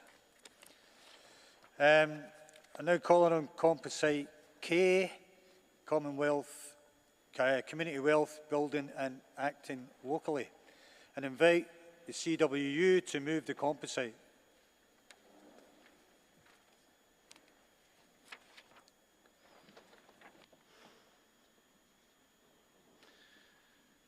President Congress, Craig Anderson, moving Composite K on behalf of the CWU. Congress, CWU members, like all of us, are facing a cost of living crisis caused by an economic system based on the extraction of wealth. A system that enables oil and gas companies such as Shell and BP to post record profits. Whilst our members face a 54% increase in their energy bills, we had energy company CEOs sitting with straight faces warning MPs of the impending crisis, whilst they earn fat cat salaries and post billions in profits. Our members have worked tirelessly throughout the COVID pandemic, keeping our country connected and delivering huge quantities of mail at levels never seen before. Employers need to recognise our members' roles and commitments during this past period and must provide financial stability in the upcoming pay negotiations to combat the cost of living crisis. This, however, is not enough. Immediate emergency support from both the UK and Scottish Government is also required to get money into workers' pockets now. But the full solution we need is an economic system change. Otherwise, we will go from the current crisis to the next and to the one after that. That's why the CWU is supporting community wealth building initiatives across the UK, including the ambitious programme underway here in Scotland, delivered by North Ayrshire Council. Our union believes the community wealth building must become the main approach to local economic development adopted by local council groups across Scotland and the rest of the UK, ensuring more of our economy is democratically and socially owned. Now, this is not some sort of mythological strategy that will take years to develop. We already have it here in Scotland. But what we need is for councils to stop ignoring the success of community wealth building in North Ayrshire. Political parties and independent councillors need to stop ticking boxes, need to stop playing games, need to stop playing lip service and start to deliver for our communities. North Ayrshire's community wealth building approach demonstrates that another economy is possible. The council group is pursuing one of the most ambitious and radical political programmes in the UK to tackle the big challenges faced by the people in North Ayrshire, delivering in council housing, climate action and community wealth building models. Take renewable energy as an example. Whilst the SNP sold us all out by selling off Scotland's offshore wind potential to foreign capital, the Labour Council in Ayrshire is using publicly owned land, such as former landfill sites, to invest in municipally owned renewable energy, locking in the short, medium and long-term benefits of the project. With the money that's being generated from the excess energy, £25 million is being used to reinvest in the local community. That's what public and common ownership of infrastructure and the local economy delivered through community wealth building. On council housing, this model has delivered the most ambitious council housing programme in Scotland, 1,625 houses. Now, if you equate that to the target set by the SNP government, then that would effectively double the amount that the government are setting as their target. In addition to the build programme, North Ayrshire is investing the £25 million to upgrade every sheltered housing complex, as well as installing solar panels in more than 6,000 council houses to reduce energy bills. With a community wealth building policy, councillors would be seeking to use every resource at their disposal, finances, physical assets and people, to repurpose the local economy so that it works for the local people and protects the environment. Tackling privately owned derelict sites, bringing them back into productive use and into council ownership where possible, proactively supporting the transition to democratic ownership models, for example, working to transition family businesses to worker ownership as a preferred model for succession. And whilst I have the opportunity, council should not be working against trade unions the way they have recently in Glasgow and also Coventry. Councillors as employers should be adopting workforce policies that counter in-work poverty, not ones that exacerbate it. That means delivering fair pay deals, promoting the real living wage and supporting access to trade union membership, but also not taking part or having 0 hours contracts. We have something that works in North Ayrshire, an example of how practical socialism can assist in improving the lives of people when socialists intervene in the economy with a view to sharing the proceeds equally. We want all Scottish councillors to be ambitious, visionary and bold in the pursuit of a radical, different economy and society. This motion seeks to make this level of community wealth building ambition a different offering for our communities after May. To deliver for all our local communities, Congress is instructed to campaign with immediate effect for all Scottish councils to adopt and promote the benefits of community wealth building. The same model is in North Ayrshire currently for the whole of Scotland, as well as seeking commitments on the delivery of this agenda to improve the lives of people in Scotland. Thanks. Okay, thanks, colleagues. Can I now get South Lanarkshire and East Kilbride Trades Council to second the composite?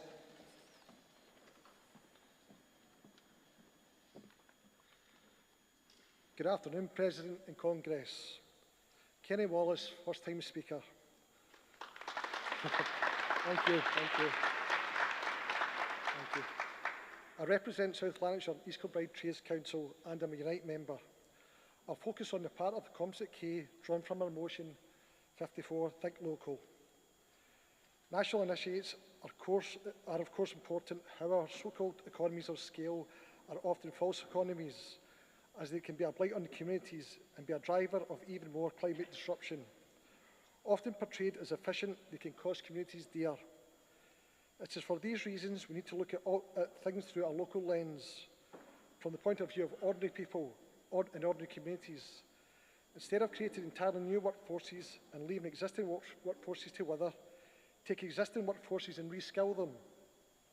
Instead of local authorities areas within getting into a downward spiral, bidding war with each other, take existing infrastructure, existing workplaces, existing workforces and gradually reshape them. Take local supply chains, local businesses and empower them to pick up the opportunities. The incentive of big business is to maximise profit at the expense of all else. The incentive for small businesses to grow using local resources and local supply chains. Congress, we call for the upskilling of existing workforces and retrofitting techniques, the creation of new jobs, green apprenticeships, green partnerships with local authorities, local businesses, trade unions and trade councils, and capitalise on the green investment into local authorities. Please support the motion. Thank you.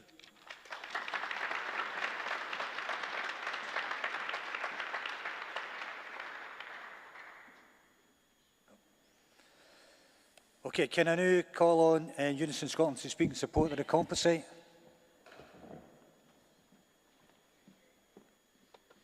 Congress, Jim McFarlane, Unison Scotland, speaking in support of Composite K, and specifically around the proposals coming from both the Westminster and Holyrood governments around the issue of free ports. Let's be clear, free ports aren't a new creation. You know, they've existed across the world and their track record isn't good. Free ports or free trade zones are not new. Free ports allow goods to be implemented, manufactured and re-exported without being subject to regulation, checks, paperwork or tariffs. In lots of ways, it's just yet another example of legal tax dodging. They are notorious for criminal activities, money laundering, dodgy employment practices and everything that we as a movement stand against. The Scottish Government Trade Minister tried to reassure us by claiming that Scotland's green ports will be different to the free ports put forward by the Tories across the rest of the UK, because these free ports will be sustainable, fair and green. Now, just because you call something fair and green doesn't mean that it will be. Congress putting tartan or green ribbons on a policy does not cut it. Actions speak louder than words. No evidence has been presented on how fair work principles will be implemented or enforced. There is no clarity on how sustainability will be achieved. Giving public money to multinationals with a track record of blacklisting and doing all they can to avoid taxes does not instill confidence and is not acceptable. The areas of Scotland being put forward for these onshore tax havens, cities like mine, of Dundee, of Aberdeen, of Orkney, of other areas of Scotland, need real public investment. If they've got millions to hand over, they should be handing that over to local councils and to local communities to build. We need a real public investment and a strategy that puts an economic recovery for working class communities first. Community wealth building comes from carrying out the actions outlined in this motions, the programmes and the activity that we put forward in our day-to-day work in our trade unions on all the policies, not handing over public money to these multinationals. Free ports don't create jobs. Free ports, the evidence is clear, free ports suck in jobs from the rest of the surrounding areas. It fuels deindustrialisation and is part of a race to the bottom in employment practices that we should not support. Let's make sure that the Scottish Government listen to the voices of the trade union movement rather than to the voices of big business. Flowery words are not enough, Congress. We need action on this. Thank you.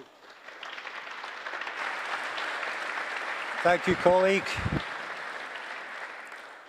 I don't see any other speakers. Is that speaker sitting, waiting to go? No, no, shaking her head. So, okay, Congress, in putting Composite K to the vote, the General Council is recommending support. All those in favour? Thank you. Against? That's carried, colleagues. Congress, the next 4 motions on social care will be taken as a group debate. So I will ask for each to be moved in turn and to be formally seconded. Any supporting or opposing speeches will be taken before we move to the vote on each motion individually. So I now call on motion 49, National Care Service, and invite Unison to move the motion.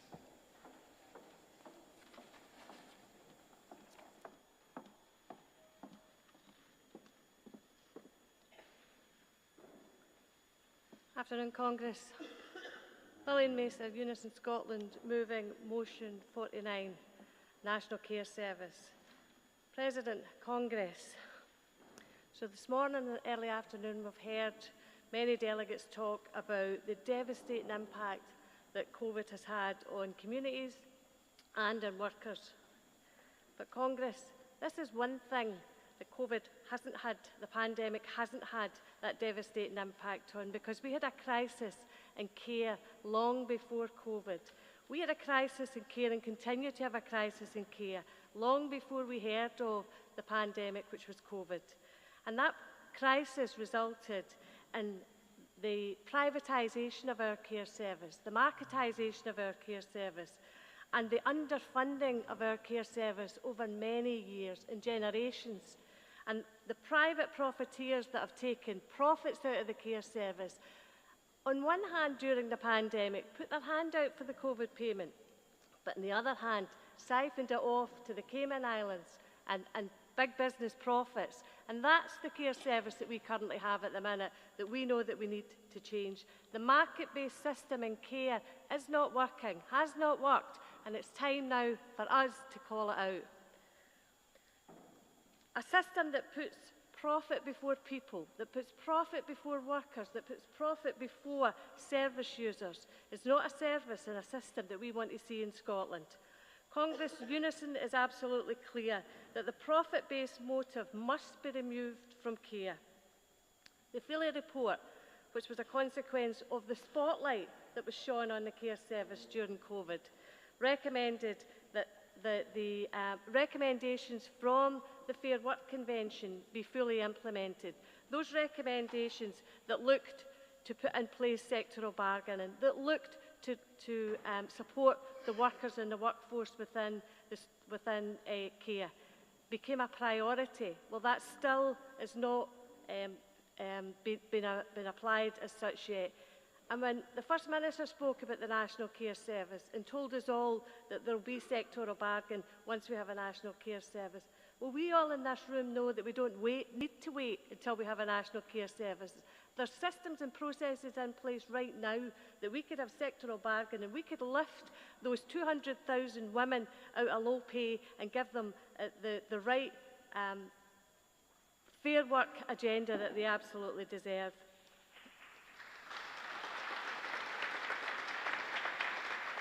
However, instead of that, the Scottish Government have outsourced the design of the new National Care Service to 2 of the big 4 accountancy firms. Companies whose aim and objective is to boost the profits of the private providers by aiding and abetting the ability to avoid tax. Tax evasion and tax avoidance is their business, and that's who the Scottish Government have asked to look at the National Care Service for us. So we in Unison have written to the First Minister to say that we will not, we've asked her to reconsider the contract that she's given to KPMG and others, and instead use the expertise that we have in the public services, use the expertise that we have in the civil service, and make sure that we have a national care service that we co-design, that the workforce are involved in, and the people who use that service are involved in its co-design. Congress, our aspiration for a national care service is one that is publicly funded, publicly owned, and that puts people before profit. A service that values and recognises and rewards its workforce, a service that has equal treatment for all, and a service that recognises trade unions and puts trade unions and trade union members at the heart of its delivery. This is the care service that Unison wants to see, and this is the care service that we believe that our communities deserve. The service that is directly accountable to local communities, that serve those local communities, a service that invests in those care, and a service that focuses in on insourcing and brings these essential services back into public ownership under public control. Conference, there are real concerns within the highly centralised model that's being proposed by Scottish Government within the consultation. We believe it is risky, it weakens the community connection, it has a real risk of compromising local democratic accountability. A national care service being proposed right now is not going to be delivered directly by the service itself. It will continue to be commissioned, it will continue to procure from others, and those commissioning procurements will be from the private sector and from the market-based provision that we see.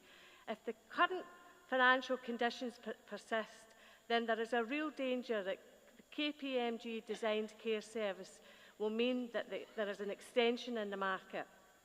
And we absolutely reject any of the proposals that look to transfer services out of local government and look to break up the local government workforce.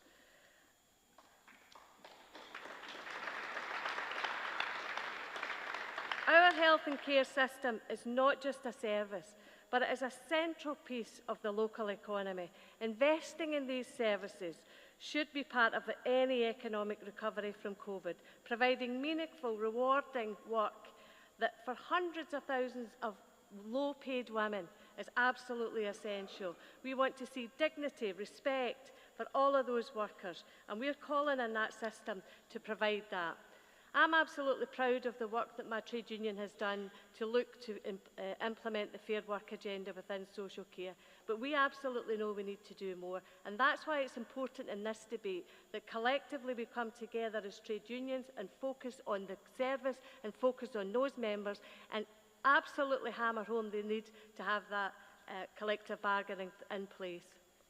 Fair work and the effective voice of the workforce is key to the service delivery of social care, and that's why we need to make sure that it's in place.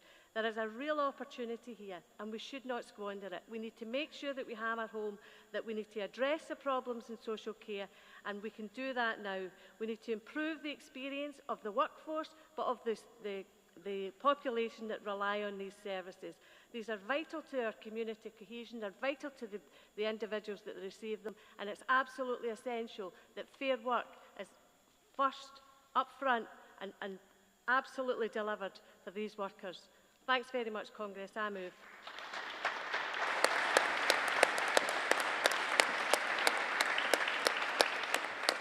Thank you, Lillian. Do we have a formal seconder for motion 49? Formally, thank you, Congress. I'm now going to invite GMB Scotland to move the motion 50, Fight for 15 in social care.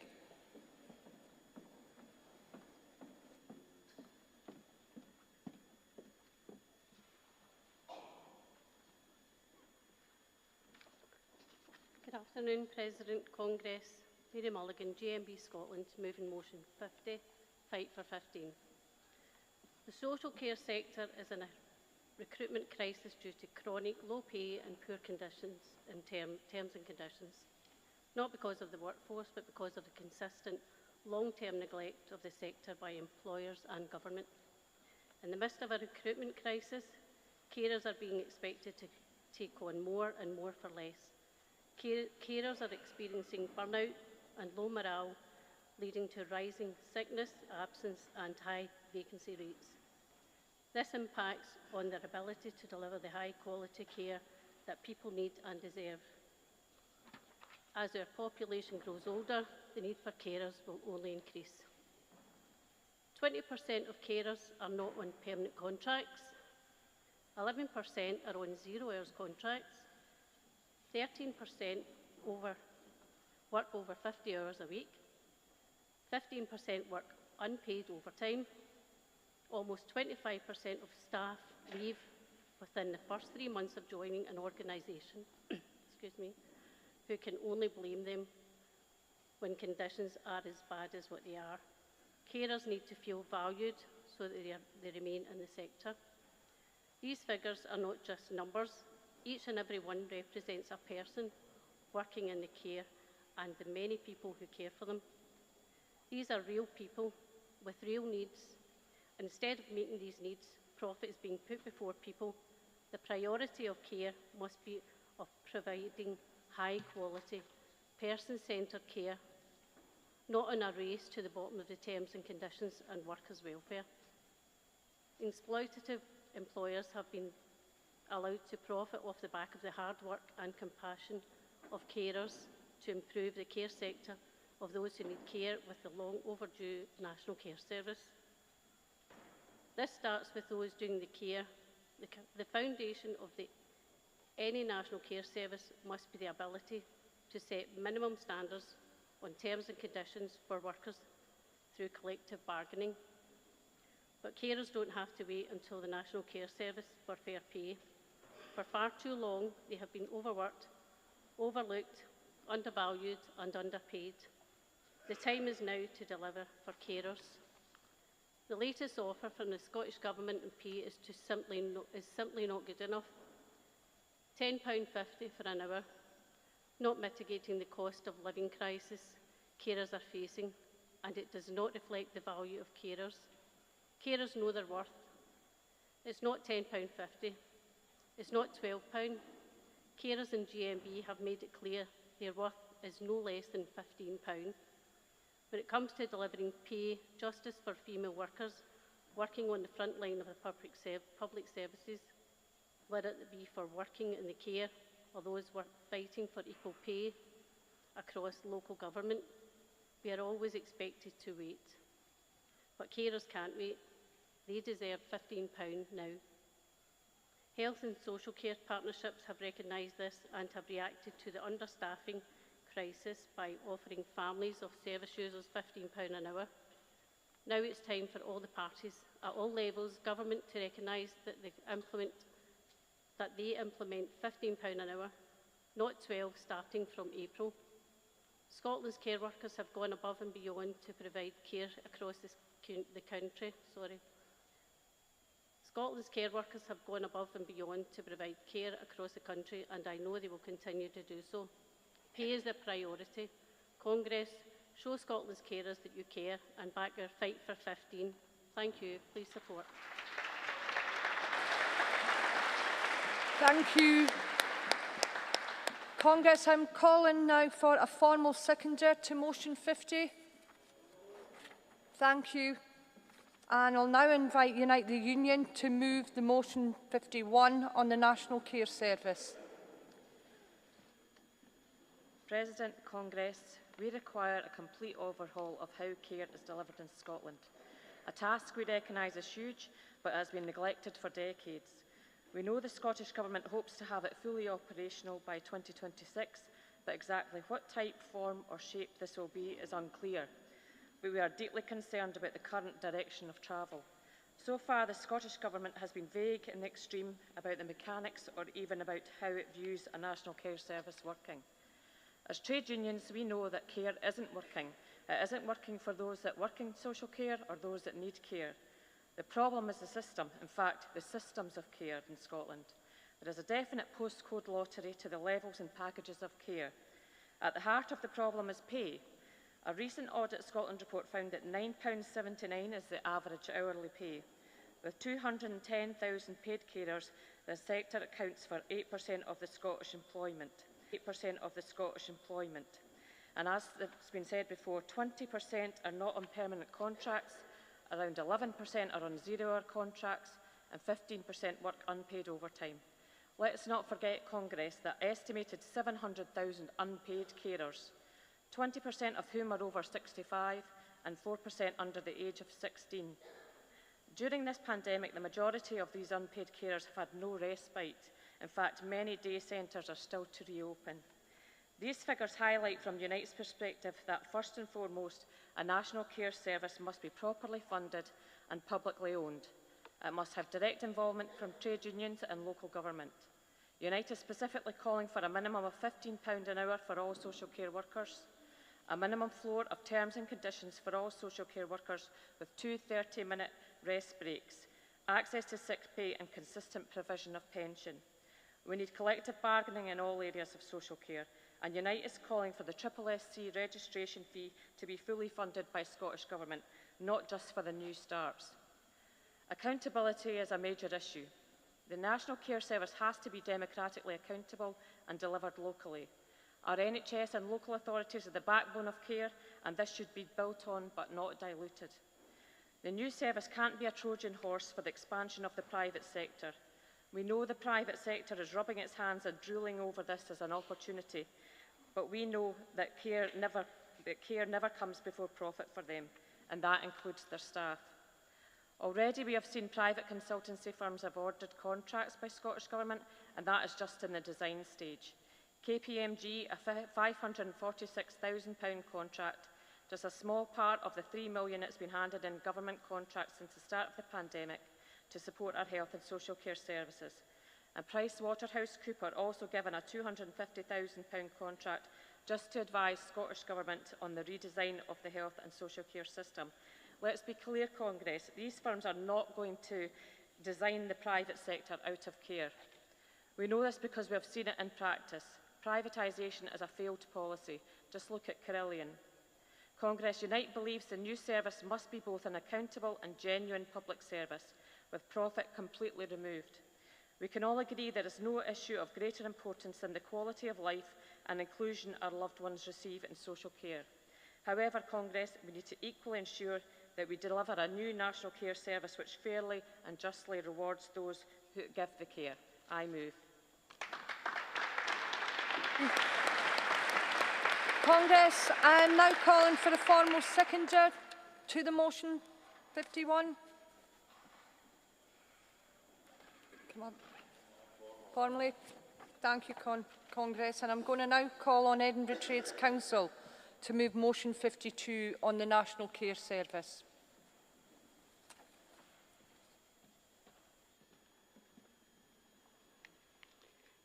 Hello, colleagues, compañeros y compañeras. Carmen Simón, moving motion 52 on the National Care Service on behalf of Edinburgh Trade Union Council. The Scottish Government is working on a National Care Service, and the Philly report on adult social care was the first step of the process.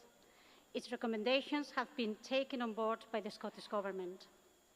The Philly report advocates for maintaining the current hybrid system of delivering of care and support, a system that has not worked well for the people in need of services and for the workforce that delivers it. Years of austerity and the impact of the procurement and commissioning processes has run down terms and conditions for the workforce, making retaining and recruitment of staff a chronic problem in the sector. Understaffed providers cannot deliver a quality service. At one time, the most provision of social care was delivered by the public sector, in my case, the City Council of Edinburgh. Then the Edinburgh City Council and the Scottish Government decided to give a greater role to the private sector. The Council's own studies are showing that this strategy has been a tremendous mistake. The quality of service has not improved, and many people died and suffered unnecessarily during the COVID lockdown. Everybody now, including Council officials, believe that the increasing of public sector provision is essential if we are going to respond to the forecast demand linked to the demographic changes.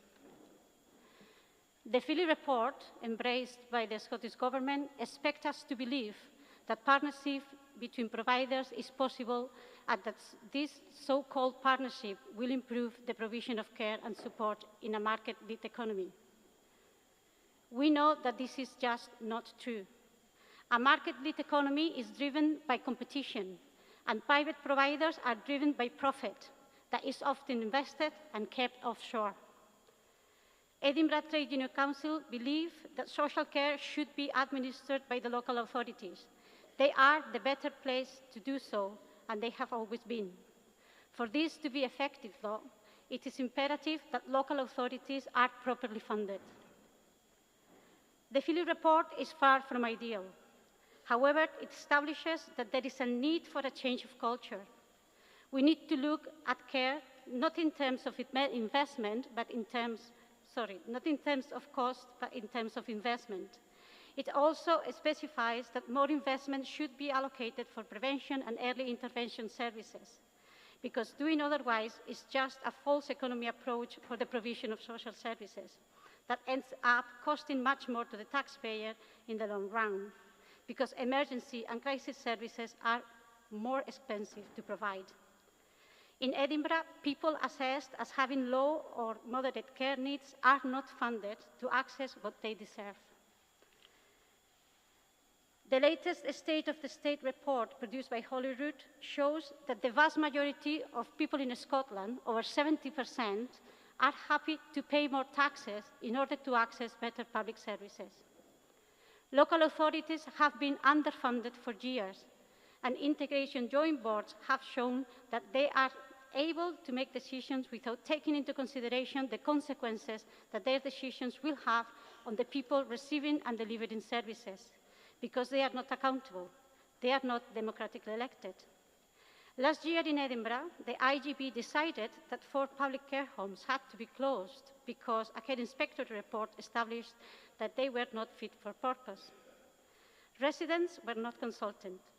Relatives were not consulted, and neither were the workforce or unions. The City of Edinburgh Council proceeded with the IGB plan for closure. Pressure from unions, residents, relatives, and the community has put a pause in the process, and now the City of Edinburgh Council has been forced to initiate a public consultation that will start in late spring and will last 3 months. The new National Care Service should not be about centralization and marketization, but about investment in publicly owned services managed by democratically accountable officials. We call for the STUC General Council to make representation calling for a public sector service and campaigning to get community support for this purpose. Compañeros y compañeras, I move this motion. Thank you. Thank you. Congress, I'm going to call on formal seconder for motion 52. Thank you, Congress. I'm now going to open this up to debate for the last 4 motions that we've just heard, and that would be motions 49, 50, 51 and 52. If there's any contributions in support or opposition, can I ask delegates to move to the side where we can see them? Thank you. Mary, are you speaking?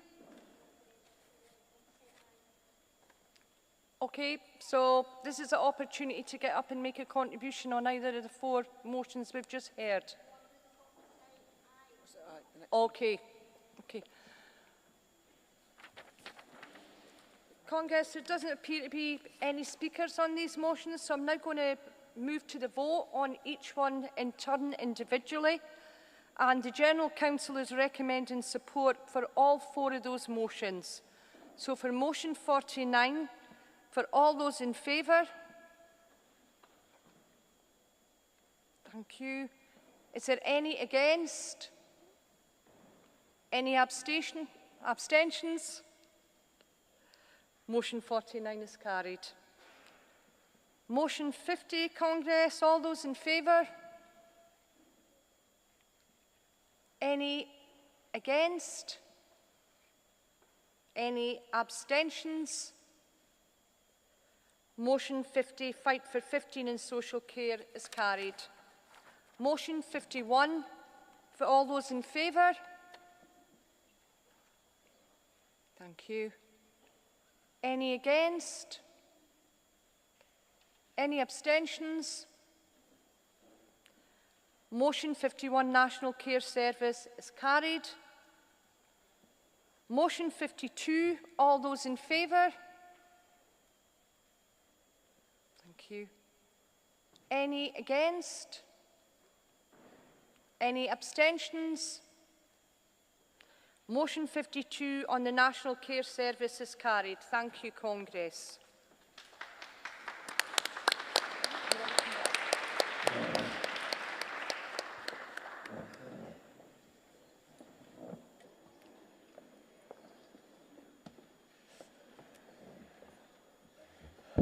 Musical chairs. Congress, I now call on Compensate I, Industrial Strategy and Investment in NHS and Social Care Safety, and invite GMB to move the Compensate. Congress, Mary Finn, GMB Scotland, moving Compensate I. Good afternoon, Congress. I want to begin by paying tribute to the thousands of NHS and social workers across Scotland who, for the past 2 years of the COVID pandemic, have worked through difficult and dangerous conditions to save lives. Conditions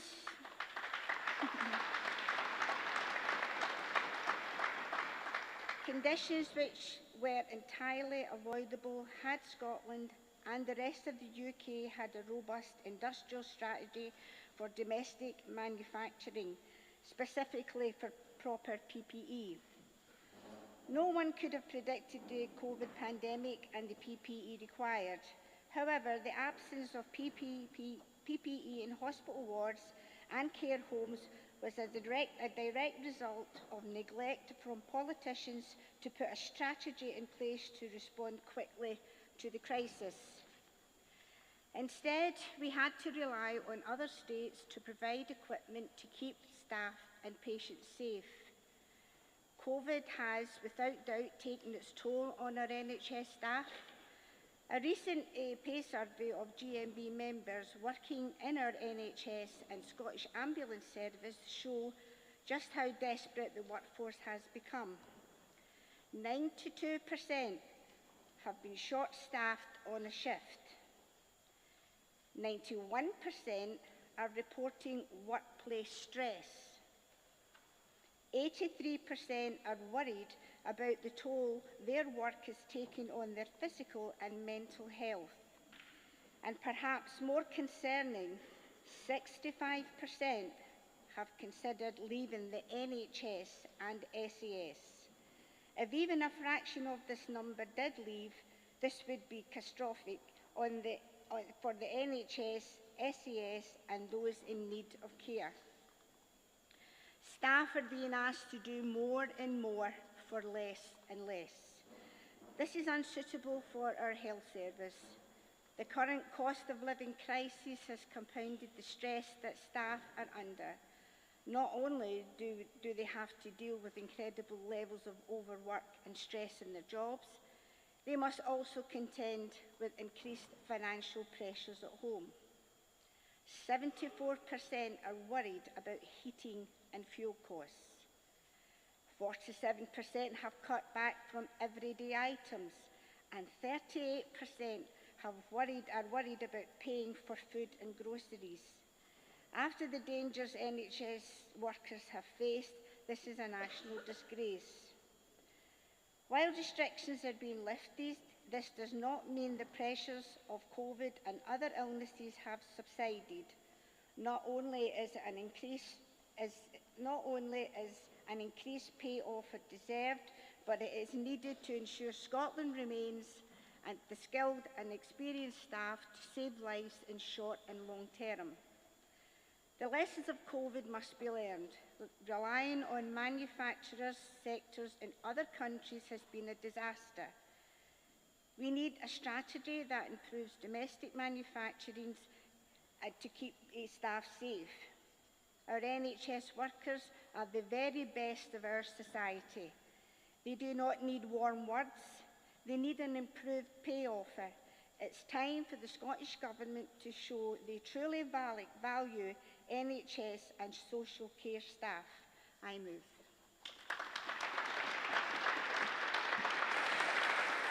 Thank you, colleague.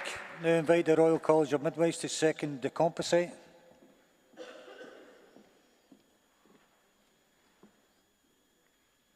Hi, Congress. Jackie Lambert, midwife and first-time speaker at conference.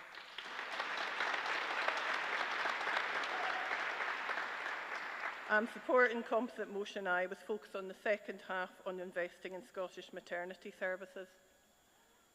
We know that midwifery in Scotland has been world leading. Here in Aberdeen there's a plaque to Maggie Miles. She was born here in Aberdeen in 1892. And her textbook is still used worldwide by midwives training today, and all over the world it's translated. We've had the first researchers, but it's our clinical midwives that every single day provide care. That means that giving birth in Scotland is the safest it's ever been. But without significant investment, this is now at risk. We knew before the pandemic there was a recognised shortage of midwives in Scotland. Just to break even, not to have more midwives, but just to break even, relied on retaining all students, retaining early career midwives, and trying to ensure that experienced midwives remained within the profession and didn't retire. With the pandemic, we've recently surveyed our members. 39% of them responded, and what we know is that 3 out of 4 of our members are considering leaving their posts. Midwives are dedicated to providing really good quality care to all our families in Scotland, but with only 6% of members saying that their workplace is consistently safely staffed, they no longer feel safe at work. In real terms, last month that meant a head of midwifery was actually on a shift in a labour ward with 1 other midwife, instead of the 9 that there should have been on that shift, looking after our families. The workload's increasing. 92% of our members worked without breaks, and what we know is that 3/4 of them are never getting that time back. And why is it increasing? The effect of inequalities and deprivation affects people's health. What we know is that the proportion of births to women with health complications continues to rise.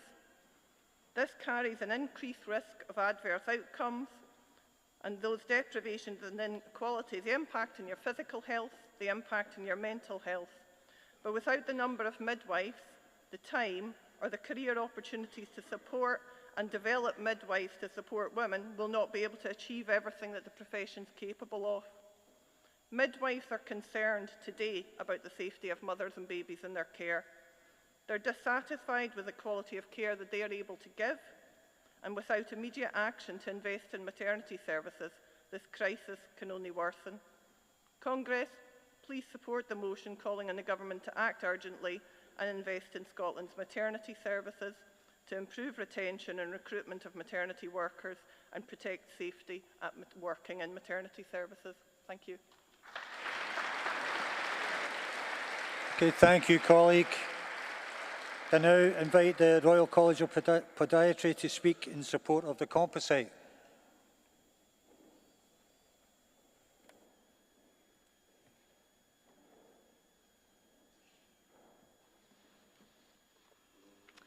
President Congress, Alison Hancock, the Royal College of Podiatry, supporting Composite I. We support this motion and feel it is vital not only to lobby the governments across our 4 nations to begin to invest in domestic production, manufacturing supplies of PPE, but we must also, as part of that process, ensure what is produced is actually fit to be used by our very diverse workforce. It was shocking to see when the pandemic hit the huge reliance we had as a nation on our supplies for our PPE from all other countries, and that we must now, going forward, change that and ensure we have a strong industrial strategy in place that allows us to be less reliant on other countries for what is essential healthcare supplies. As a workforce within health, the Royal College of Podiatry and all other front-facing health workers only recently this year finally have access to clear face masks that allow us that are fit for purpose, that allow us as practitioners to not only be protected from COVID-19, but also to allow our patients with a hearing loss not to be isolated and enable lip reading. We must also remember that one size does not fit all. You can't just produce a mask and it will fit everyone. We must make sure that what we produce fits all of our workforce. And also what we produce must also take into consideration, for example, religious headdresses that some of our staff may wear. Thank you. Thank you, colleague. See speakers sitting, so we come up to the podium.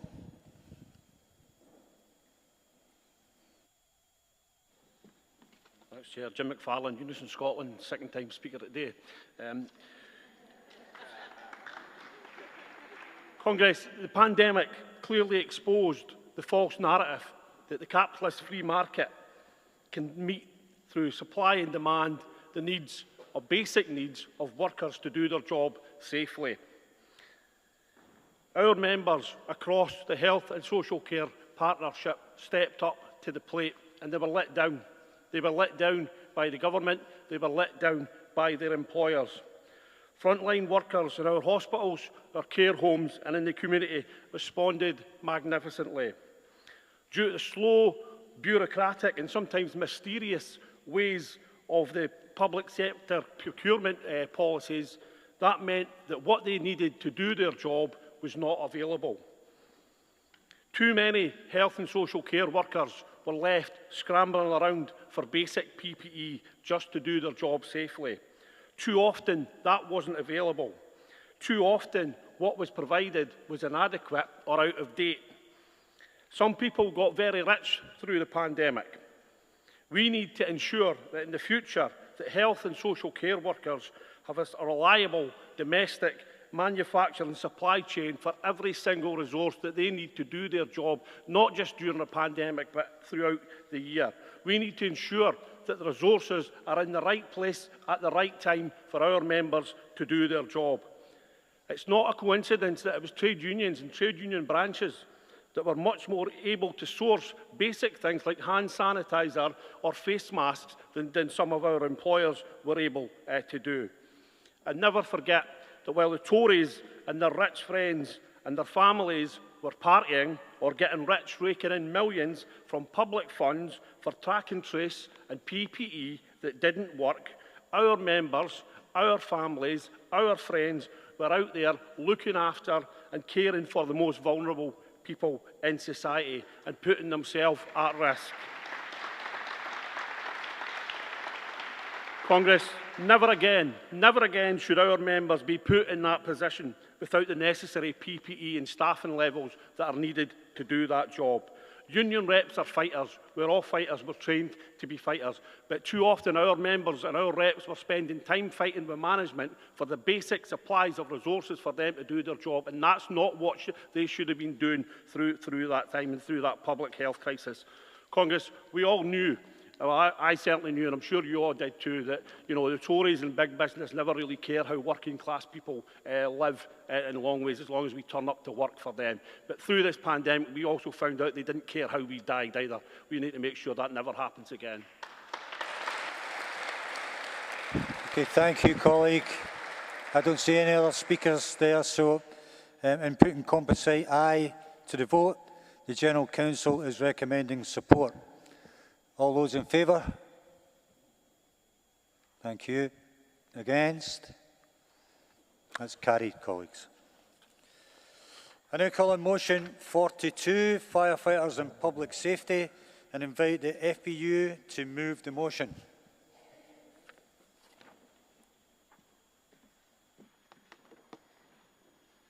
President, Congress, Colin Brown, Fire Brigades Union Scotland. Moving motion 42. Firefighter and public safety. Congress is deeply concerned that it has become increasingly common for frontline fire appliances across Scotland to be either removed from operational availability or crewed below safe crewing models due to crewing shortages. Prior to the pandemic, fire appliances were routinely withdrawn from service due to a lack of available firefighters. A threshold of 96% appliance availability was deemed acceptable by the Scottish Fire and Rescue Service, a position the FPU have never supported. It is due to their failure to recruit to suitable levels to backfill the retirement profile and their failure to agree harmonisation of on-call firefighters' terms and conditions impacting retention of staff that we now see unsafe crewing levels utilised across Scotland. Our control firefighters suffered to an even greater degree. Due to the lack of resilience in place to cover staff shortages, we have seen control rooms regularly working below agreed safe staffing levels, and on occasions operating at 50% of the agreed safe minimum levels for operational control rooms. COVID has further exposed these shortages. At a time when communities needed support to deal with the pandemic, firefighters answered the call, stepping up to deliver food, medication and other items to the vulnerable, assisting with mobile testing stations and the distribution of personal protective equipment. Firefighters assisted their ambulance service comrades by driving ambulances and carrying out other duties. At the same time, firefighters were attending for duty on fire stations to discover they were working below the agreed safe number of firefighters that should be on duty. There was tacit acceptance of this practice at the height of the pandemic, as firefighters contracted COVID or were forced into isolation, reducing the availability of crews. As the country has gradually moved out of lockdown and entered the recovery phase of the pandemic, the Scottish Fire and Rescue Service have retained the unsafe practice of reduced crewing of operational appliances with no end date in sight. The failure to adhere to the collectively agreed safe crewing levels has a number of significant impacts across public safety, firefighter safety and the welfare of operational employees, including the following. Reduced fire and emergency cover. In effect, this means your local community may not have the firefighters or fire appliances available to rapidly respond when you need them. Increased attendance times for emergency incidents. Due to local stations having a reduced crew or no appliance available, it will take longer for firefighters to arrive from neighbouring stations. Congress have previously agreed motions regarding a need for national attendance times, staffing reductions, and the current measures are making achieving a national standard attendance time even less likely. Impact on firefighter training. Reduced firefighter numbers make it difficult to carry out meaningful training on the wide range of skills required for a modern firefighter, further increasing the risk to firefighters attending incidents. An impact on the health, safety and well-being with increased workloads and less resources. Firefighters and firefighter control staff, like many others, have been on the front line throughout COVID, with fewer staff and fewer resources. Workloads have dramatically increased, along with the stress levels resulting in poor mental health and increased absence with untold lasting damage to their health and well-being. The public are right to expect an acceptable and safe level of fire provision within their communities, workplaces and businesses. They need to know that when they pick up the phone to call the Fire and Rescue Service, their call will be answered by a fully resourced control room who are able to send a rapid and adequate response whenever and wherever they need it, day or night, 365 days a year. These unsafe practices are not acceptable to firefighters working across our service, and firefighters believe the public deserve better than this. Congress. Our members have been mindful of the challenges that COVID-19 has placed on the Scottish Fire and Rescue Service. However, they are deeply concerned that Scottish Fire and Rescue Service continue to deviate away from the collectively agreed safe crewing model, impacting firefighters working in all roles and on all duty systems. In light of the ongoing progression towards the endemic stage of the COVID pandemic, our members have now instructed the Scottish Regional Committee to put the Scottish Fire and Rescue Service on notice. The Regional Committee have adopted a motion brought through our structures that calls on the SFRS to agree a date of return to the collectively agreed safe crewing model by the 14th of June 2022. Should this not be delivered, then the Scottish Regional Committee are instructed to commence a public and political campaign up to and including the necessary action to ballot our members for action short of strike. We ask Congress to fully support our members with any upcoming public and political campaigns to deliver a return to the agreed safe crewing models. We ask that Congress calls on the Scottish Fire and Rescue Service to agree a framework to return to the agreed safe target operating model, and calls on the Scottish Government to provide year-on-year sustainable investment to support the agreed target operating model. Congress, I move. Thank you, colleague. Do we have a seconder for the motion? Formally? Yep. Okay, thank you. Okay, in putting motion 42 to the vote, the General Council is recommending support. So all those in favour? Thank you. Against? That's carried, colleagues. I now call on motion number 45, Tayside Cancer Care, and invite Dundee Trades Council to move the motion. President Congress, Mike Arnott, Secretary, Dundee Trade Union Council, and the third Dundee TUC delegate in a row to be speaking at the rostrum. Moving motion 45 on Tayside Cancer Care. President Congress, breast cancer care in Tayside is in crisis. In January, a breast cancer consultant took early retirement. On his final working day, it was revealed that Tayside's only other breast cancer specialist would also retire in a few weeks' time. Already, patients are having to travel to Aberdeen, to Glasgow, to the Lothians to receive basic treatment. Recruitment has failed, as few want to come and work for a team which was thrown under a bus by the Health Board and, to an extent, by the Scottish Government, following accusations that women were put at risk by dosing procedures in Tayside. The Health Board had taken that decision, but they left the oncologists, the chemotherapists, specialists to face the flak. In no other Scottish region is breast cancer treatment in such chaos. It's a disgrace. We expressed our deep concern and demand an inquiry. Please support the motion. Thanks, colleague. Do we have a seconder for the motion? Pauline.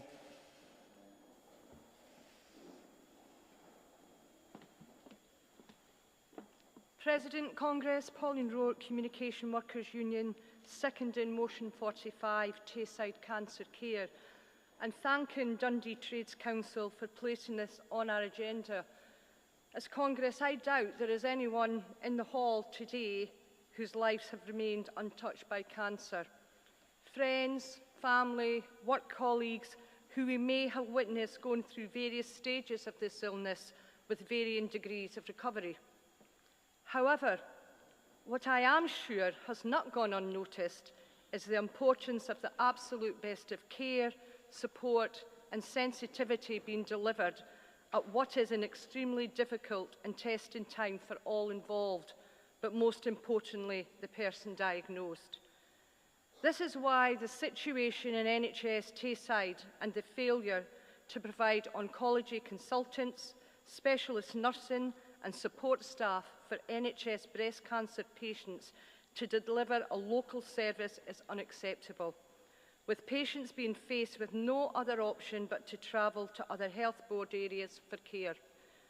It's now over 2 years since it was identified 200 breast cancer patients were given lower than standard doses of chemotherapy drugs by doctors at NHS Tayside, with a review of sorts conducted revealing deep flaws and suggestions of a cover-up claim. It would appear the management review of this process was so toxic it resulted in an exodus of staff. This crisis has been compounded by the inability of NHS Tayside to recruit new consultants, with unfilled vacancies and patients having no option but to be seen in Aberdeen, Glasgow and the Lothians. Questions have been raised with the First Minister and the Health Secretary on this item from as early as February 2021. And I give credit to the Scottish Labour North East Regional List MSPs, who have pursued and persevered, raising this issue multiple times in Parliament and with the Health Board directly. And following the resignation of a further oncologist in January of this year, and with another handing in a 6-month notice period, the First Minister was again asked to step in and secure the future of breast cancer treatment in Dundee, where she confirmed it was neither acceptable nor appropriate for women in Tayside to travel long distances for essential breast care. And in February this year, the Health Secretary, Humza Yousaf, admitted the staffing gaps were not satisfactory and filling them would be a priority for the Government, adding the Scottish Government were working closely with NHS Tayside. Well, Congress, words alone do not support those people travelling up to 80 miles for treatment. Congress, this is unacceptable. It's a situation that cannot and should not continue, and it is vital an investigation by the Cabinet Secretary for Health and Social Care is conducted immediately to ensure the delivery of breast cancer services to those who need this, and it will be secured for the future. Please support. Thank you. Thank you, colleague. I see a speaker who wants to contribute. Up you come.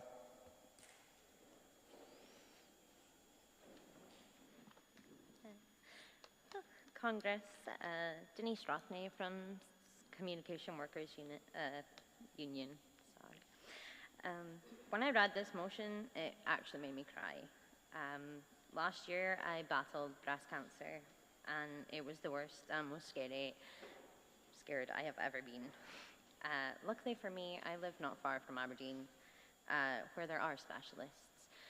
I find that hard enough financially, driving in and out, which would be worse now with the rise in fuel prices and the cost of living. So driving to Aberdeen or Glasgow for the people of Tayside is absolutely disgusting. People don't ask to get cancer, and some can't work during that treatment, which means some will get statutory sick pay, which is, I think, about under £60 a week. You can't travel that far on that amount of money. You can't live on that amount of money. PIP and universal credit, it takes far too long to sort out. So how can the government expect people to pay to get such an important and constant treatment without enough money for travel? There were 30,395 cases of cancer in 2020 in Scotland. In 2021, 79% of patients referred were treated within 62 days, and that is the lowest percentage since records began in 2006. I myself had to wait over 3 months to be seen, and a lot could have been done in that 3 months. I am lucky. Cancer research looked into the impact of COVID on cancer, and it has led to a sustained reduction in the number of people referred, diagnosed, and treated. The COVID pandemic has led to a lot of people not going to see their doctors, being scared to go to there, or being told that they can't come in and be seen. It's the most disgusting thing I have ever seen, and I'm fully in support of this motion. Also, as a person who has personally been in those wards, I know that there's not enough staff, there's not enough beds, there is not enough, even in Aberdeen where there are specialists. So to make people travel even further and use up more resources is unbelievable. They had to half the amount of people that were getting chemotherapy during the COVID for social distancing purposes.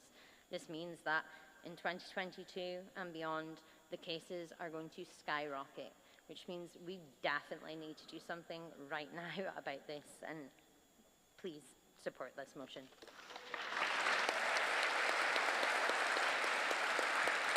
Well said, colleague, well said. Congress, in putting motion 45 to the vote, the General Council is recommending support. All those in favour? Thank you. Against? That's carried, colleagues. I now call on motion number 46, COVID recovery, rehabilitation spaces in hospitals, and invite the Chartered Society of Physiotherapy to move the motion.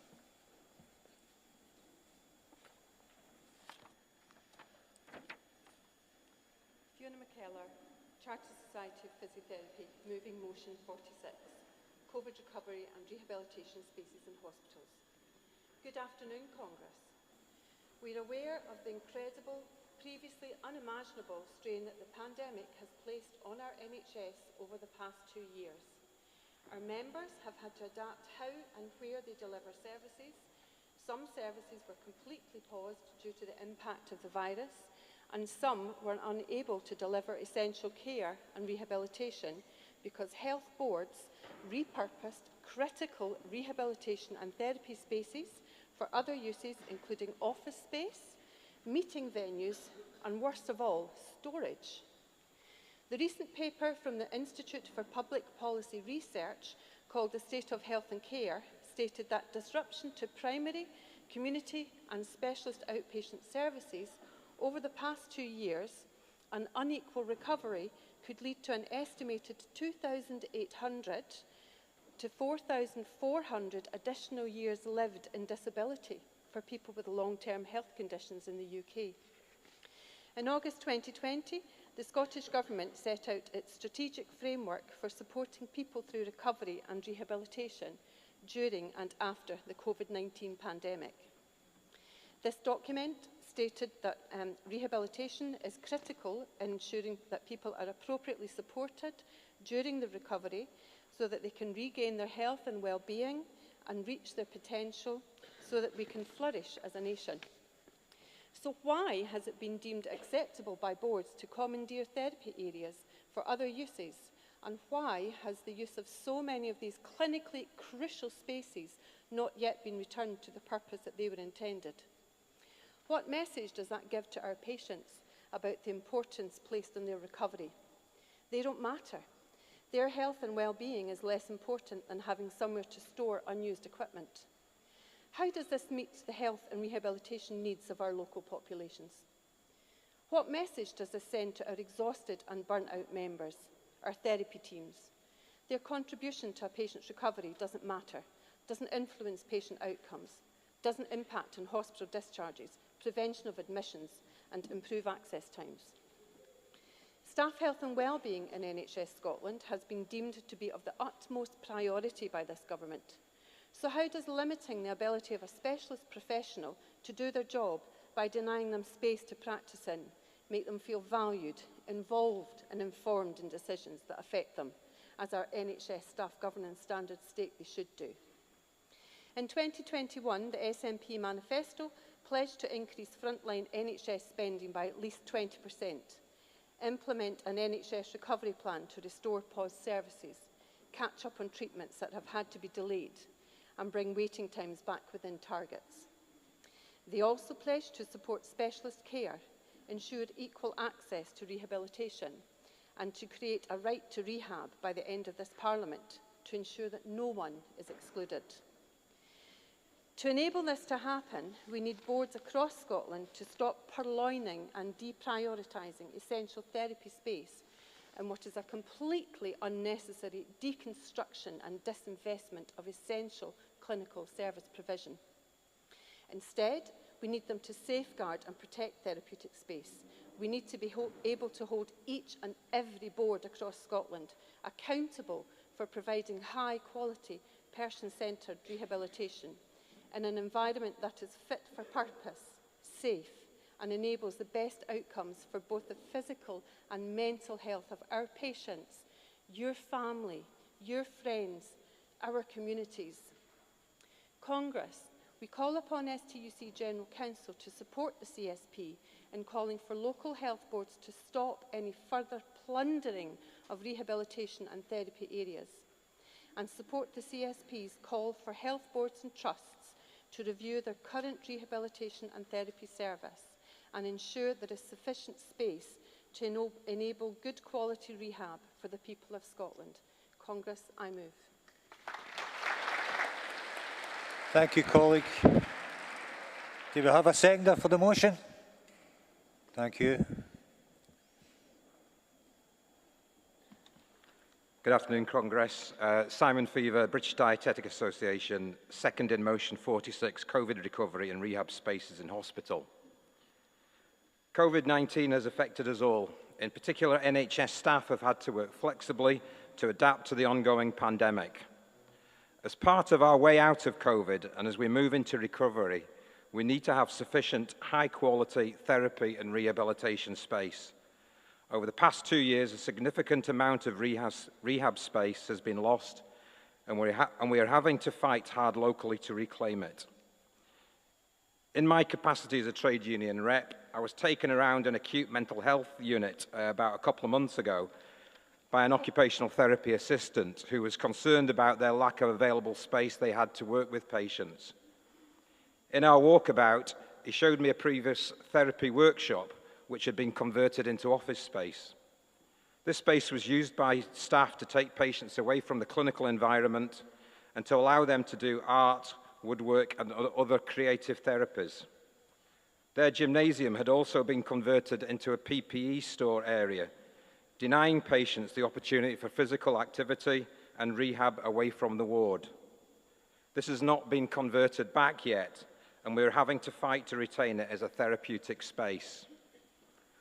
We also have another gymnasium which was converted into a staff health and wellbeing hub. It shouldn't be a matter of having one or the other. We should be able to have both within the NHS. We need to reclaim the rehab and therapy spaces we have lost and improve the quality of them. We need to push health boards into recognising the importance of rehab space and see this as an opportunity to improve the space that we use for therapy for patients. I ask you to support the motion as it could be your recovery that is adversely affected by a lack of good quality rehabilitation and therapy space. Thank you. Thank you, colleague. Do you have a speaker at the side want to come up?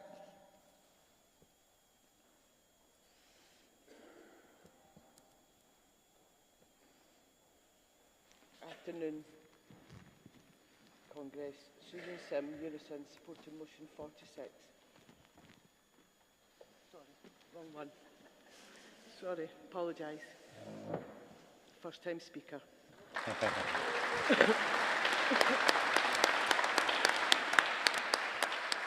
Congress.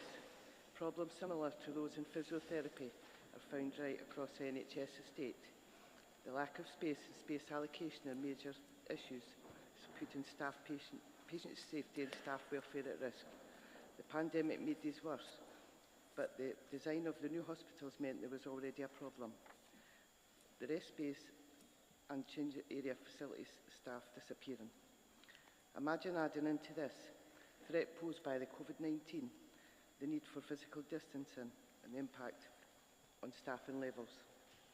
In COVID ICU during the first wave, the biggest issue by far in one hospital was staff changing facilities. The ICU has 44 beds and you could easily have 66 staff at one time working in it. The changing rooms were extremely small with only 3 showers for up to 66 staff on shift at one time.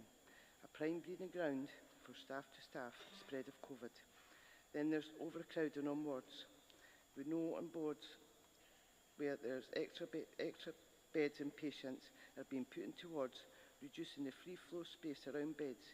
We know that the C. difficile crisis at Vale of Leven, that this can seriously compromise infection control, and it also brings other risks for patient safety. In one board, it has become normal to have 37 patients in a 32-bedded ward. This involves the use of treatment rooms, plus every 4-bedded bay in the ward having an extra patient, so there is now 5 extra patients in wards with no additional staffing. This has been happening almost daily for the last few months. At times on the night shift, there are regularly only 2 qualified staff looking after 37 patients. We raise concerns about staffing levels and patient safety and about staff really being able to take proper breaks. But the response only seems to involve finding more capacity, i.e. bed space, which just puts additional pressure on the staff and adds to the risks. Congress. NHS staff are exceptionally resilient and have been working tirelessly through the pandemic. They rarely complain about not getting breaks or having to stay late, but what breaks them is watching people die as they cannot provide the level of care and compassion needed. Staff frequently report trauma symptoms due to the environment and situations they have to work in. According to the World Health Organization, we could be living with COVID for another 2 years. If that's accepted wisdom, we need less knee-jerk and more medium-long-term investments in the estates and staffing resources to support the recovery. Please support the motion.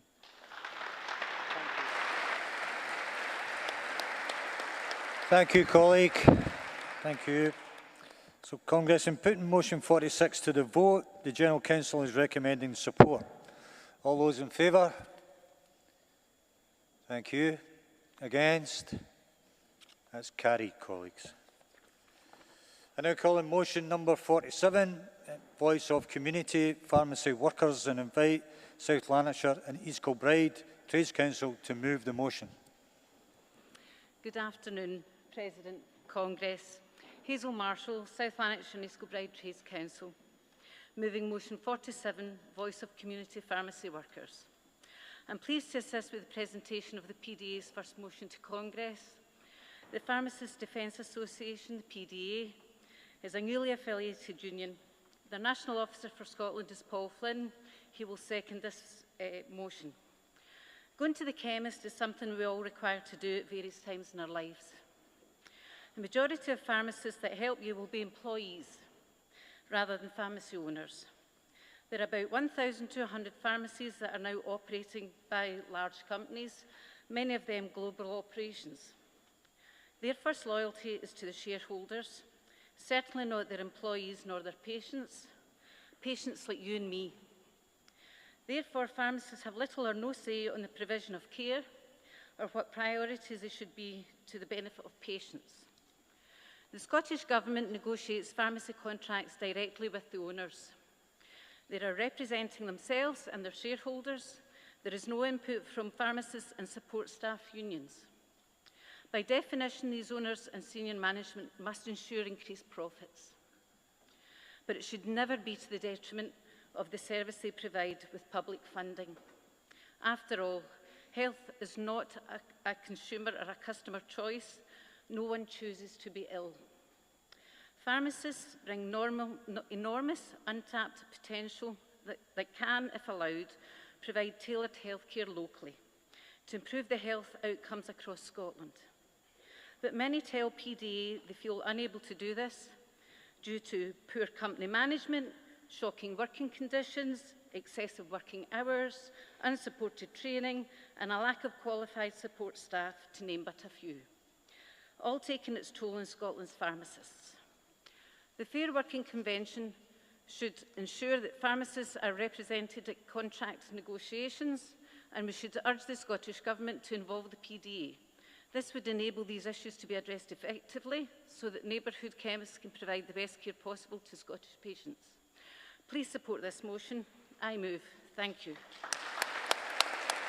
Thank you, colleague. Thank you. Can I get the seconder to come up and second?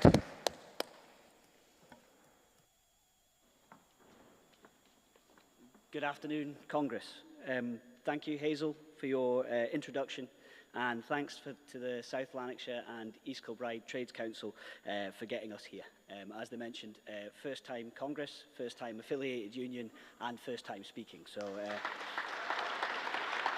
thanks. On behalf of the Pharmacists Defence Association, I am pleased to speak today to our fellow union members for the first time on behalf of the pharmacists who work across healthcare in Scotland, in our hospitals, prisons, industry, health centres, and most visibly in the heart of our towns and villages in community pharmacies. First, I'd like to take a short moment for Congress to recognise the contribution made by all frontline workers, including our pharmacists and their teams, throughout the past difficult 2 years of the COVID-19 pandemic. Their duty of care and the professionalism of our pharmacy teams was a crucial element in the collective response. Throughout each lockdown, our pharmacists never closed their doors. They were there, day in, day out, every day, available to help patients, their families, and carers. And it was a lifeline made available without appointment and at no inconsiderable risk to themselves. We ask Congress to support our efforts to ensure that the Scottish taxpayer gets better value for money, so patients receive better care from our pharmacies by allowing the pharmacists who deliver this care the right to fully contribute to planning and negotiating how that provision reaches patients. In community pharmacy, we have a single body that negotiates every element of the Scottish pharmacy contract with the Scottish Government. Community Pharmacy Scotland do so on behalf of pharmacy business owners, who, historically, were individual pharmacists. but now are more often than not profit-hungry global corporations. These entities have little passing care for the communities they serve or for the taxpayers who provide the public funds that they happily pocket and pass on to their shareholders. The motion put to Congress today highlights our wish, in keeping with the principles of the Fair Work Convention, to have workers' voices heard when decisions are made, decisions that affect the way work is done and how it is remunerated. We ask Congress to support this motion. Thank you, colleague, and welcome to Congress. I don't see any other speakers at the side there. No? Okay. In putting motion 47 to the vote, the General Council is recommending support. So all those in favour? Thank you. Against? That's carried, colleagues.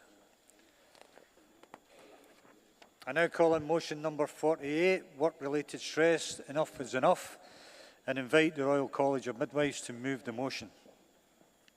Good afternoon, Chair. Good afternoon, Congress. My name is Mary Ann Gillen with the Royal College of Midwives. First time at Congress. Thank you. Motion 48, work-related stress, enough is enough.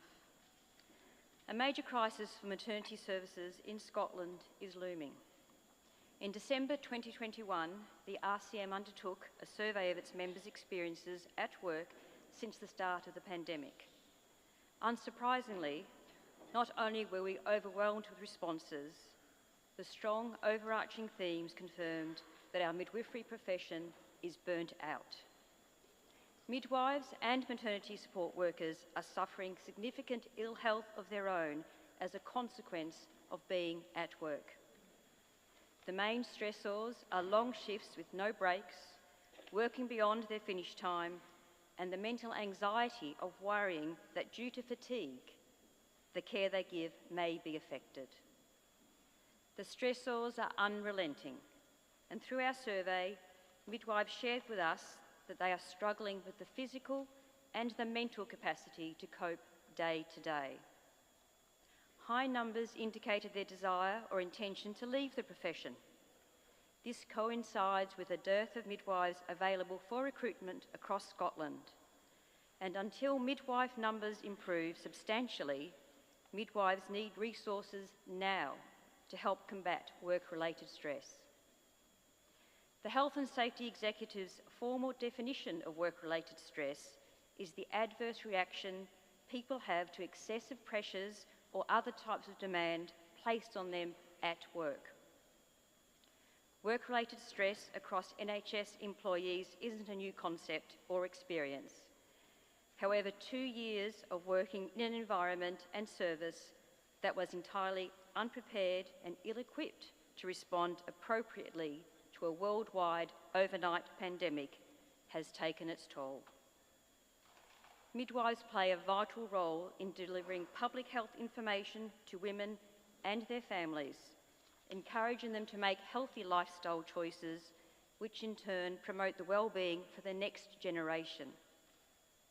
If urgent action is not taken, the impact of a midwifery staffing crisis will not only be felt at this time, but for many years to come, and have the potential to put strain on other services where poor lifestyle choices impact. The Royal College of Midwives is asking Congress to call on the Scottish Government to recognise the gravity of the situation and urgently provide direct resources to boards to enable them to tackle the growing pandemic of work-related stress within the NHS and to address recruitment and retention issues within the midwifery profession. After all, we're only human. Congress, please support the motion. Thank you. Thank you. Thank you, colleague. Do you have a seconder? Do you have a seconder for the motion? Formally? Formally, thank you. Okay, Congress, in putting motion 48 to the vote, the General Council is recommending support. All those in favour? Thank you. Against? That's carried, colleagues. So address the accommodation.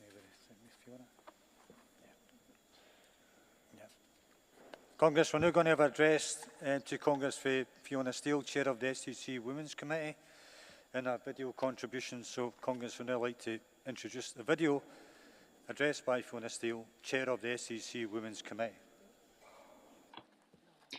President Congress, I'm Fiona Steele from Aegis the Union, and I feel very proud and privileged to be this year's chair of the STUC Women's Committee and to be addressing Congress today on behalf of the committee in this our 125th year.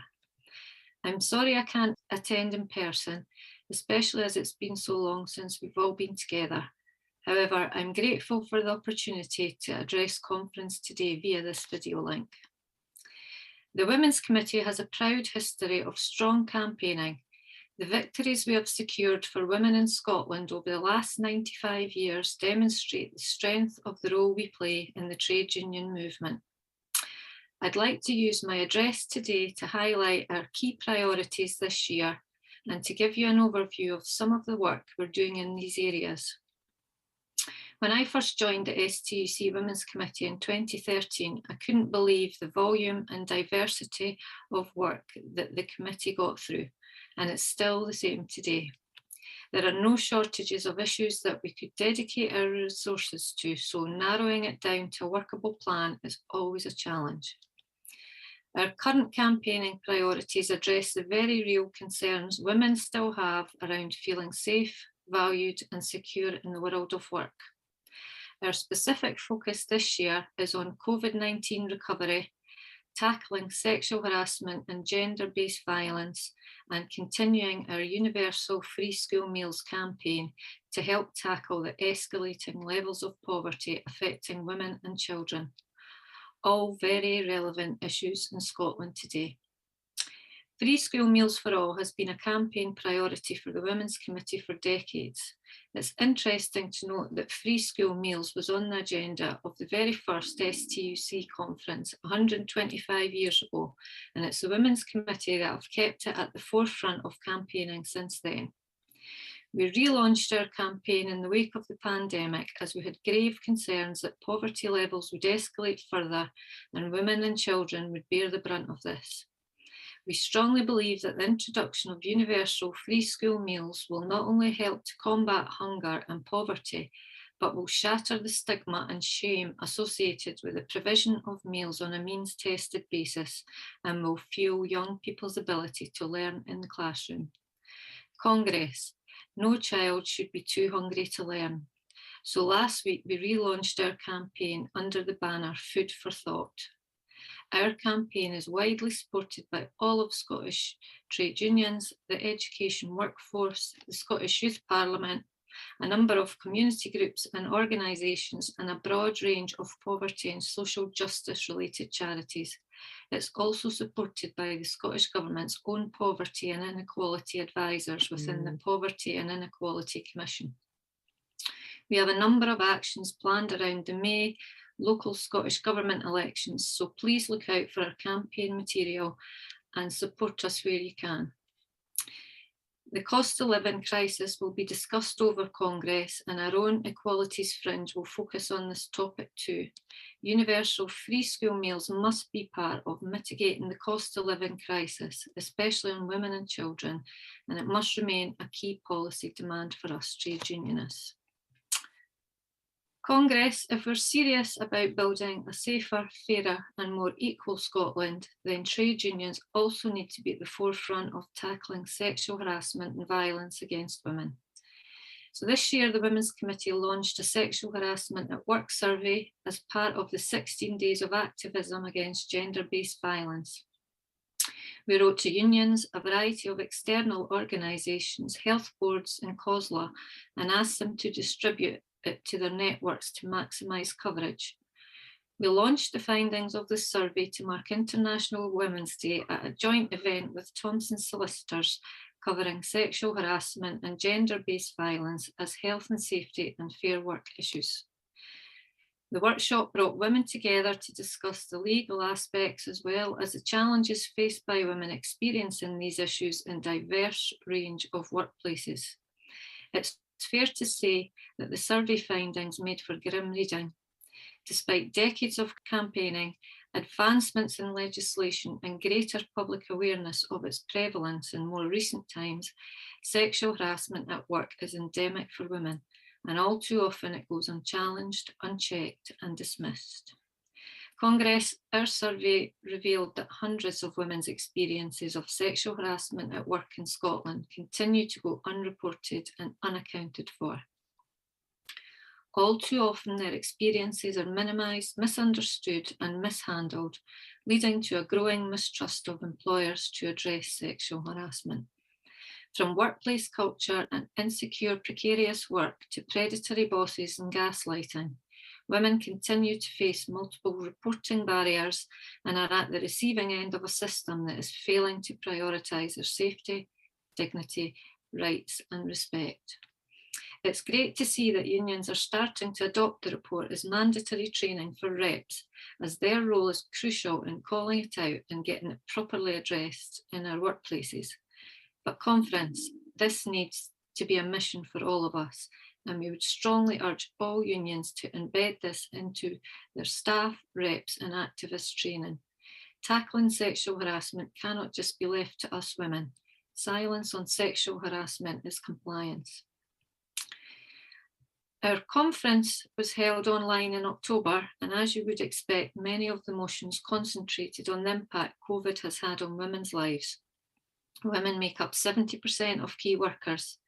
Throughout the pandemic, we constantly highlighted the disproportionate impact COVID has had on women and girls in terms of their health and safety, caring responsibilities, insecure work, inappropriate PPE, and lack of adequate sick pay, to name a few.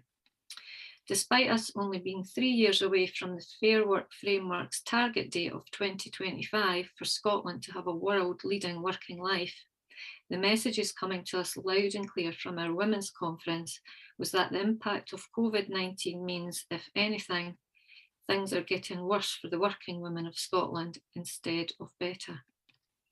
Our conference called out a whole range of ways that women in Scotland don't feel safe, valued or secure in their workplace, and highlighted numerous ways they still feel discriminated against and unfairly treated at work. For example, the gender pay gap is still widening. More and more women are being forced into precarious work with minimum wages. Domestic gender-based violence has increased. Childcare costs are unaffordable for many, and the majority of women do not seem to be experiencing fair work. So, Congress, the STUC Women's Committee have been proactively working with General Council Fair Work Convention members, and we hope that going forward, fair work policies such as flexible working from day one and paid leave for domestic emergencies for women become a reality, not just a policy document. Climate change is another topic that is high on our agenda. 80% of those displaced by climate change are women. Yet we are woefully underrepresented at every level of decision making when it comes to climate change response. And too often, women and girls' voices are locked out and treated as an afterthought. The climate crisis threatens the progress we've made already towards equality. While women are most likely to be affected by climate disasters, we are least likely to have been given opportunities to acquire the skills needed for a green transition. Climate change and the instability it creates is increasing violence against women and girls around the world, including domestic abuse, child marriage, trafficking, sexual assault and poverty. Despite the challenges, women, as we always do, are showing remarkable resilience around the world, leading grassroots climate action movements, championing clean sources of energy and building alternative models of community that focus on sustainability and cooperation. At the last STUC Women's Conference, we brought women together to learn from each other and show collective strength. From young climate activists going on strike every Friday to policy officials and trade unionists fighting for green jobs. The fight for climate justice is everyone's fight. The STUC Women's Committee show complete solidarity in the efforts of this movement and hope we can build upon the relationships we've made by joining forces going forward. So Congress, there is still so much work to be done and we need more women, especially young women, to join us in our struggle.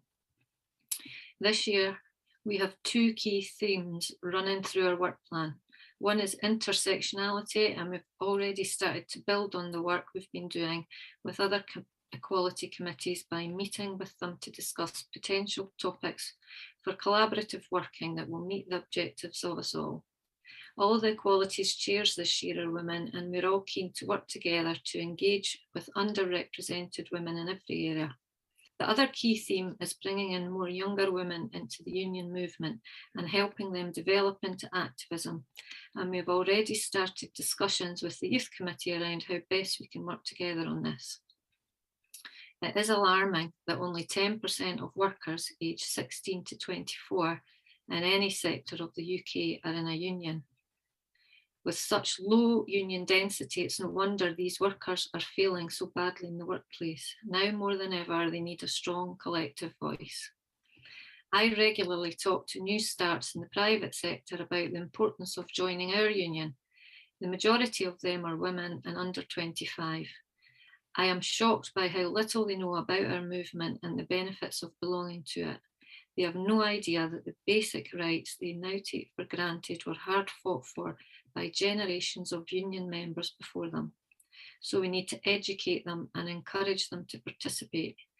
However, to do this effectively, we need to adapt ourselves to their needs and prefer communication channels and be visible and relevant in a world where many people are still continuing to work from home. Young workers often say to me, I've never had to use the union. I say to them, you use us every day of your working life by coming into a workplace that's safe and where you're treated with dignity, when you take a paid holiday, when you're ill and absent from work and receive enhanced sick pay, every time your salary is increased, to name a few examples. We have many young women entering the world of work today whose parents have never been in a trade union, so they know little or nothing about our values and achievements. To help address this, we're very pleased this year to be bringing back our Women's Weekend School. This is always very popular and is a good way to encourage and support women new to the movement to participate in the Women's Conference and to get more active and involved in their unions. More information about this will be available soon. We're also hosting the Women of the Isles meeting in November this year, which is a great opportunity to showcase our work to our colleagues from the TUC, Welsh TUC and ICTU, and for us to learn from the work they are doing and collaborate where appropriate. Bringing young people into our movement is a challenge for us all, so I'm sure it will be on the agenda for all nations. So finally, Congress, as chair, I'd just like to thank the staff at the STUC for all the help, support and advice they provide to me and the rest of the Women's Committee. We would not be able to achieve as much as we do without you. So Congress, I hope you all enjoy the rest of the conference agenda, and I look forward to hopefully attending in person next year. Thank you all.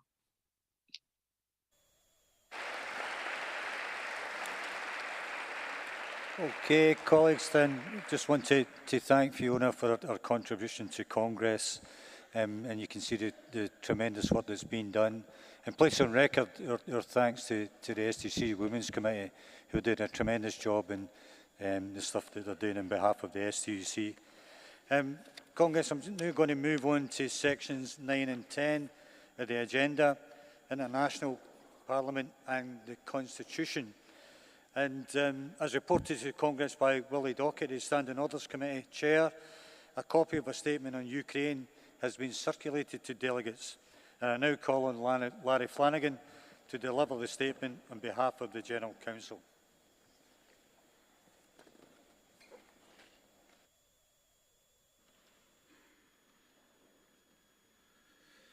Thanks very much, Pat. Good afternoon, Congress.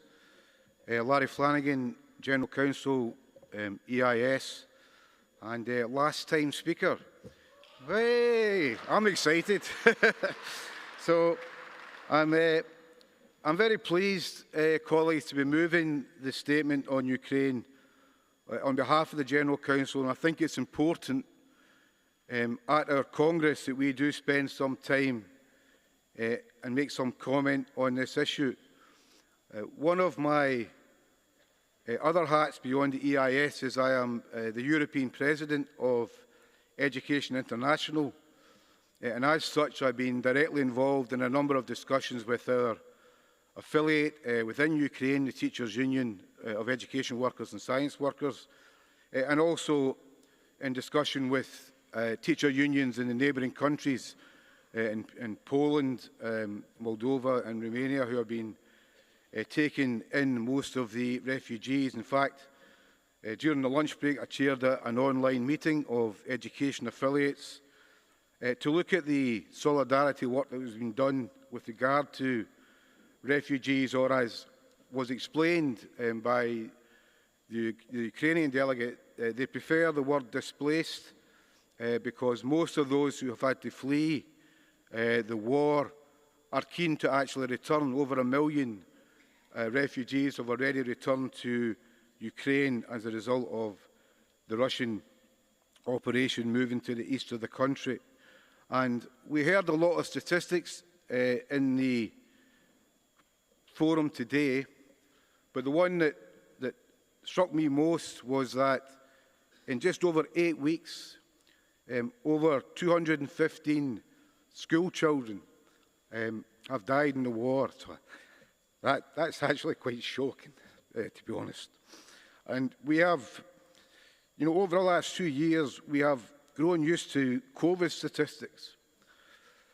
But for that number of children to die in Europe in the 21st century is an absolute disgrace. So it's why we need to add our voice to the calls for peace in the Ukraine. It's why we need to extend our solidarity to those who are pushing back against the invasion. And again, in the meeting today, Katerina, one of our Ukrainian delegates, was herself moved to emotion when she was thanking those in the meeting for the work that they have done to support the Ukrainian teachers in particular. And although it's a motion for us to pass here, it is actually a real source of hope to those on the receiving end of those messages. And the donations that we have made through the international appeals are now being spent in a very practical way to provide basic necessities for children and families, basic sustenance for those living in cellars, displaced from their homes. So the work that we are doing, colleagues, is more than just a set of words in the motion. They have really very strong practical implications in terms of Ukraine. And ours, colleagues, ours is a principled position. It's in very sharp contrast to that unprincipled charlatan who resides in number 10, who is parading across Europe, exploiting the war in Ukraine in a bid to save his own premiership. And one of the things about being old is that you have memories of the past. And I remember, it was only last week, we were marking the 40th anniversary of the Falklands Malvinas conflict.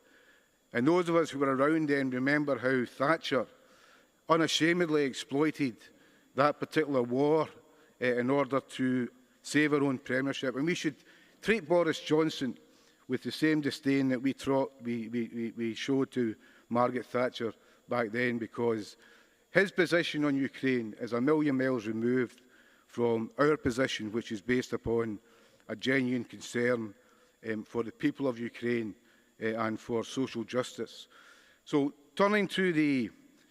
Pat did warn me he was going to ring that bell at some point, just to stop me, but turning to the actual statement, colleagues, which you have in front of you, you'll see that we do begin by unequivocally condemning the Russian invasion and expressing our overriding priority of solidarity with the Ukrainian people in respect to the crisis they now face. And I think it is worth noting that we salute the heroism of the Ukrainian forces who are resisting the invasion, and particularly those in areas such as Mariupol who are under the most direct attack. It's again useful to highlight the actions taken by ordinary workers in terms of pledging to boycott Russian cargo destined to UK ports. And we do support the use of strong and effective sanctions against Russia. The sanctions, in particular those aimed at the Russian oligarchs, are a weapon to try and lever progress in relation to peace. The motion or the statement does recognise that sanctions are painful to ordinary Russians, and we are not part of a Russia-phobia here. We understand that many ordinary Russians have no hand in the war, and we salute their courage, those who have opposed the invasion. And sanctions will also impact beyond Ukraine, including here in the UK. But whilst an imperfect approach, they do offer the possibility of a resolution to the crisis without recourse to further direct military intervention, which frankly would be a disaster with untold consequences. It would deepen and widen the crisis and inevitably increase the suffering. So we salute and send solidarity to the trade unions who are part of the ongoing resistance. And it's useful also to cite our condemnation of the political parties across Europe who have been keen to curry up to the Putin regime. And it is good to note that Le Pen was at least defeated in the French elections yesterday. I think it's useful to highlight that the party in the UK with the most links to the Russian super-rich is indeed the Tories, fellow travellers, and the motion calls for a break in these links and for the UK government to ensure that any consequences of increased sanctions are borne by those most able to pay and not by working people. There was a reference from the First Minister this morning to the hypocrisy of the UK government in relation to how it treats refugees and the condemnation of the deportation scheme to Rwanda. So in terms of our principles, we demand an immediate lifting of the restrictions on entry to the UK for those seeking asylum from Ukraine and indeed other conflict zones around the world. And we're very clear also that we are opposed to any racist border practices which result in black and minority ethnic refugees being denied entry to other countries. And in some of the receiving countries, we know that there are oppressive government policies against LGBT plus people, so we again challenge that discrimination and any potential violence. The condemnation, the STUC's condemnation of the invasion of Ukraine and the flouting of international law is consistent with our position as a movement in opposing all wars of invasion, annexation and so-called regime change, including those undertaken in the name of the UK, NATO and the West. And I think we commit as part of the international trade union movement to act collectively around our own principles, to do what we can to provide that solidarity and lever progress in relation to peace. So we are committed to continuing our activities, to supporting the ITUC and the other international trade union solidarity funds, and General Council would applaud the actions of all the affiliates gathered here who have themselves created appeals and ensured that donations have been made to provide a very real avenue of support to the citizens of Ukraine. So on that basis, colleagues, General Council would urge Congress to support the statement. Thanks very much.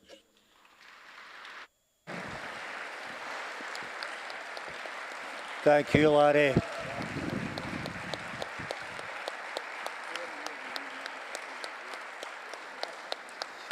Thank you, Larry, for that passionate and emotional speech. It's much appreciated. And from a personal point of view, I'm kind of sad that you're saying that that's your last speech that you're making to Congress. And the last thing I'd want to do is ring the bell on you, Larry. So I wish you all the best, mate. And that was a tremendous speech.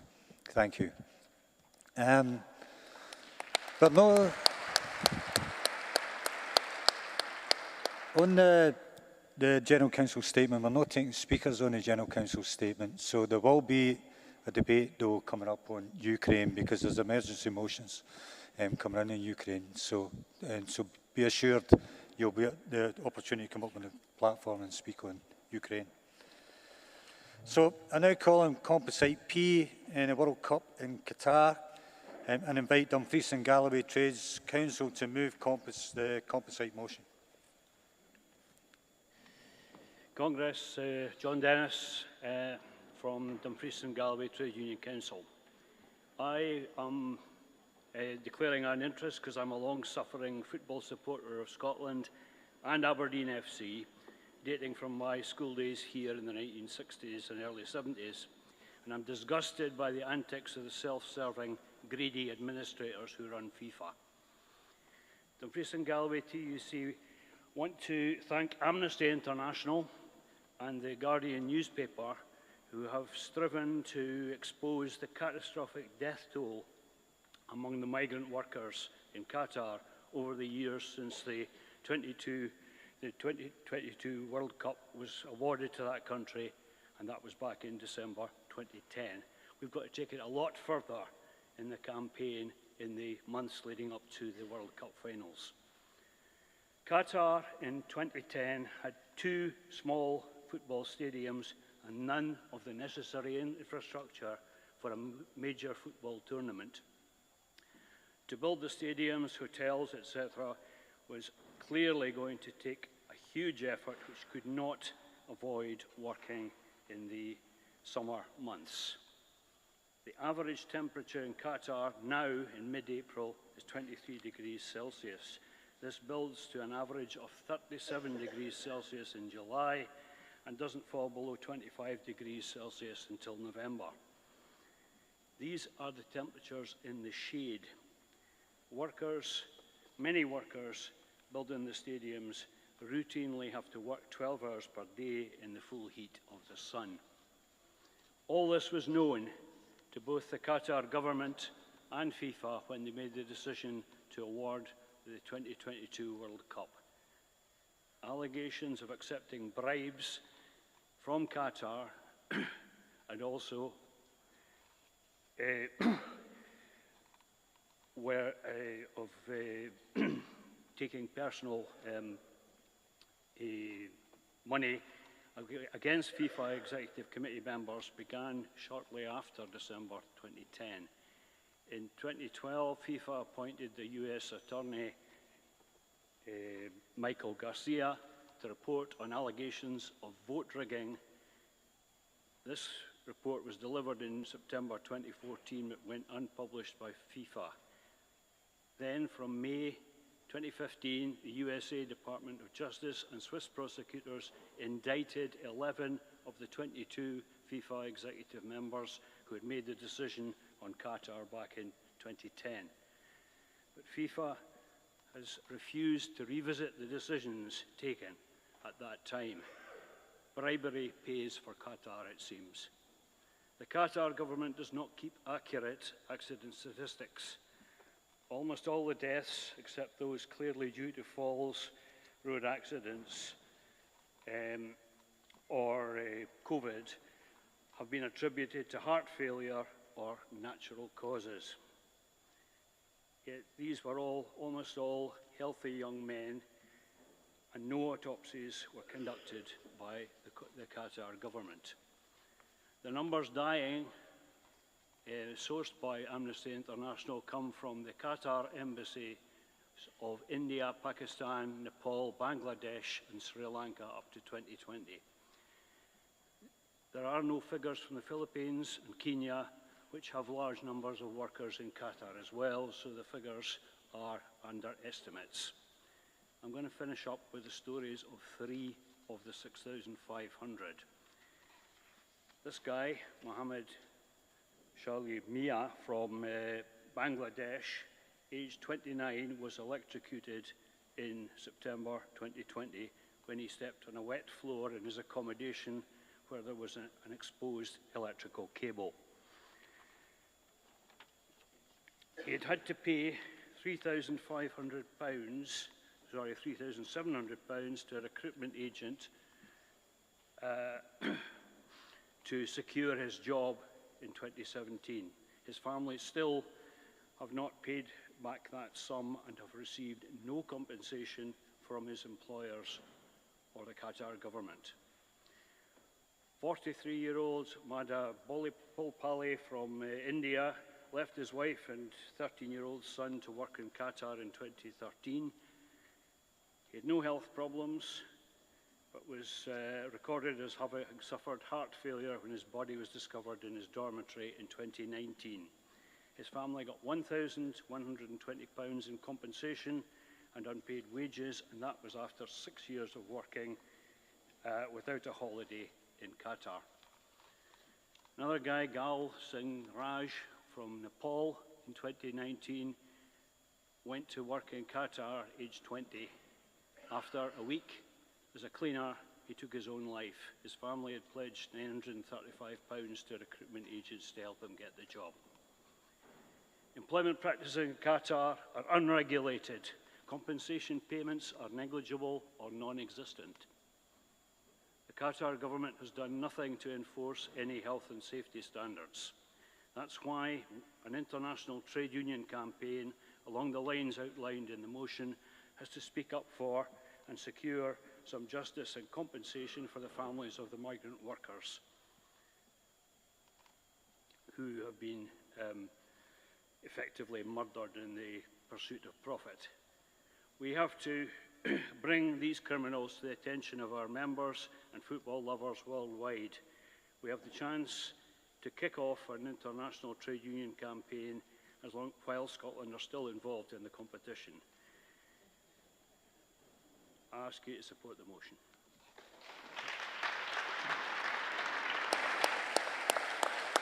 Okay, thank you, colleague. I now call on and invite Aberdeen Trades Council to second the composite. Congress, Scott Sutherland, Aberdeen Trade Union Council, seconding composite P. Congress, no event that I know of is worth one worker death. Yet, in Qatar, we see in excess of 6,500 avoidable worker deaths. Workers from India, Pakistan, Nepal, Sri Lanka, and elsewhere, viewed as expendable by the billionaire class.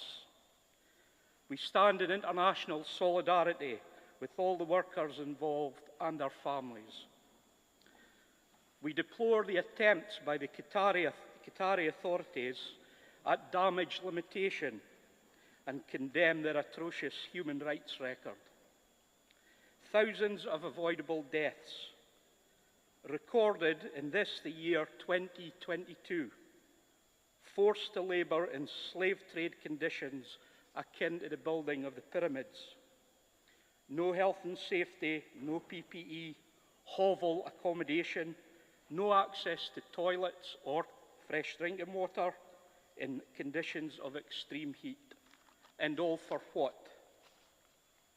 We must oppose the Football World Cup in Qatar in November, and the Qatari rulers must hang their heads in shame.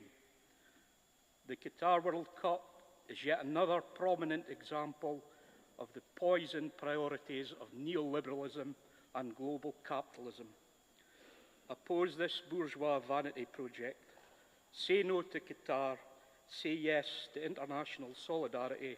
Please support composite P.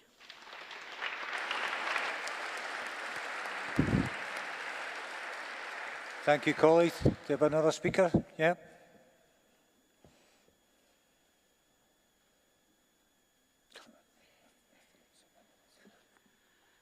Thank you. Tony Calleary, Unison Scotland. I totally agree with what the other two speakers have said prior to what I'm going to say, but I'd like to take it from a slightly different angle.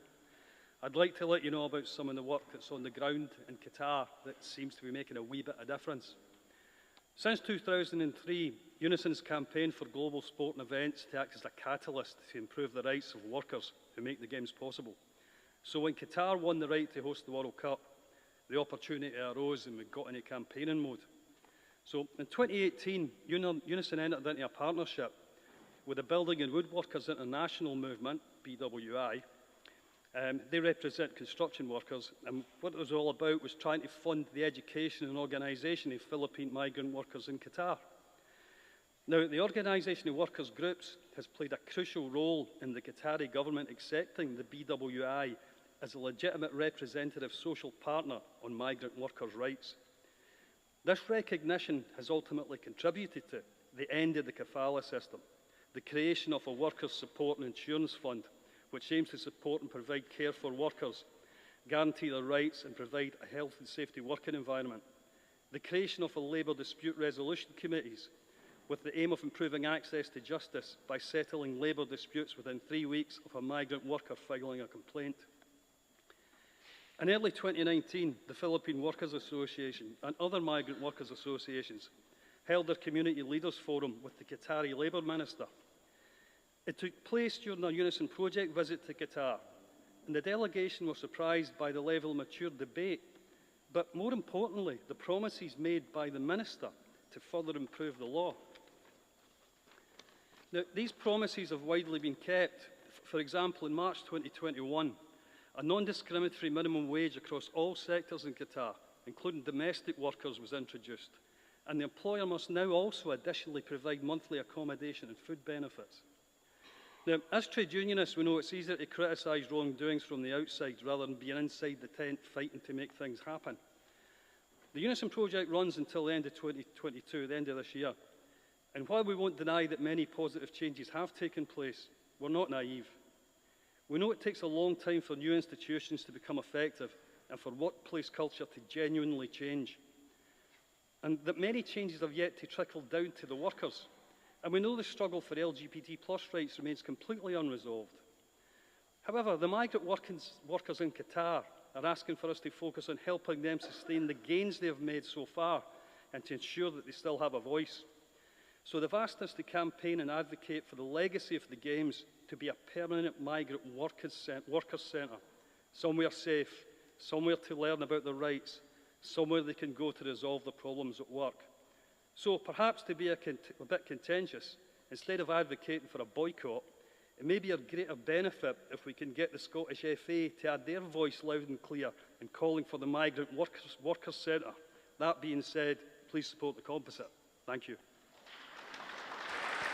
Thank you, colleague. Do we have another speaker? I see someone sitting at the side. Yep, no. Okay, thanks, colleague. Okay, in putting Composite P to the vote, the General Council is recommending support. All those in favour? Thank you. Against? That's carried, colleagues. I now call on motion number 84, Afghanistan, and invite UCU to move the motion.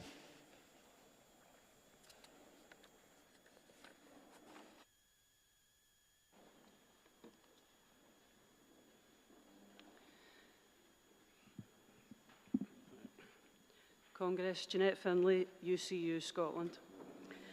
Can I just take a brief moment to first of all express my undying gratitude to the women care workers of Glasgow City Council, without whose excellent care of our mother, both my sister and I would not be able to work full time, and we certainly wouldn't be able to both be away from home overnight for the first time in 8 years to attend this Congress.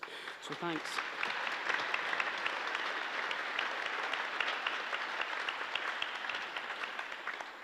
Congress, it's now 8 months since the US withdrew from Afghanistan and the Taliban regained control of the whole country. At that time, there was numerous news reports of conditions in the country, and in particular, the impact of regime change on women and girls. Women were removed from their jobs, girls were removed from school, and draconian restrictions on all aspects of their lives were imposed. To the extent that girls have been allowed back into school, it's to be taught a restricted programme of religion, while boys are being educated normally. When was the last time you saw a report of the conditions of that beleaguered country in any of the mainstream broadcast and print media? When was the last time you heard a UK politician making any statement or condemning the new government of Afghanistan for its wholesale assault on the lives of women and girls? The news and political roadshow has moved on and left our sisters and the female children of Afghanistan to their fate. They have, but we must not. It suits those who now focus on Russian crimes in Ukraine to do so, because the Russians are not their friends, and I'm speaking obviously of those in government. But they don't necessarily want us to focus too much on the human rights abuses and humanitarian crisis in Afghanistan, because their hands and the hands of their friends are dirty with respect to this one, and have been made dirty periodically for decades. So what's now happening in that country? According to a recent report from 2 NGOs working in the country, women protesting against the restrictions imposed by the Taliban are being targeted for violence, as are the journalists who report on it. Political violence has become endemic. According to the first UN Human Rights Report, which was produced recently, since the US left Afghanistan last August, 397 civilians have been killed by groups associated with the so-called Islamic State. Michelle Bachelet, the UN High Commissioner for Human Rights, in a recent speech said the country was facing a devastating humanitarian and economic crisis that is hampering the Afghan people's economic, social and cultural rights. And she spoke especially of the human rights of women. Specifically, she said, more than half the population now suffer extreme levels of hunger, an increase in child labour, child marriage and the sale of children has been observed.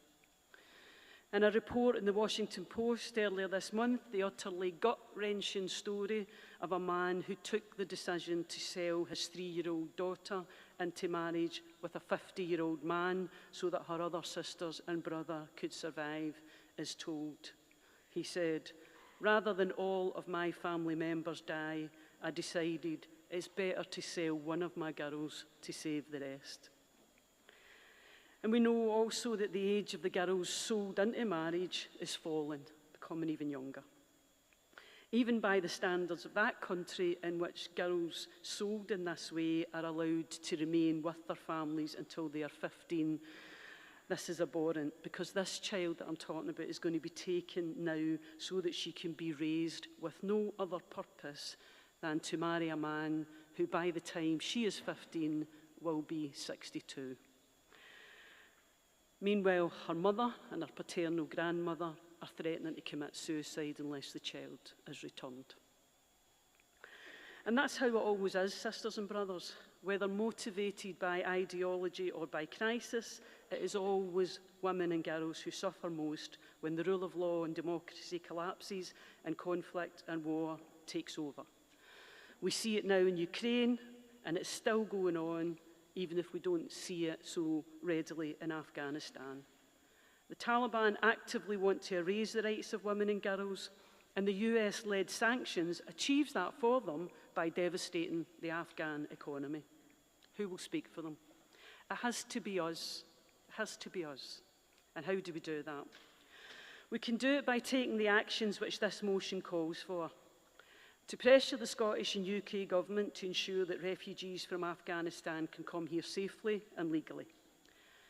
To ensure that the Afghan nationals who are currently working and studying here are able to settle and to have their families join them. To actively campaign and pressure the UK government to restore the budgets of UK research and innovation, overseas development assistance, and restore foreign aid to a minimum of 0.7% of gross national income, in order to support the humanitarian work in Afghanistan and the wider region. And finally, to insist that the rights of women and girls to education, as well as other social and economic rights, is a global priority, and it must be firmly embedded in all of the UK's foreign policy and associated spending. Sisters and brothers, women and girls are suffering right now as we speak. They don't have a voice. We need to lend them ours. I move. Thank you, colleague. Thank you. Can we have unison to second the motion?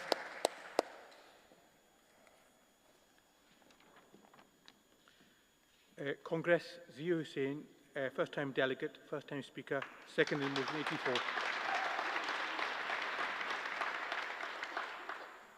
Congress, we have a special responsibility towards the Afghan people.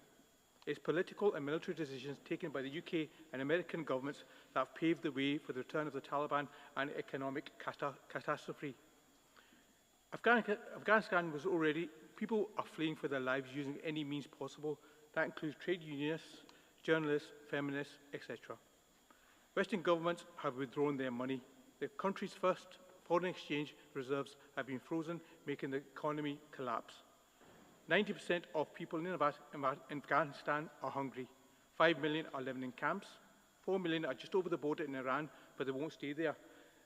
They will be heading to Europe and Britain before long. Economic support is needed now. The Tory government is refusing that economic support.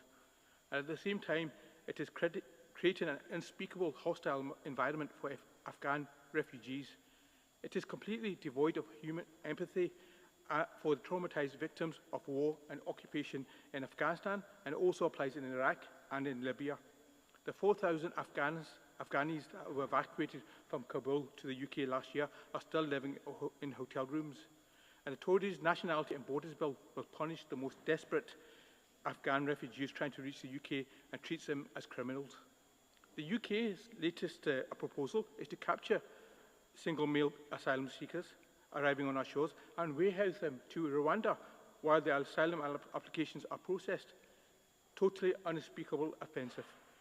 Unison have urged the government to fund targeted support for girls and women and girls and the promotion of human and labour rights by restoring that was recently cut by £78 million. We have called for Afghan asylum seekers to be given refuge in our communities here in the UK and for MPs from all parties to defeat the government's cruel and inhumane plans for refugees and asylum seekers. We have urged the defeat of this racist nationality bill. We need action on all these fronts. Congress, please support this motion. Thank you, colleague. I've just said to give a heads up, we're going to take motion 86 next after this. So just to give Dundee Trades Council the heads up that we'll be taking that motion next. So EIS now, come in and support the... Thank you, President. Nicola Fisher, EIS. Many of us within the trade union movement campaigned against the war in Afghanistan when it began. And as the motion clearly states, the UK government was an architect of the 20-year conflict which has led to the current situation in that country. I'm sure all of us were horrified to see the events surrounding the American and British withdrawal from Afghanistan. And nothing has improved for the people of that country in the 20 years of the occupation. And there is now, as has been outlined in the motion, a grave humanitarian catastrophe in the country. Various groups are persecuted in Afghanistan under the Taliban regime: the LGBT community, minority ethnic groups, trade unionists and many others. In speaking in support of motion 84, I wish to highlight, as the earlier speaker did, the devastating impact the Taliban takeover has had on the lives of women and girls in Afghanistan. In the immediate aftermath of the takeover, many media outlets published stories of the terrible events which were taking place, and I would like to pay tribute to the journalists who continue to work in Afghanistan to bear witness to and report on what's happening to the Afghan people, because it's hard to imagine the courage it must take to continue to do this work when just being a journalist in Afghanistan is enough to get you killed. The Guardian carried a report on the work of midwives and their persecution, which included stark first-hand testimony from Zara Mirzai, the president of the Afghan Midwives Association. She herself had to flee as she is from the Hazara Shia community, regarded as heretics by the Taliban, and because she had campaigned for women's rights. One of the stories Zara told was that of an Afghan midwife who, when there was an attack last year on a hospital, refused to leave a woman who was in labour. After the child was born, gunmen entered that room and shot all three of them dead: the mother, the newborn baby, and the midwife. And these are the kind of men now in charge in that country. Access to safe healthcare, midwifery support, or any medical assistance during pregnancy and childbirth is non-existent for many women and girls in Afghanistan. The AMA had been working to improve this, and that work has now all but ceased. Many midwives who have campaigned for women's rights in Afghanistan now find themselves targeted by the Taliban, and many have been forced into hiding. The BBC reported that families were selling a child in order to feed their other children. One report highlighted a little girl who has been sold as a baby. She hadn't even learned to walk yet. When she does, she'll be given to that man, and he said she'll be married to one of his sons, but there is no guarantee that that is the truth. Imagine being that mother, knowing that when your daughter achieves such an important milestone, that she will be given away. Women and girls in Afghanistan are being denied education and denied the right to work. Many women are the only wage earner in their family, so this condemns their families to poverty and starvation. I remember many at the time of the Afghanistan invasion saying that it was to help the women and girls in that country. Is it helping the girls to be sold? Is it helping the women when their children are sold or when they starve to death? Is it helping the women when they are denied an education, the right to work, healthcare, freedom and the right to life? The problems and situation in Afghanistan seem so complex and so labyrinthine and so conflicted. It can be hard to know what we can do to help, but passing this motion would be one thing. I urge you to support the motion. Thank you.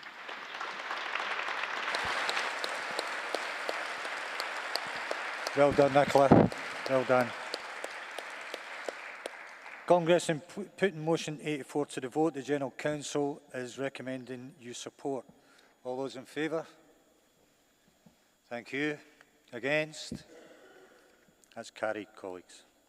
So I'm now moving to motion 86, Dundee Trades Council Palestine delegation, and invite the Dundee Trades Council to move the motion.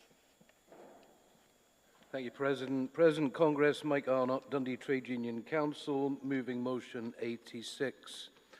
It was 43 years ago in Rothsay that Dundee Trades Council placed a motion on the agenda of this Congress calling for self-determination for the Palestinian people.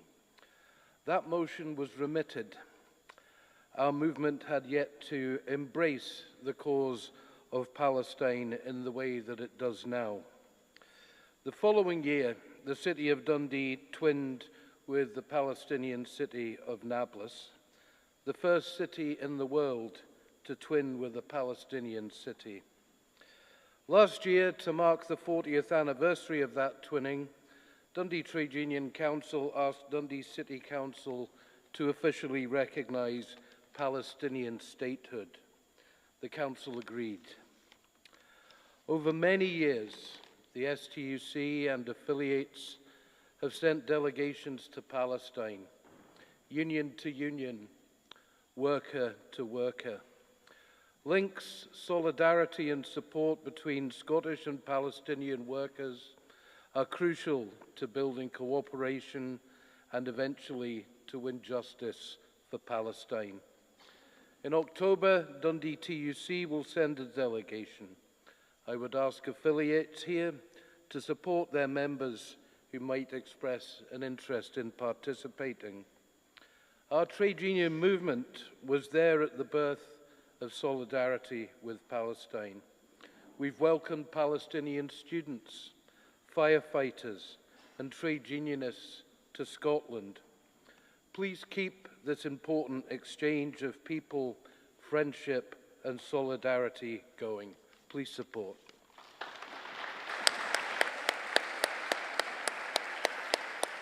Thank you. Do we have a seconder for the motion? Yep.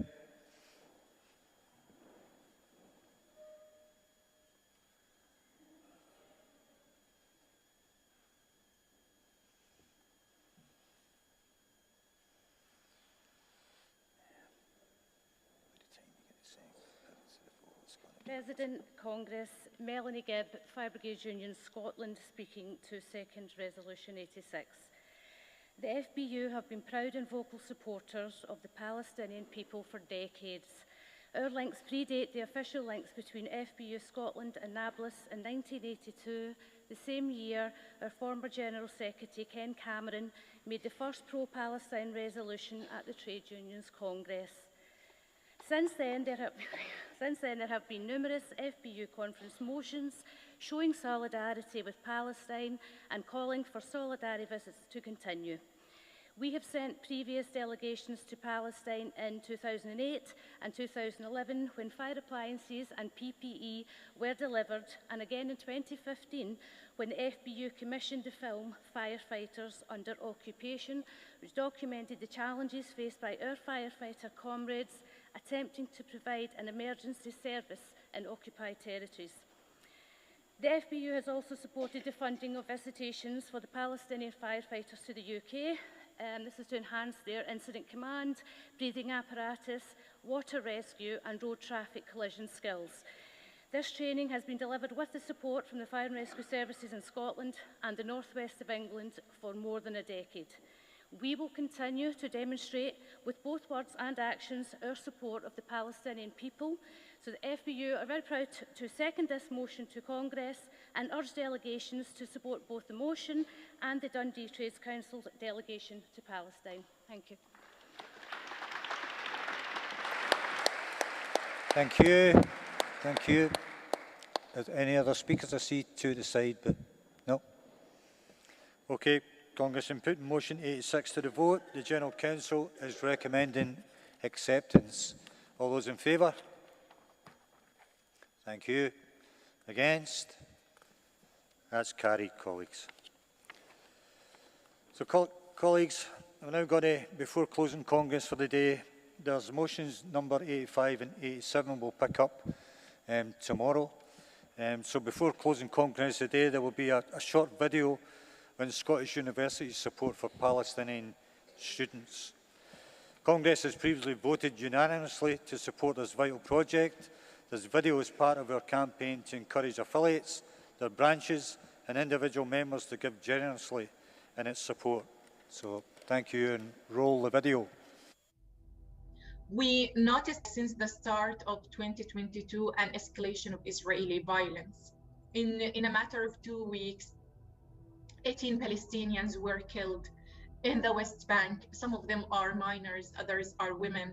They were killed in a brutal way. What Israel is trying to do is to divide Al-Aqsa Mosque between Muslims and settlers, similar to the situation, the current situation of the Ibrahimi Mosque in Hebron.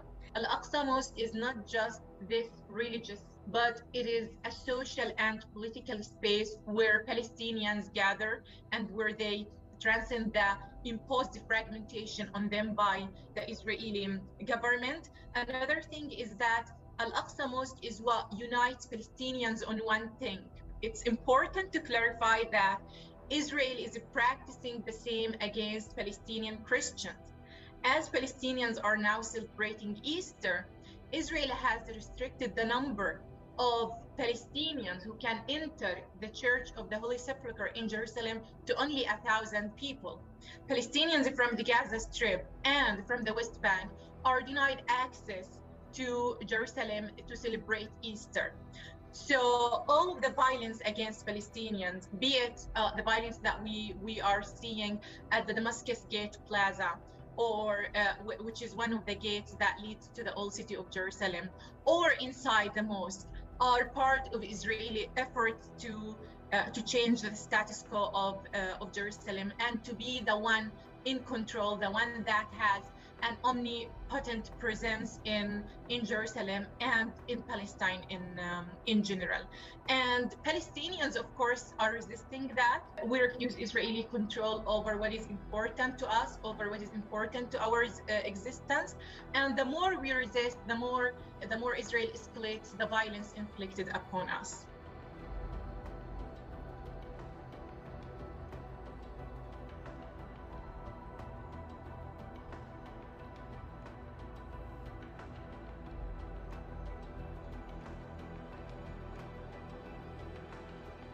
It's been important to be part of the STUC program because I think it's a show of solidarity with Palestine, even if it is something that at the individual level, like supporting one person.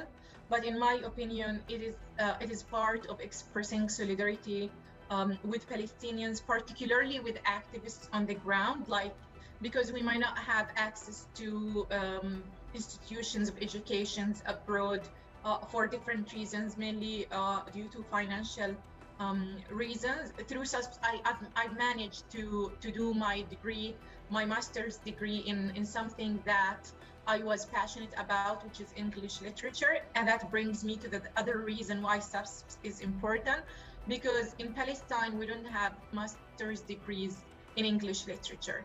And that is what I was interested in. Through being in Scotland, I learned different aspects about people in the global north, which is really important if we want to build alliances, if we want to open dialogues with people in the global north, which I think is important. As an academic institution, Aberdeen University was, for any academia, if it is to play a role in the context of Palestine, I do think it's to be a tool in order to inform more resistance actions on the ground.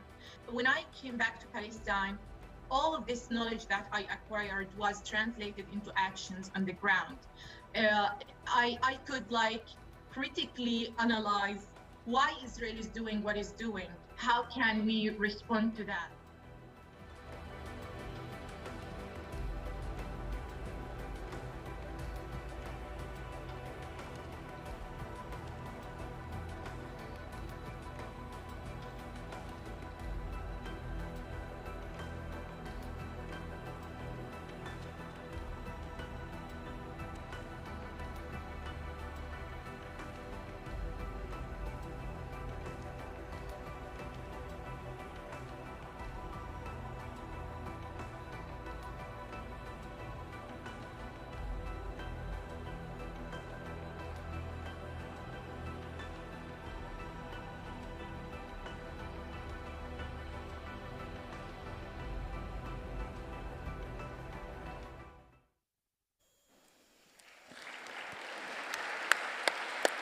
Okay.